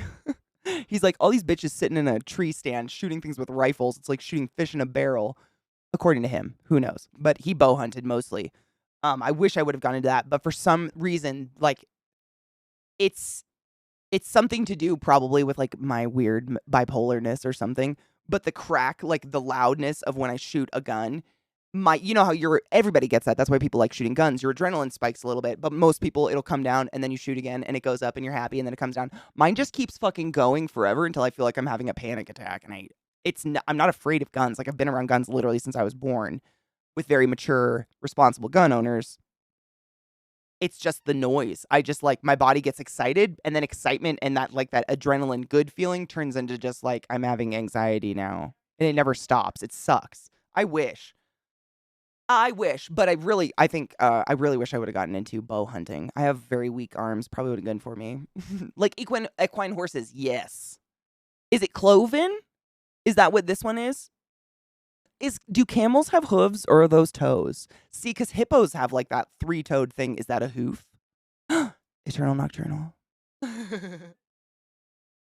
I think, it's Artiodactyla are cloven-hoofed.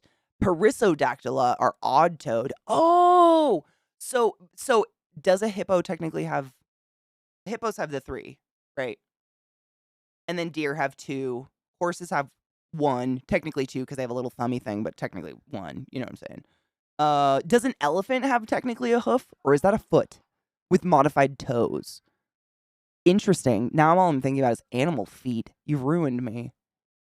How come some of us get to retract fingernails? Why is their foot different? And brains hurt sometimes. I used to bow hunt and gun hunt, but I just can't do it anymore because of my wrecked body. I totally get that. It's a lot of work. I mean, Zach and I were watching something random the other night, and someone shot a deer in the movie and like gutted it and left all the guts out in the woods and was dragging the carcass home. And Zach was like, "Oh, they're just gonna leave it all in the woods." I'm like, "That's usually what people do because a deer is fucking heavy." And he was like, "Really?"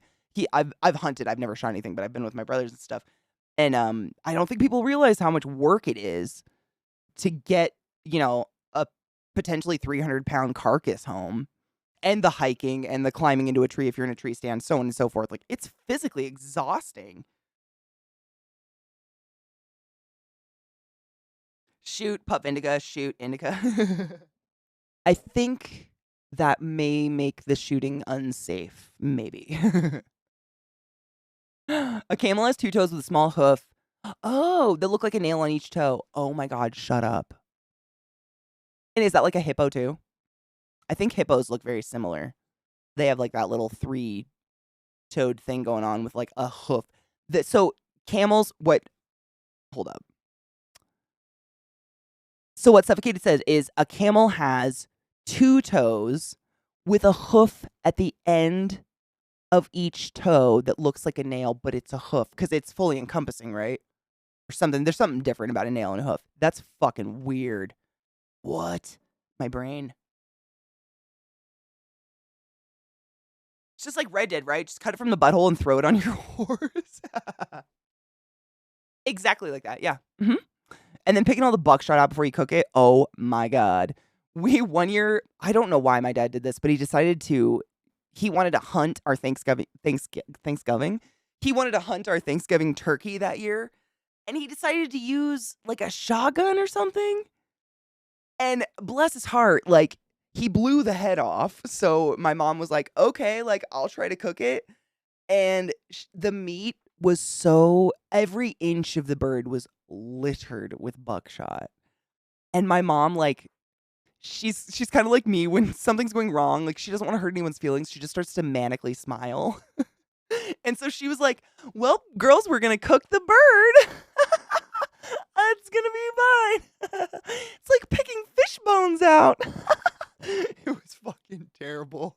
We did not eat it. She actually had a backup butterball in the freezer. We were good. But she tried so hard because my dad was so proud he shot that turkey that year. It was pretty hilarious. Oh, yeah. But I mean, people make dumb mistakes. I don't know why he did it. To this day, I have no idea why, but it was hilarious. Oh, they are. Hippos are part of the first group, the Artiodactyla. So they must have not odd numbered.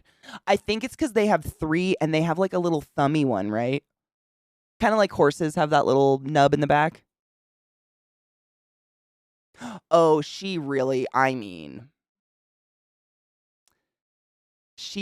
cooked it.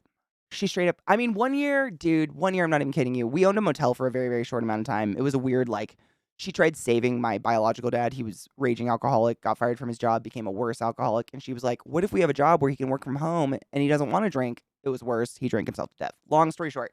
But we owned a motel for a short amount of time. And my mom is like a bleeding heart for people. Like she'll never be a billionaire because she will help all of her friends. She'll help everybody financially if she can. She'll give away all of her things to you. Like she doesn't like to watch her friends suffer, which is admirable.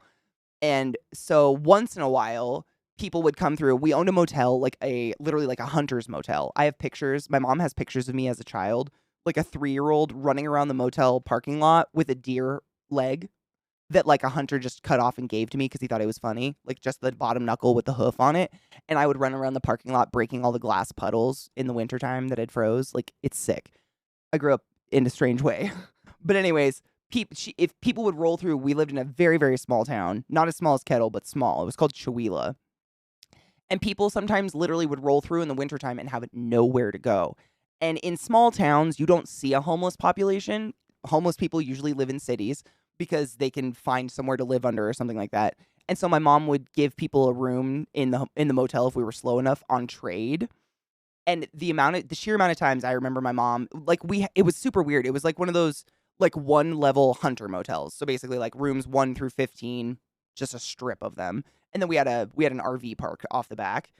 And our house just had like this little offshoot, and that was the office, like the motel office. So people could literally drive up under this little awning, park, get out of their car, walk into the office that was connected to our house. Like it was connected to our living room. And my mom would just walk into the office, do her little thing, whatever, the little with a credit card. I remember that thing. And give people their room and their key and everything. And she would come out of that office 9 times out of 10 in the wintertime with a fucking goose. No shit. Like just a goose. And she'd be like, we need to find out how to pluck a goose now. Because she just couldn't let someone sleep on the streets when it's negative 20 degrees and there's like 2 feet of snow, you know? And they had just hunted. They had maybe, like a lot of the time it was like they lost their wallet in the woods or whatever. They'd be like, do you want a goose? She'd be like, all right. And we have like pictures of me and my baby sister Sarah, like 1 year old, sitting there like trying to pull feathers out of this huge white goose. Oh my God, Rip, I'm not kidding you. It's very similar, except we were very redneck, so we were all in flannel, and it was more like funny than sad. But a very similar situation. Because, you know, this was like late 80s, early 90s. I have no idea. I was very little. When there was no internet, you couldn't just Google how to fucking pluck a goose. It was like if you didn't know someone who told you how to pluck a goose. And apparently you're supposed to like flash boil them or something. And that makes the feathers fall out faster. We didn't know. We straight up sat there with this like just freshly dead cold goose, tearing the skin and ripping feathers. It was horrible. I remember it. I was so young, but I still remember it. It was weird. But she was metal. It was metal. It was weird. It's weird when you don't. I've dated a lot of city boys. And when you hear like their growing up stories, I'm like, oh, that's weird and cute. Like my grow up stories sound like The Hills Have Eyes compared to city people. I am very much, very much so. More loud and abrasive, but yeah, very much so. That was like, it was a weird time. Honestly, I miss it though. That was a nice town to live in. I thought it was the perfect size, even though I was really little. It was kind of was my favorite time when we lived there.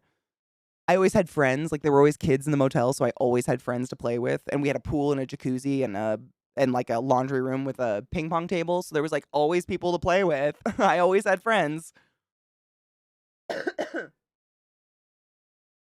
For some reason, Amazon started suggesting bird plucking machines to me. Oh my, Staunch Billy, please take a screenshot. I have to see it. Staunch Billy said they look like a washing machine full of dildos.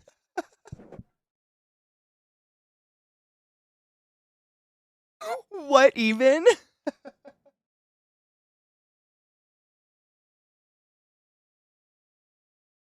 Right, Rip? No judgment. It at first I did. I will say that. Like when I went to college, like my first serious boyfriend I had grew up like South Seattle, like in a very tight neighborhood of literal white picket fences and very white people. And I grew up on an Indian reservation, like playing with deer hooves that strangers gave to me and plucking geese. So it was different. And I was like, you are like a fetus. Like you haven't experienced life. But there's things like I am so city dumb. You know what I'm saying? Like I'll just walk into the street and get hit by a car. I got no sense. I got no like peripheral sense like that. There's skills that city people get that I have none of. But in the apocalypse, I'd put money on me. Cause bitch can pluck a goose without the flash boil. That's all I'm saying. I will teach your children to also embrace these things. As I was taught as a young, dumb youth.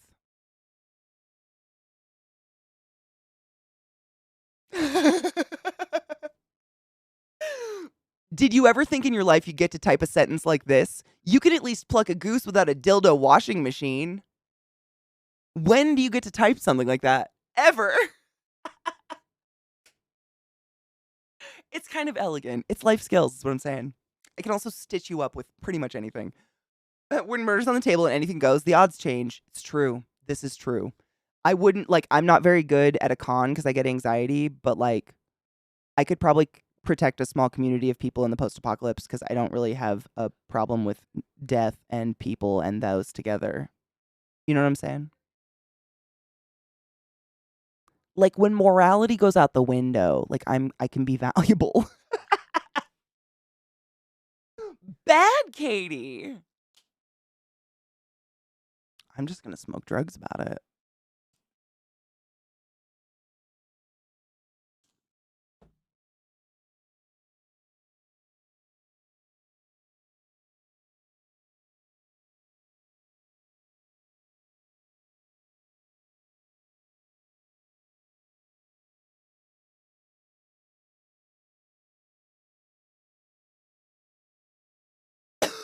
Chronicle, I mean, it's weird. Like, I don't think about it a lot, but when you do any medical license of any kind, you have to take the Hippocratic Oath, and everybody knows what the fuck that is. It's basically like, hey, we're going to give you a whole lot of dangerous knowledge, and you're going to take this moral oath that you're not going to use it for evil and go Kevorkian on us, yeah? That's basically what it is. And you kind of do it at first, and you're like, tee hee ha ha, like this is like joining a fucking sorority, like it's kind of a joke, it's old-fashioned-y, whatever. And the more you learn, and then when you start doing your clinicals and your rotations and you start working in a hospital, you start to actually think about it. You're like, oh. Like, to give you an example, like, say I've got an IV with a V in it, so I've got 2 IVs in my hand, and fentanyl goes in this one, but this one would kill the patient instantly. And you just kind of, you can stand there and you're like,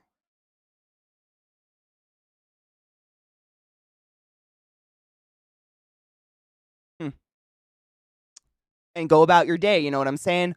But that you have those moments where you're like, oh, this is where that means. Like, you don't, it's so rote. Like, because in our mind, like in a normal, in our mind, I'm going to say our mind because normal's a stupid word, but in our minds, we would never think like, which one will kill them? We're thinking, which one will kill them? Oh my God, I cannot kill my patient. Fentanyl. Cool. We're good. That's the one. Or propofol or whatever the fuck you're putting in. You're just thinking, how can I not kill my patient 24/7? Like, that's literally, but when you have a slow day maybe and you're just like, like sometimes you get patients from ER or from paramedics, there's life-saving teams. So they're not paying attention to the IV organization or anything. They're saving a life, which is totally understandable. So if we have downtime in the ICU sometimes, a bunch of nurses will get together with the RT and we'll help, undo IVs and unknot them and untangle them so you don't just have a bundle of like plastic on your patient's face because they're probably going to be in the ICU for a while. And you'll be doing that and you'll just have that moment where you're like, I could go an inch to the left and just end you like in a millisecond. I'll be fired and definitely repercussions, but I can do it. And that's where you think about that Hippocratic shit. You're like, oh, fuck. Like, if I have to survive, I have a lot of skills that are really fucked up. But they're there, so if the apocalypse happens and y'all want to take on a slightly childlike female with the humor of a 5-year-old, I'm here for you. I can sew up a wound. I was trying to open Discord to see the link you put up. Help! It's just being a little slow.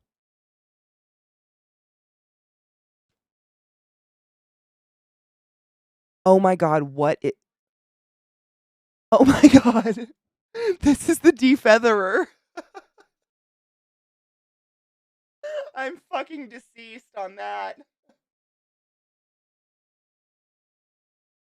I kind of hate it.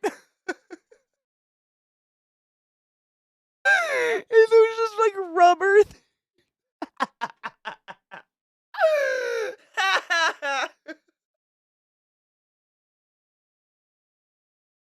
Oh my God, Lilac, I'm packing a bowl literally as we speak. I will post yours. You give me 1 second. That is, stop. Oh my God. The dildo.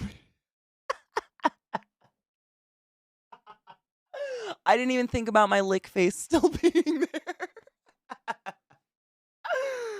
Oh, wait. Oh my God. Oh my God. Can we not defeather the chickens next to the coop though?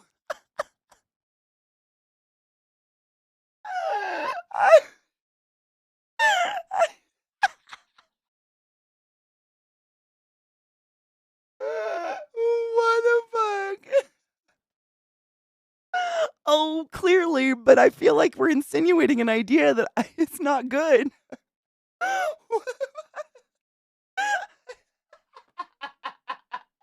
Rooster, I'm sorry if you feel personally attacked right now. How to deglove your... I can't breathe. I can't...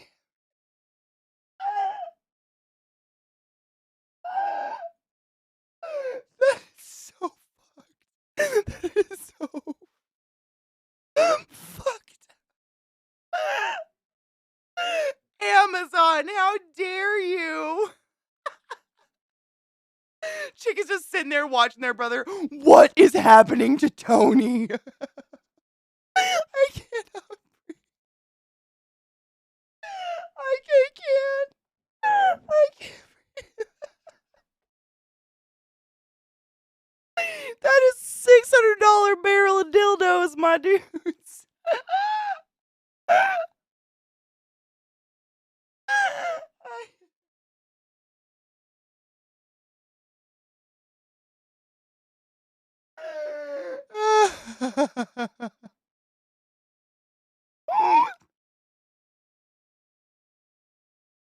Is a circle. Oh my God. That one in the back kind of looks like it already went through. I fucking can't breathe.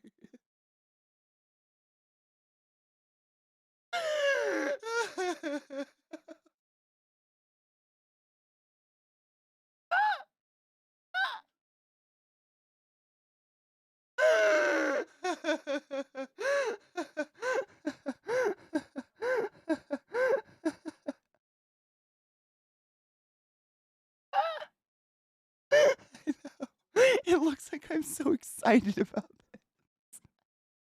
Oh my god. It's a barrel of rubber teats.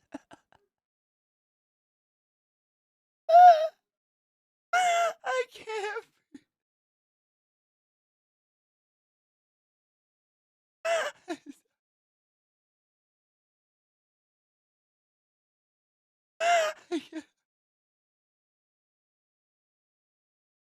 It's-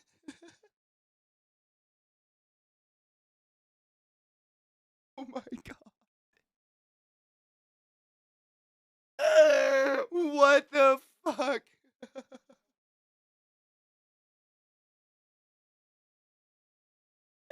Dude, try to save Tony, my fucks.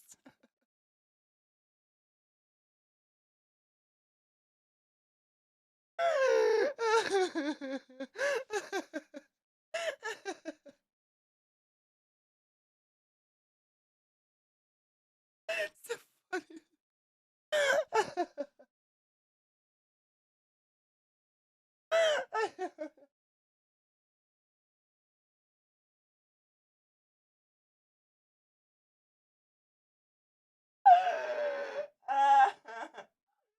I can't. I gotta get water, man. I'm dying. This is terrible. I am. Alk, is this what happened though?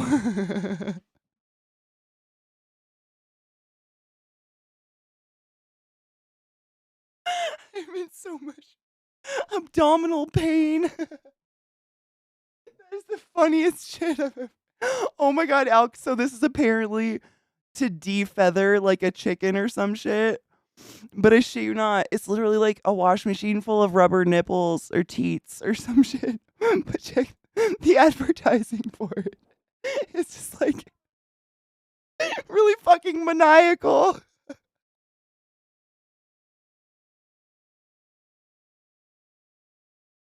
I can't breathe. Please follow my friend Alchemy. She's awesome. I know. All my coworkers are like, we need this. What? What do?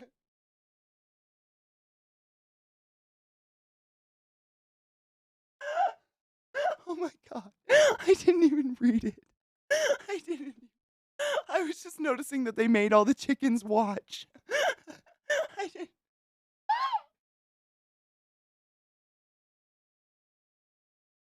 Defeather on the go. I can't breathe.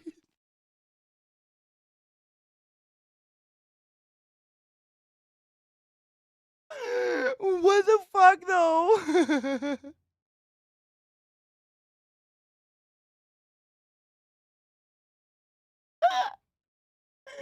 I can't. I gotta stop looking at it. Hold on. Oh, that though. Sorry to show your nudes for free, Alk. But what though? Is this real? A blend of shitty whiskey distilled in Redwood City. Is that real? Why would you do that? I still have to pack a bowl. I just died inside from the teat plucker.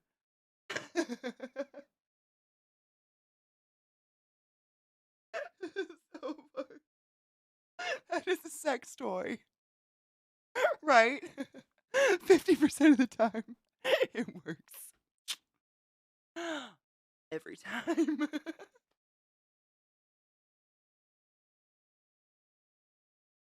That's exactly what I thought. My eyes are weeping. I just imagine people sitting in the barrel of teats.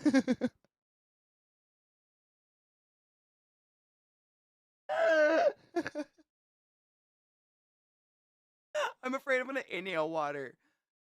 Uh,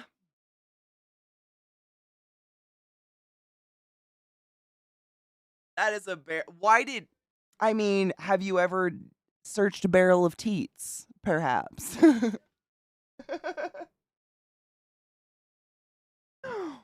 Because if you have, boy, have I got the product for you. My fucking god. Oh my god, cuteness. Wait.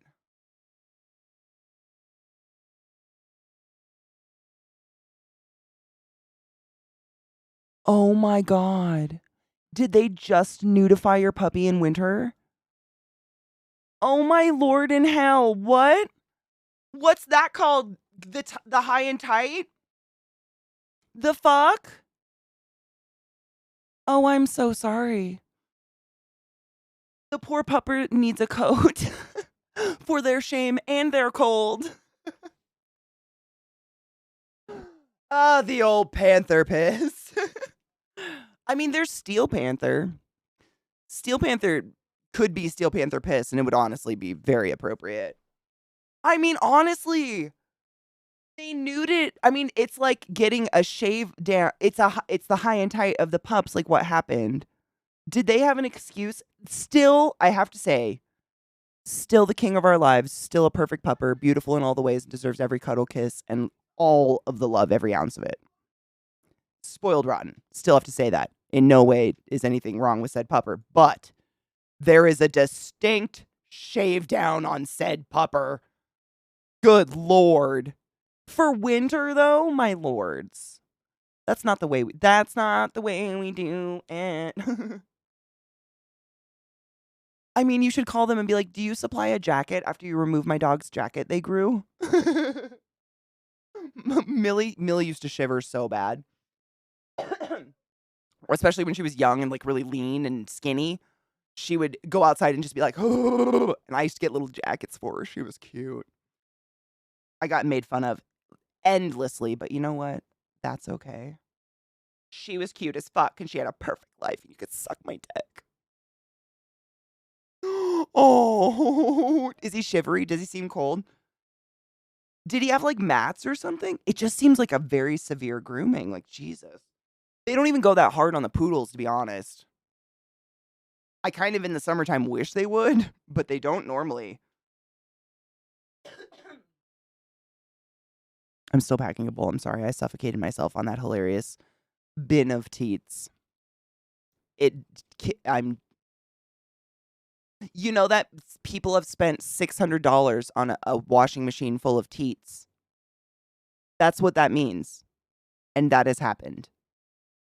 A bin of teats. Really? It tried to redirect me away from your link because it was Facebook. Is Facebook deemed as officially dangerous? Because that's funny. Oh, nothing comes up. It might have been deleted. The video might have been deleted because nothing comes up under the link. Boo.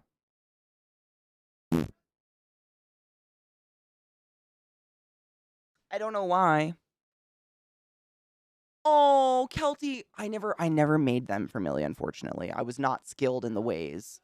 But if I had, I would have. She had like a little gray, she was so small, you know, especially when she was young and skinny. She looked a lot like Missy, actually, like body type, just much less of a barrel. And so the little like jackets you could get at like Petco and shit were pretty cheap. And I got her this cute little like gray tweed coat that was had a fur lined hood. And she would literally like plop herself down so the hood would fall on top of her head and just go to sleep. She loved it. It would make the world dark to her. No, I mean, we do the same with the dogs. Like, these guys haven't been groomed in a couple months now because it's winter, and I feel like cutting all of their body hair off when it's cold out seems mean.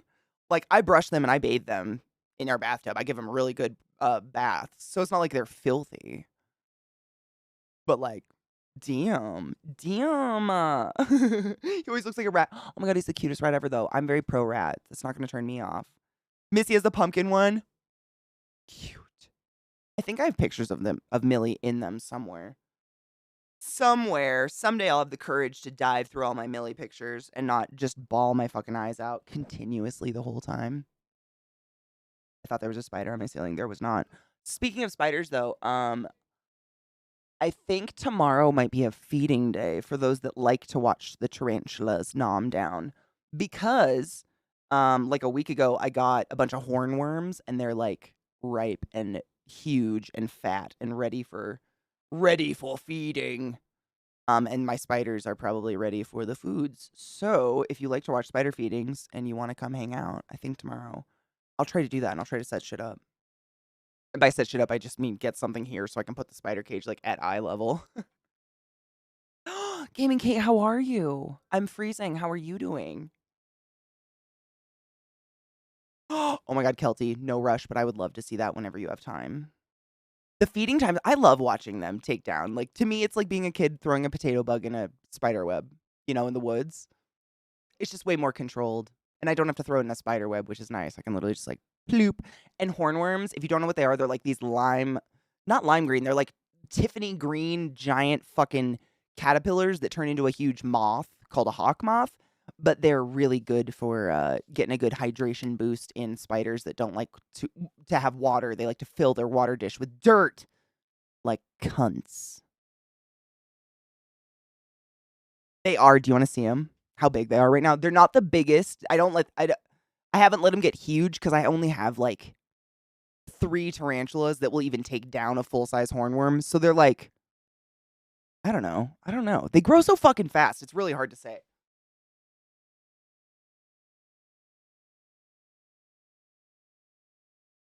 The sacrifices. They're maybe half grown. Well, these ones are definitely bigger. These ones I'd say are like 3/4 grown. But this is what we give to the beasts. They're so gross. They bite. I don't like them at all. Like, they've bitten me so many times. I do not feel bad feeding them anymore. They're not the most nutritious meal. Ooh, look, that's kind of cool though. Look, one molted. See the skin? It peeled out of his little skins. You can see his little tail butt in it. That's kind of cool. They're not very nutritious, so you don't want this to be just as like a dumb, nerd fact. This is not the best thing to feed all the time, like consistently. You definitely want to mix in cockroaches and crickets as much as possible because as gross as they are, they're the most high in nutrition. But these are great for a good hydro boost. Like if a bunch of your tarantulas molt at one time, usually right after they molt, they're not going to eat because they're very delicate. But a couple days after they molt, they're going to be really thirsty and really hungry. And this kind of hits both of those on the knob. So they're real good. And I've got a lot of molters lately. I'm excited. But yeah, they're gross and I hate them because they bite me. Fucks. But we've got lots and I would like to see them go down. Oh, your mom has vascular dementia, so that's a fun week. Oh, that doesn't sound fun week, Honeybean. And we knew she had some sort of dementia, but not sure what sort. She had a fall. Aw. At the weekend, I went to the hospital and had a CAT scan, and it's been a fun week, but I'm here for the good vibes and the chill. We're here to smoke and have good vibes, my love. I'm so sorry you're going through tough shit. That is. I will burn an effigy for your mother. That is just some shit.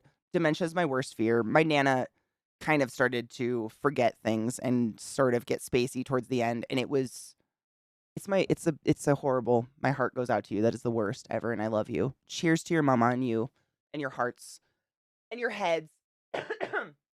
Brains suck.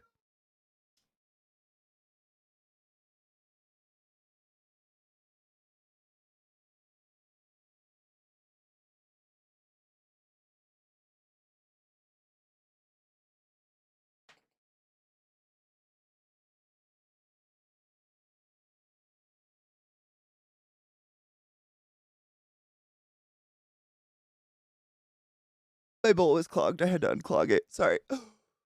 Seemed like the world's longest hit. I just didn't want the bowl to go out. That was terrible. This was spotless at the beginning of the day. It's just crazy.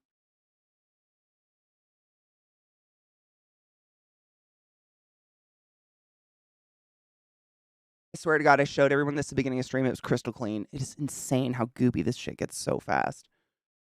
It's horrible. Oh, it's that dumb little that. I swear to fuck, I showed everyone beginning of stream. This was crystal clean and clear. It just gets clogged so fast. It really cuts down on the amount of weed you smoke, I guess. She can't remember her age or birthday or even who's queen or king, but we all knew. Just glad we are finally on the right path now to get her the help she needs. I'm glad too. I mean, at least you have a path. Oh, I mean, it's probably such a struggle with her personally because like there's probably a mix of like she probably feels fine, and on top of that, it's pride. Like no one wants to admit they're losing their mind. you start having your freedom taken away the moment you start admitting that, I totally understand that.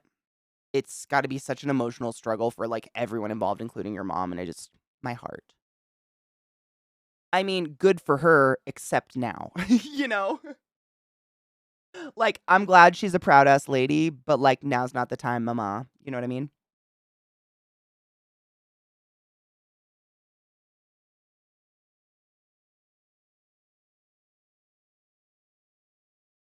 I feel that way about my mom. My mom's the same. And like, on the one hand, I'm so happy she is because she raised my sister and I to be very outspoken, very strong, bitchy, as some would say, women. And I'm proud to be that, though. I'm proud that I stick up for what I believe in. I speak it out loud. I stand up for my friends. And I don't regret any move I've ever, like, made in terms of that ever in my life. And I thank my mom for that. You know what I mean? But if my mom loses their mind, it's going to be hell.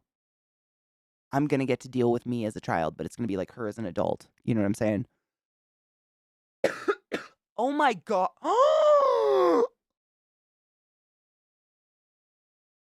Sales, what the fuck is that? Giving up control's got to be hard. I mean, Mayo, not on such a grand scale as like, having dementia or something, but I've told you guys before, my grandfather, the one that I actually knew, he had 2 AAA heart attacks and survived them, which is unheard of. It's unknown. But after the last one, he had a stroke as well. And so he had to like learn how to talk, learn how to walk again. But he was already like in his late 70s and he had not a good ticker. And so it ended up he had to get like a little cart to get to his garage, and needing his little cart, like little, I don't know what you would call them, little cart. It's like an automated wheelchair, like a wheelchair with a motor and shit. Just needing that killed him. He died within months, not because of anything. His will to live died because his autonomy of walking was taken away. It was heartbreaking, but I get it. Hi. Oh my God, got a job offer yesterday. Oh my God, fuck yes, T-Town. Is it a job you're excited for? Like you like are looking forward to like awesomeness? This kitty, that's what I wanted to show you guys. This is so fucking cute. Sorry, Sales. I was just like selfishly stop. I mean, it's clever, but that is the cutest, tiniest little kitty ever in the world. Oh my God. We should all strive to have the courage to be ourselves without censorship or apology, unless we're being shitty, in which case apologies are called for. 100%. I think it's a mix of being like unapologetically yourself, but being willing to apologize when you're a dick. You know what I mean? Like, I'm not going to apologize for being myself, but if I accidentally say, like yesterday, I used a word that I immediately recognized. I was like, oh, wait, isn't that a word that's terrible and used in a terrible way? And everyone was like, oh, yeah, that was a word used to describe Down syndrome kids back in the day and all this stuff. And we learned together. I apologize. We move on. We work on getting it out of our personal vocabulary. And if you don't acknowledge it and you don't say sorry, you'll never move. You can't. If you just ignore shit, it's always going to be there. You know what I mean? I believe that, in my opinion. Allegedly, I guess. I cited my big dog. You're 7 whole beans. Oh my God. Cute. That little cat its ears are literally bigger than its body. Stop it. Check the ears to body ratio on that kitten. It's a beautiful cat, but damn, that kitty is so cute. Once you're being your authentic self, you should be well-oriented to know the difference between who you are and being shitty. Yeah, it's self-awareness, honestly. I think a big part of being yourself and all of what we're talking about is just being self-aware. You know? Self-awareness is something I think we kind of take for granted. Us, as in people that are thinking. I think self-awareness is something we kind of take for granted. There's a lot of people out there that just, they're not encouraged to, I don't know, do you learn it? Is that the right word I'm looking for? I don't know. A lot of my growing up was my mom saying, listen to yourself. Listen, go say that in a mirror and then come back and say it to me. And it was a lot of like, oh, I'm being a little cunt. Self-awareness, it takes some work. I think it's, I don't know if it's, I think it has to be taught, but like the person being taught has to be receptive. I don't know. It's something I mean, you look at like people like Carrie Lake, so I just don't think it's there. I don't think self-awareness is built in somewhere. It's gone for some reason. I don't know. It's a scary world sometimes.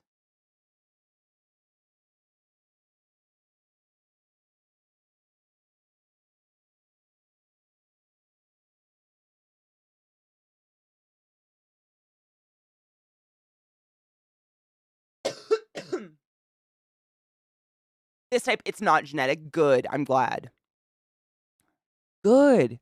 Is there a way for you to get tested to see if you have the gene? Like you might have just to see if you pass it down? I don't know. I don't know anything about that. I'm just curious.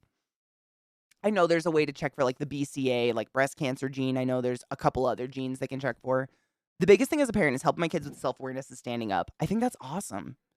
I mean, that's like I don't know how because I was young and I don't remember how my parents did it, but somehow they taught me how to stand up for myself but not be a bully. I don't know how, but there is a way. Like I was very capable of standing up to a bully if someone tried to be mean to me, but I somehow didn't ever become one. Like I didn't ever find joy in preying on other people or making people feel bad. And to this day, I don't want to make people feel bad. Big shocker. Kind of why I got out of the medical shit because it makes people feel bad. Oh, yes. We're listening to lots of Spirit Box. I love Spirit Box. They're fantastic. They're touring with Ghost in Europe. It's not taught us discovered, but we can be led or guided towards that discovery. Oh, I like that. I like that a lot, Slough. Like it's in you, kind of, but someone has to enlighten you to it a little bit. Yeah, I like that. Yeah. Oh, really? I would have thought so, yes. There is a chance there's a gene, but it's quite rare. Oh, interesting. I mean, if it's... We'll have our fingers crossed and hope you're part of the majority that it's not genetic.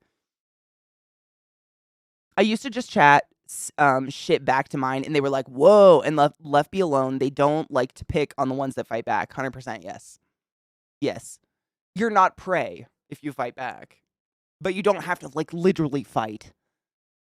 CK, every chance I get to lurk in your streams, I'm even more in love with the knowledge that you share. Aw.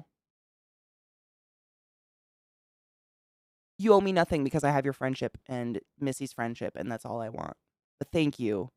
I never want to come off as a know-it-all. I like learning stuff from you guys, and to me, this is just like a back and forth. I am a spew of brain. Thank you. That means a lot to me. I grew up in a home with 2 competing narcissists as a teen. Oh, what is that like? So I became a narcissist myself to survive. It's not a positive adaptation. No, but I mean, none of us can. It's kind of like we can't blame our parents because they were just people existing. Like, you know, your first instinct when you learn like something your parents did or didn't do was neglect or trauma or whatever. Like, barring, you know, they raped you and all that. We're not going to go there. We know. There's a lot of things that like I can absolutely hyper forgive my parents. They are people. My mom had me at this age. I can't fathom having a child right now. I can barely fucking figure out my own shit. I can't even imagine. They're just people trying their best. Like, my mom had to raise 2 kids through an alcoholic husband literally dying of cancer on the couch. Like, I can't even fathom the shit she had to go through. I'm grateful I ended up the way I am because I think I'm okay. You know what I mean? But everybody develops into who they are as a way to survive something. And in the way that, you know, we have to forgive the people who raised us, barring some horrible things that are unforgivable, obviously. You have to forgive yourself too. Like, you became who you are out of survival. It's tough but doable, 100%. I mean, it's like a 24/7 effort all the time. It's so easy to be mad and blame someone for something. It's so easy to do that. It takes so much to be like, you know what? You're just a fucking person.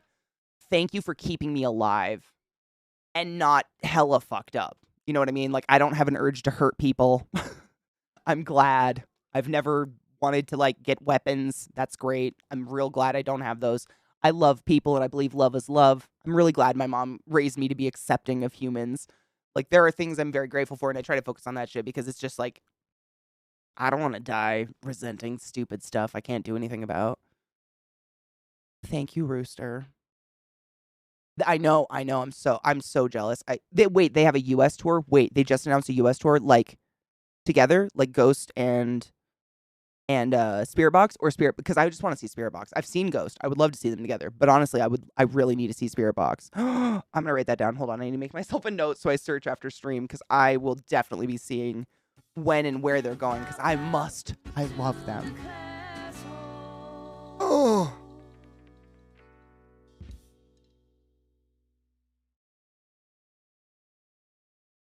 I love them. Her voice is just magic. C-Town, thank you very much for subbing to the class, keeping the classy alive, and giving a native swings that prime sub. Don't let Bezos take your $5. His greasy, mysteriously crispy, crunchity, mushroom-filled G-string has enough $5 bills from other people that forget their prime subs. Don't forget them. You don't have to use it here, but don't forget it. Thank you, C-Town. I appreciate you. This is why I'm a rage machine. I have 2 settings. Not at War and Scorched Earth. There's not a lot in between. I feel that spiritually. I feel like a lot of people our age are kind of that way, though. I don't know why. They were in Las Vegas. They'll be in Las Vegas, that new metal show. I saw the lineup for that. It looks worth going to Vegas. I don't hate Vegas. It's just the travel's expensive. Spirit Box headline tour spring 23 with After the Burial. Oh my god. They're on sale tomorrow. What's today? 17th? I hope I have money. Oh, they'll probably all be bought up by scalpers real quick anyways. We'll have to wait for resale, but that's okay. I would love to see them. Thankfully, I live relatively close to Red Rocks, and a lot of amazing bands. Like, we saw fucking High Lung at Red Rocks just a year ago. It was incredible. Like, bands you wouldn't think come through to play at Red Rocks, and I hope they do. I hope they get a chance to. Spirit My Box. I love Vegas. I've never found it icky. But I grew up there, like, partially, you know? We spent a lot of time there as kids because both of our grandparents, both sets of grandparents lived in Vegas or Arizona. So we just went there all the time. And it was, to me, I just remember it being like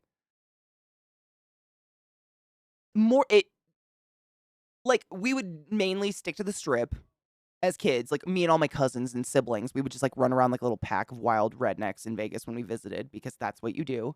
And it was like a theme park with a street through it, is what it felt like. It just feels like a theme park to a kid, because I didn't understand gambling. And when I was a kid, I don't know if this is the same, but you couldn't even walk outside of the carpeted trail if there were slot machines. If you look under 18 or 21 or whatever, I don't even know. I don't gamble. Whatever the gambling age is, you couldn't even walk into it. So we would go to, like, Circus and Caesar's Palace. And, like, you know, the hotels that usually had a whole lot of extra to them, like all the crazy ballrooms and stuff.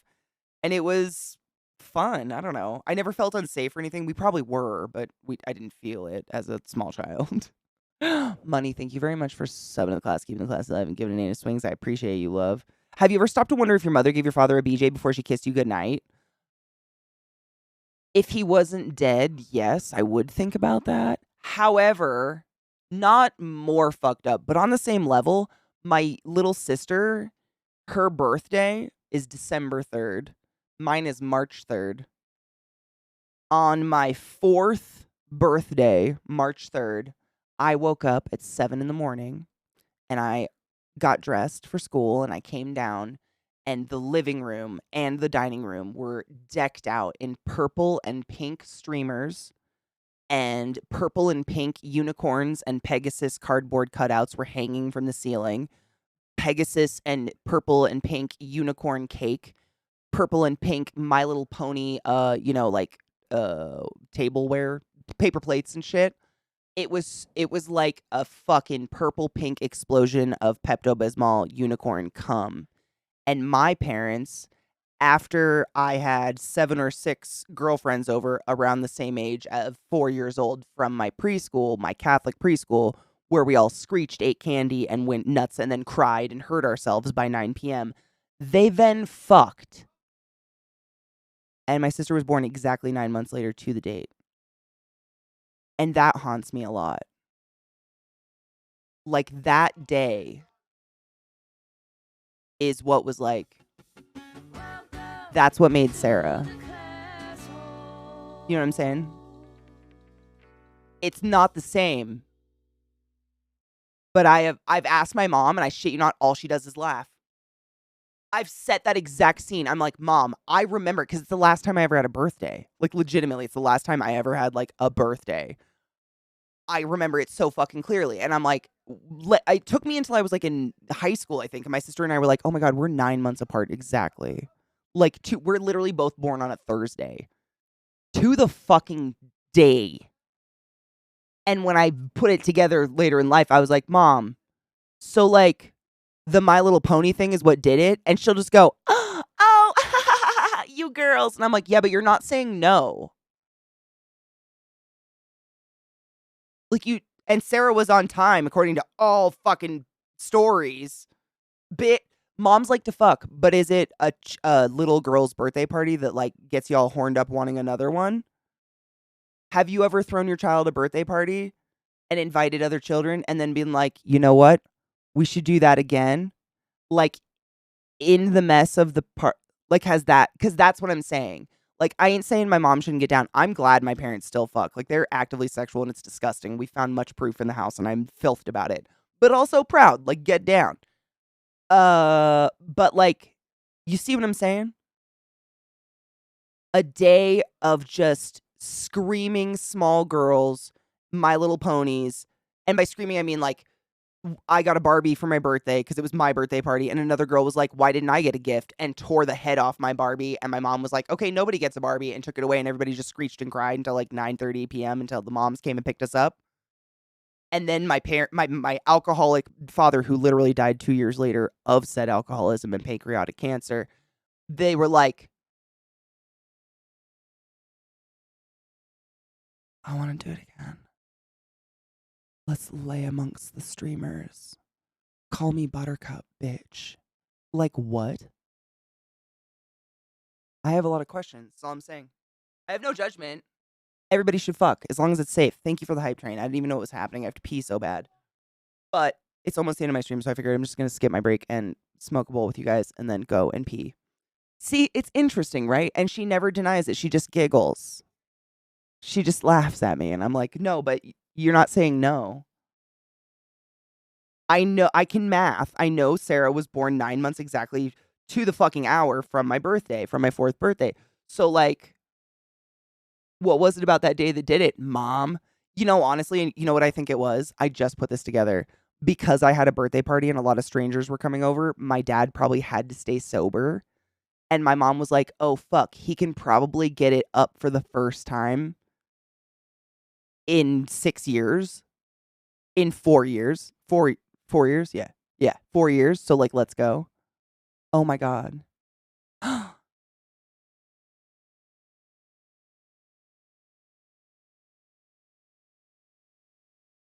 She a thinker. I've never fucking thought that in my life before. I swear to God. We just did that together. Whoa. Bingo. Bingo bango. And I'm not making fun of people with an addiction. My dad was raging. Like, his liver and pancreas were fucking dead. And he wasn't a very nice person. He was pretty mean to my mom by the end. Addiction's very tragic, though, and I would never, ever victimize someone or make fun of someone for addiction. But he wasn't a nice person. At least while he was drinking. Mind-blowing. I think he probably had to stay at least sober-ish. You know, like, probably only drink Budweiser, not the half-gallon of vodka. I just thought of that. I'm going to ask my mom. I'm going to ask her. Next time I talk to her, I'm going to be like, so, about that whole you fucked after my unicorn birthday. Nobody can. I mean, zombies, honestly, like, I remember, like, Zach doesn't drink at all, which is great. But when I was in college and shit, and everybody was drinking all the time, anytime I was dating a man, the moment I saw alcohol touch his lips, my vagina would curl inside itself and be like, that's not happening. Because the best that's going to happen is you're going to thumb it in and push rope for 30 minutes, and I am not in the mood. You know what I'm saying? Like, this is a ship, and the waters are tumultuous with Bacardi raspberry rum. So 30 minutes, I just can't. I'm out. But I no shame. Like, just let's just accept that you've got a soft donger and, like, not push the situation. You know what I'm saying? And honestly, when I drink, my pussy goes numb. I have no idea why, but literally from my belly button to my asshole, numb, like Novocaine numb if I'm drinking. So I don't get anything out of it anyways. Like, I'm down to be filthy in an alleyway, but I can't feel anything. It's the worst. Weed's great. Cheers with me. Happy 420. Woo!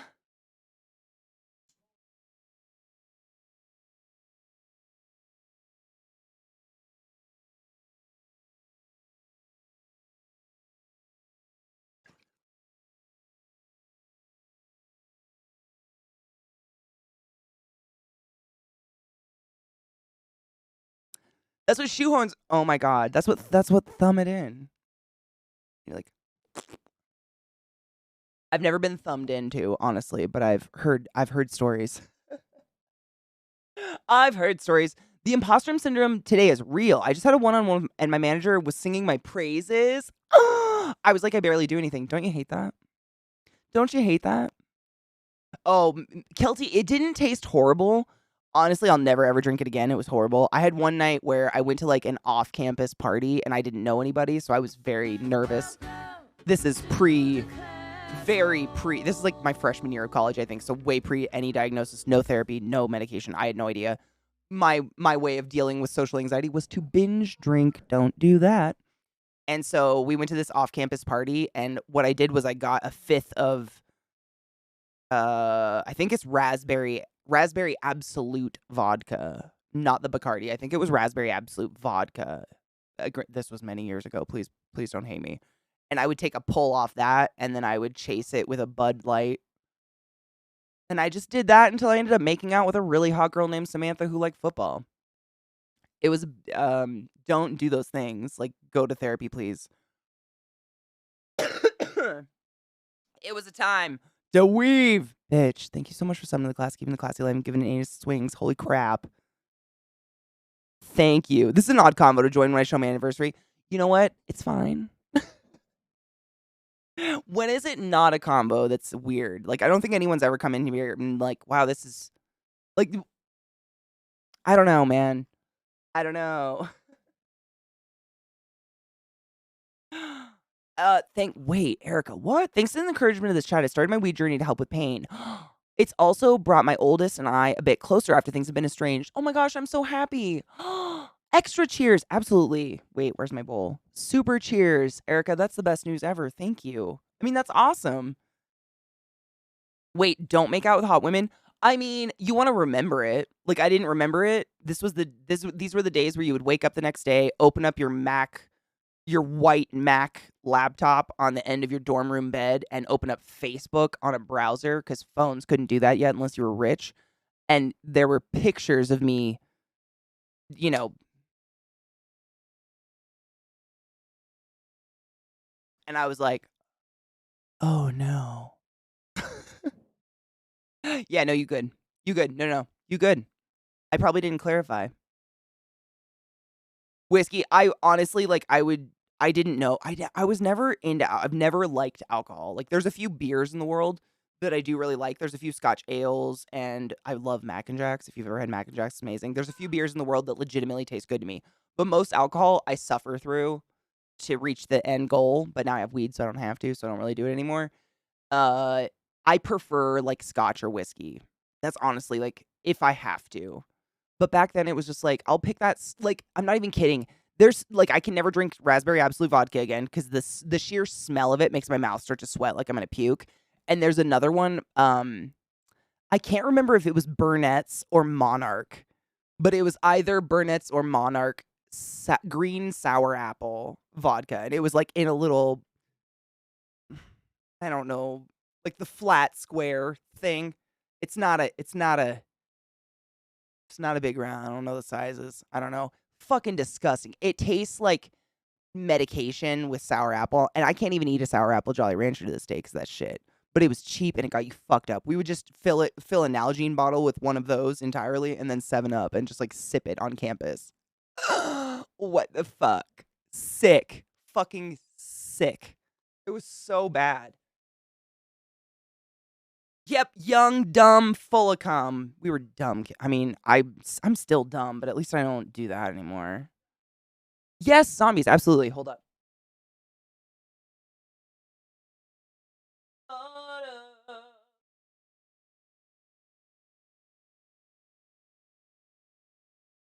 Let me go to my playlist. You cunt.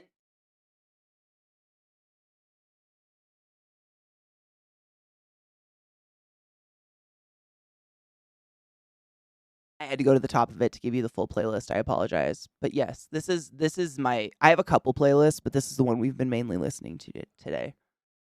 And honestly, I just constantly am adding and taking away shit from them when I like am listening to YouTube.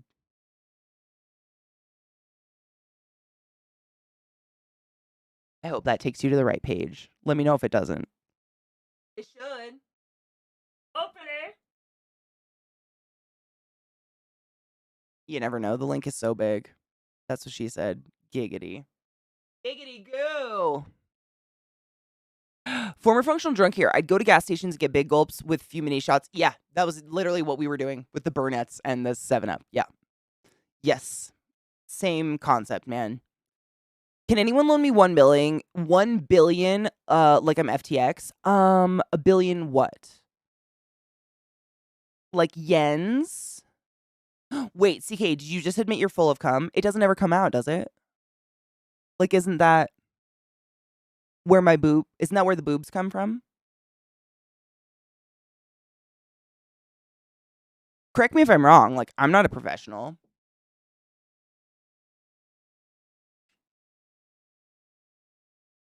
Yeah, like, how else did I get them? Thank you, Ike. At least someone's on my side. It's like a camel, you know? But like like scorpions can just like hold it and then get pregnant when they want to. Like I just like here we go, kids.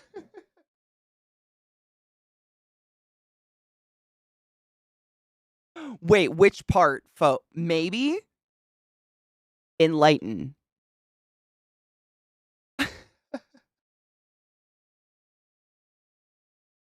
Kind of does look like. I like it though. It's like the character in South Park where the kittens would play with her nip nops.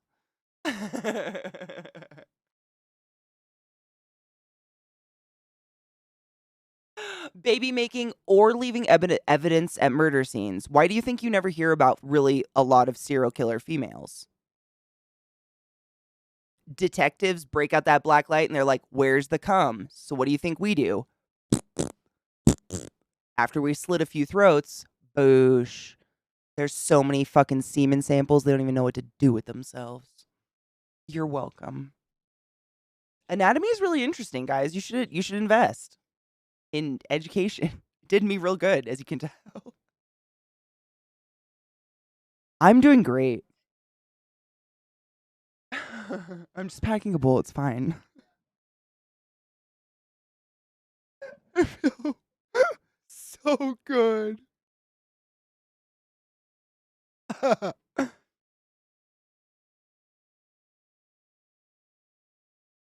It's fine. I have so many friends who've lost thousands and tens of thousands of dollars. They talked so many soldiers into investing in coin. What's coin? Like bit. I'm confused. Maybe I need a briefing. I don't know what's happening. I need it. Does it have to do with something that has to do with FTX? I think crypto. Did crypto like take a big old dookie? Literally the only doctor I know, so I have to believe you. I mean, have you ever seen otherwise? Like, where does it go?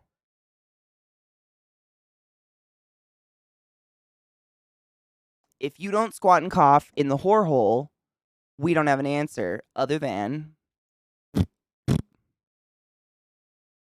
not guilty. Cheers.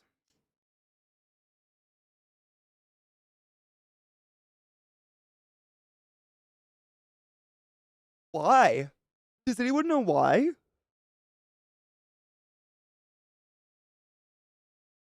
Like, what caused it to crash so hard? Because that is terrible. Crypto's been around for quite some time. I mean, what were the other things? The the more recent ones where people were like selling a receipt of a website. Those I have less problem feeling bad for those people because that was so very clearly obviously a scam to me personally. But yeah. Oh, really? People were fucking around? Oh, Zoe said it. Okay, so the part where the company just gave the founder 1 billion of other people's money? Holy shit. The officer overseeing the bankruptcy also oversaw the Enron bankruptcy. That went well. Like mayo on Oreos. I've never seen a company with this bad of internal controls. They literally didn't keep records of who they employed, and the filing also noted no audits can be trusted. Whoa. NFTs, thank you. That one. I have less sympathy for that because that just seemed so far. I've never ever been. I know what it is now, and in no way, shape, or form does it convince me to invest in any way, shape, or form. But crypto's been around for quite some time now. That can hurt a lot of, it's not just dark web aficionados investing in crypto. It's a lot of different, just very everyday people have gotten into crypto. It's kind of, it became a currency. Pump cash and NFTs? No shit. Does this, oh God. Wait, does...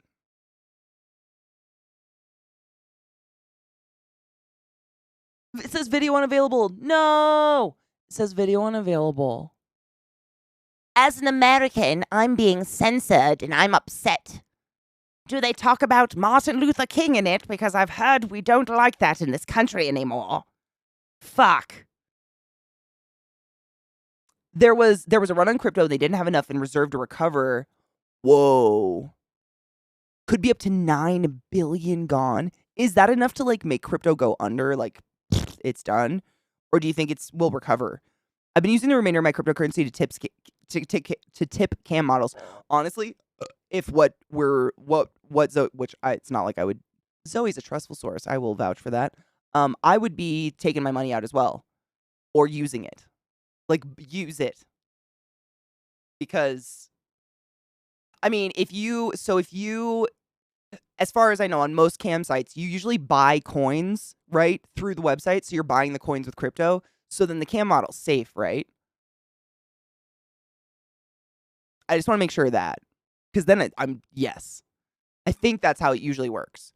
And so as long as that works and the crypto's like in the whatever, it's not the cam chick being fucked with it, then fuck yes. That's how I thought, but it's been a long time since I looked at that shit. That is absolutely awesome. Yeah. No shit. And this is where Twitch got the bit system. That's what I thought. Honestly, we made fun of it so much when it happened, but it's real. How very dare we're allowed all the things.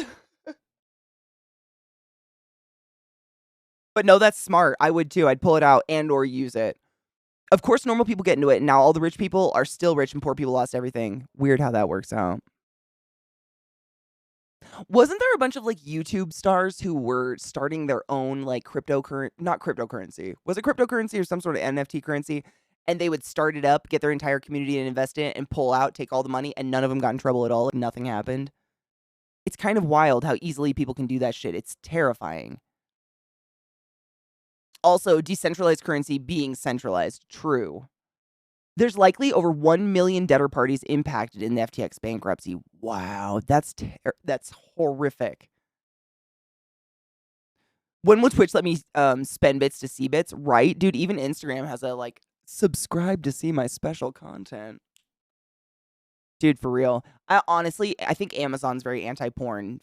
I don't know what there's something about Amazon and its morality somewhere where they own. They got something against it. Like anything that goes through Amazon can't be used on like nipples. Amazon hates women. I don't get it. I don't know the deets. I don't know the deets, but it's very weird.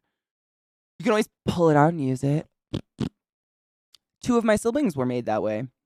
I've been using Avery's when typing very American things, and oh my god, it's so perfect though. Yeehaw, y'all. Her sarcasm would go I can hear her in my head. It's so perfect. But sounds shitty if you're on crypto and you're stuck holding the bag. What do you mean? It's like 8 billion they owe. Damn. That is sad.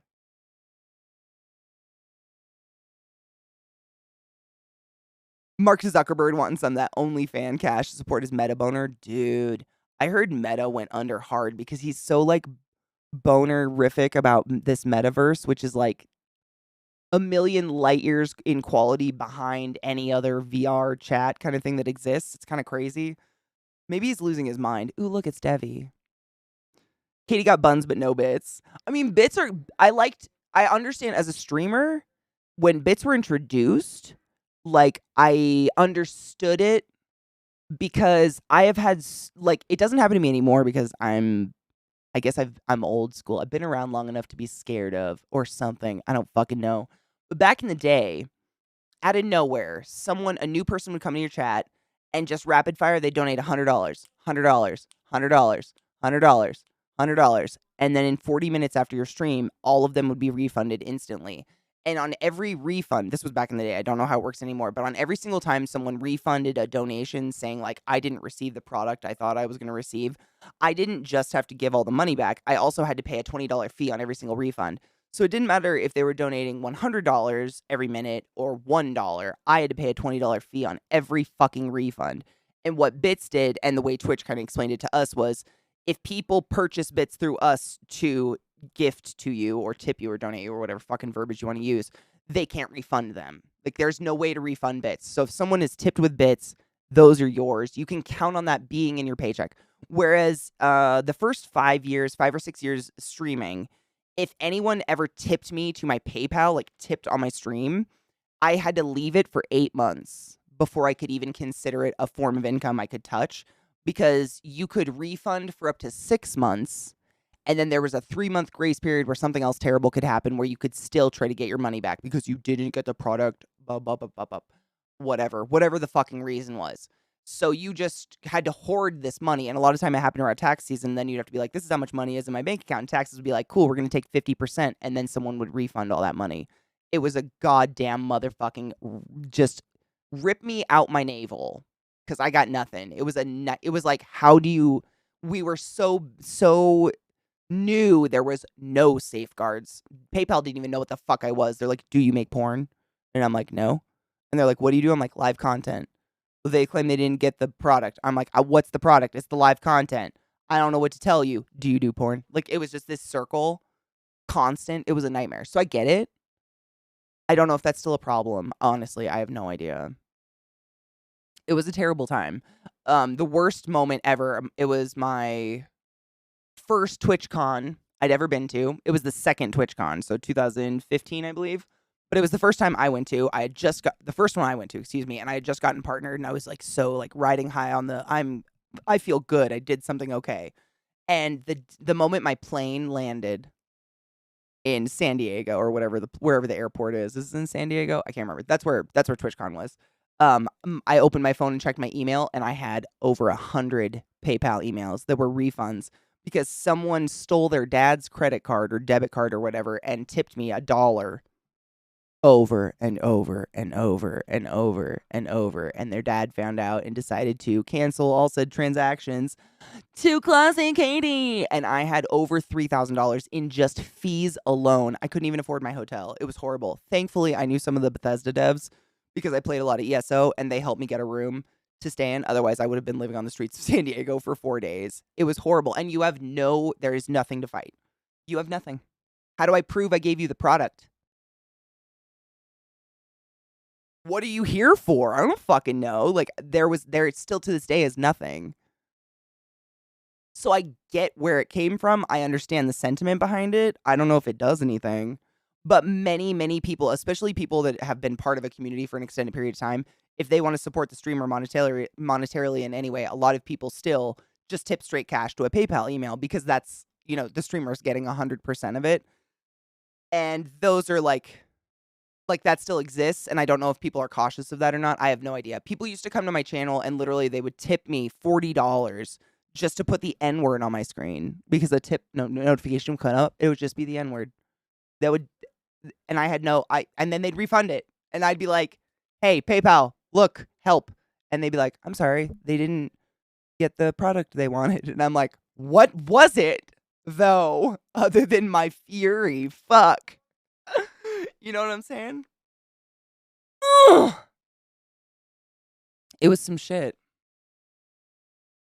Are they way less of a problem? I'm glad. Didn't they make something into the wording of Streamlabs and Stream Elements that the alerts is the product? I have no idea. That might be why it doesn't happen as often. I haven't had a refund or recall or whatever the fucking the wordage is anymore in years, thankfully. But I think that's because myself and the community and the mods do a really good job of scaring off little fucks that would even think to do horrible things like that anymore. Whereas back when I was way smaller and didn't really have the get the fuck out of here, you little twat fuck kind of attitude, it was probably a lot more easy to attack. I looked like prey. You know what I'm saying?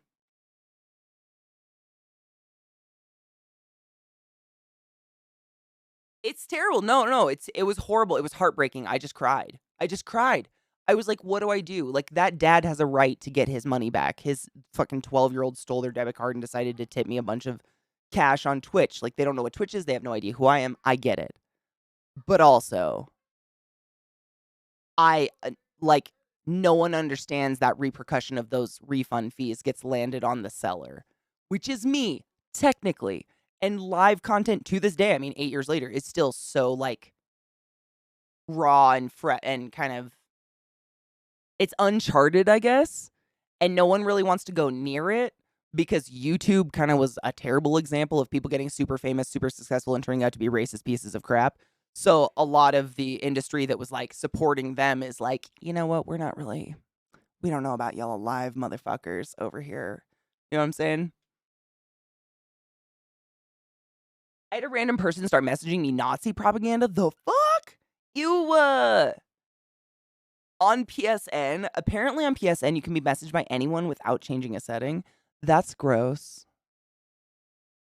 It now says, okay, so this is actually what it says. It now says, there are no refunds for donations. Your bank can help with that now, too. Interesting. I'm glad they did something. Because we had no protection for a very long period of time. It was, that was actually... Nori, thank you so much for subbing the class, keeping the classy alive, and giving it swings. I appreciate you, love. Yeah. Yeah, oh, it happened to Ko, I think, around the same time as me, too. It was a big, like, people were doing it on purpose. I don't know.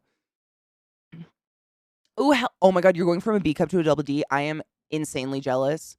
I hope you have the most amazing cleavage. Don't forget to moisturize. Like, I want to see, like, buttered turkey levels of cocoa butter on dem titties is all I'm saying. You don't want stretch marks. Shit sucks, dude. If I was an adult when I got titties, and I knew better, I would have literally laid in a bathtub of fucking cocoa butter. You know what I'm saying? Like shea butter and shit. And just been like, yes, moisturize me. But I was a dumb child playing sports and, you know, refusing to wear a bra. And so we probably have stretch marks. Like, fucking moisturize. Seriously. Olive oil, that shit. I don't know. Do what you gotta do. Porn star level moisturize. That's what I'm fucking saying. And that's what I want to hear. Like, I want people to be like, ouch, when you're outside in the sun because the reflection is painful to them. Like, cars get in accidents because you are a traffic signal. That's the level of moisturization. Because seriously, like, the skin, you guys know this. If you've ever seen skin stretched, if any of you are like me, I grew tall and boobs and hips all at the same time within like 2 months. And I have like the tiger stripes on my hips and on my boobs and my stomach and my arms, like everything, because my skin was not growing at the same rate as my bones, and it literally tore. And when you're a dumb, stupid kid, you're not like bathing in the shea. Like, fucking fill your bathtub with that shit and like, blah, blah, blah, get a straw.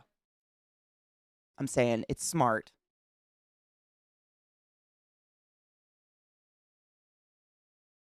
Moisturize me.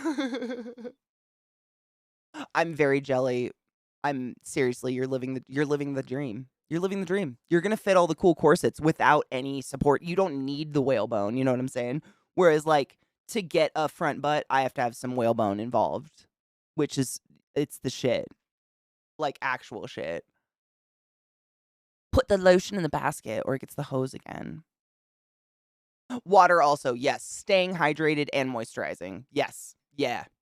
I assume y'all drink water. I drink water all fucking day. We all talk about hydrating or distrating, and nobody wants to do that.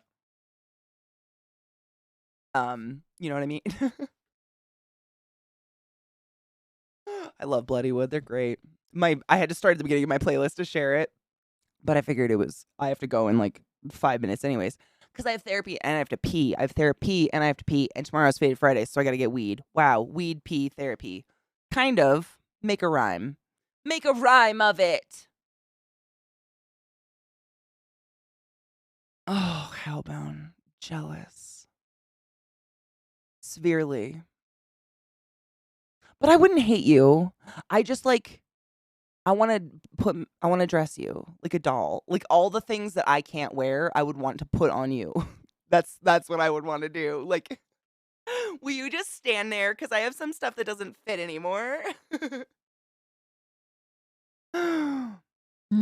You know what, Gluttony? I did not know that Sir William Scott, W. Scott 81 for those not in the know, Sir William Scott is right now streaming for Metal Meal Meltdown for charity. One of my longest, oldest, dearest friends from Twitch, my bestie at the cons. No, I didn't know. Do you think maybe perhaps rating Metal Meal Meltdown, who is raising money for charity and inviting different awesome human beings from the community and various streamers to cook on the stream, which is live almost 24/7, raising money for charity. Do you think rating them might be a good idea?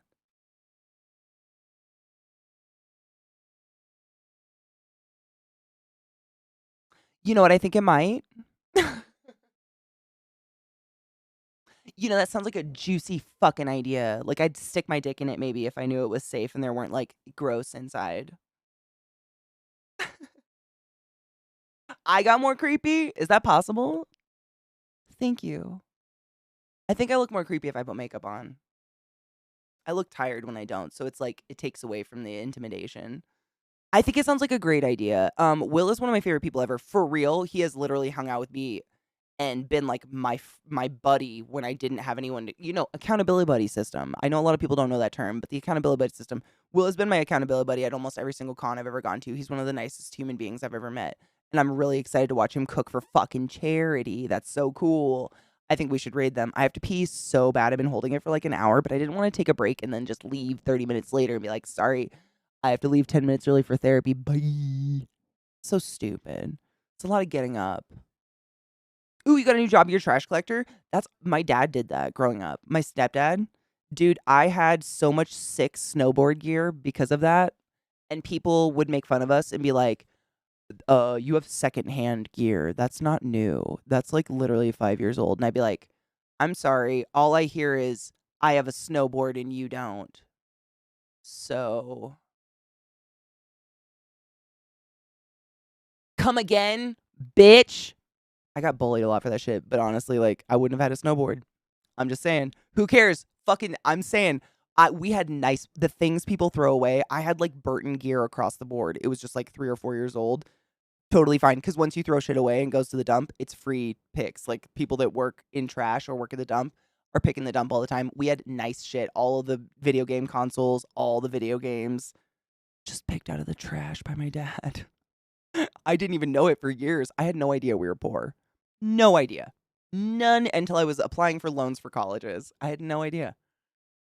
Because we had all the shit. It's amazing.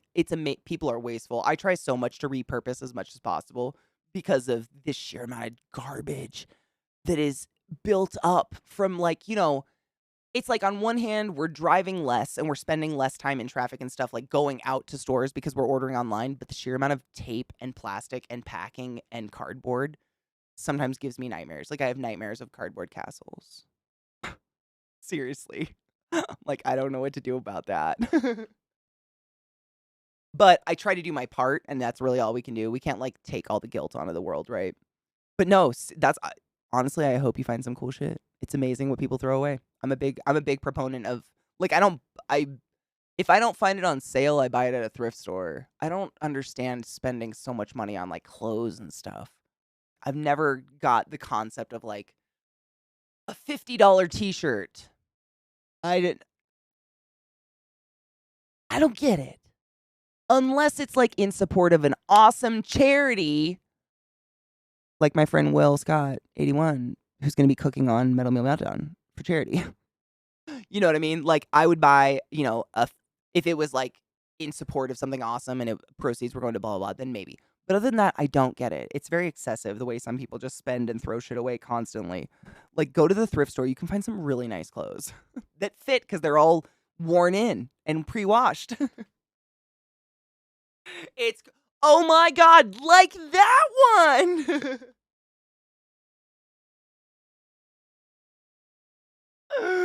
Exactly. It better be a nice shirt, is all I'm saying.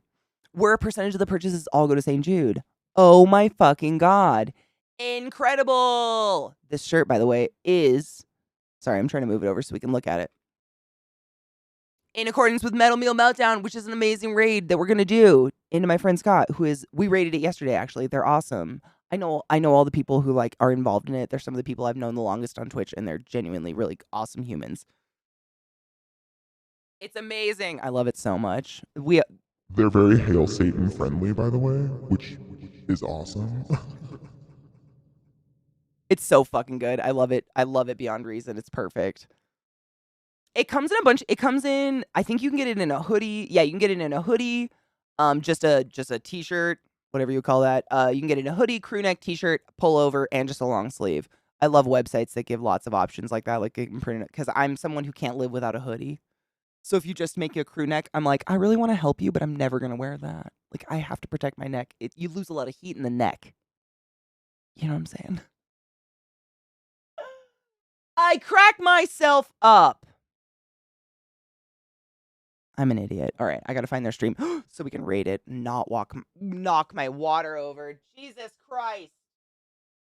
I just can't see my browser. It's fine. I also. 2 months. You came back. You came back. Fuzzy, thank you for gifting us up to bees.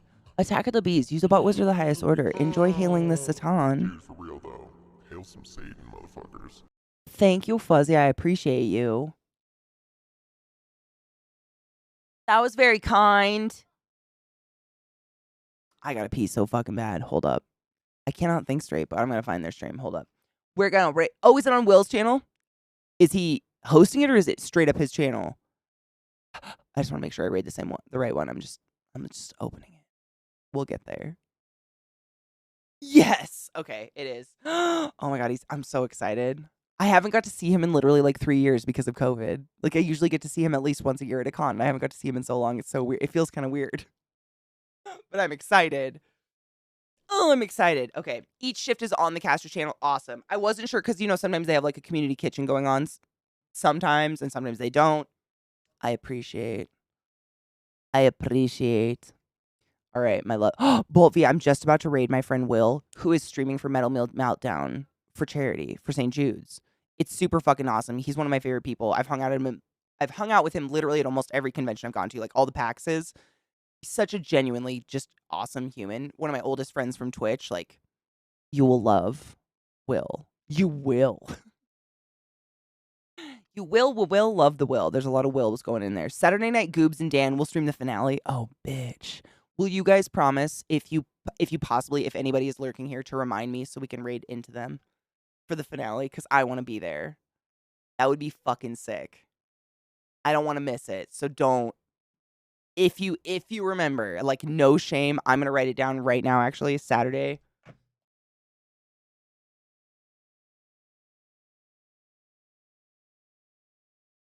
Saturday. I'm going to try to remember too. But if I, for some reason, I'm like, let's find someone to raid. Be like, bitch! Like, call me on Discord. Interrupt me if I'm being a dumb bitch. Because I do want to, guys know I'm very in support of charity. I think charity is the best thing ever. And Goobs and Dan are two of literally my oldest, dearest friends in real life and on Twitch ever. I've known them for so many years. They're awesome.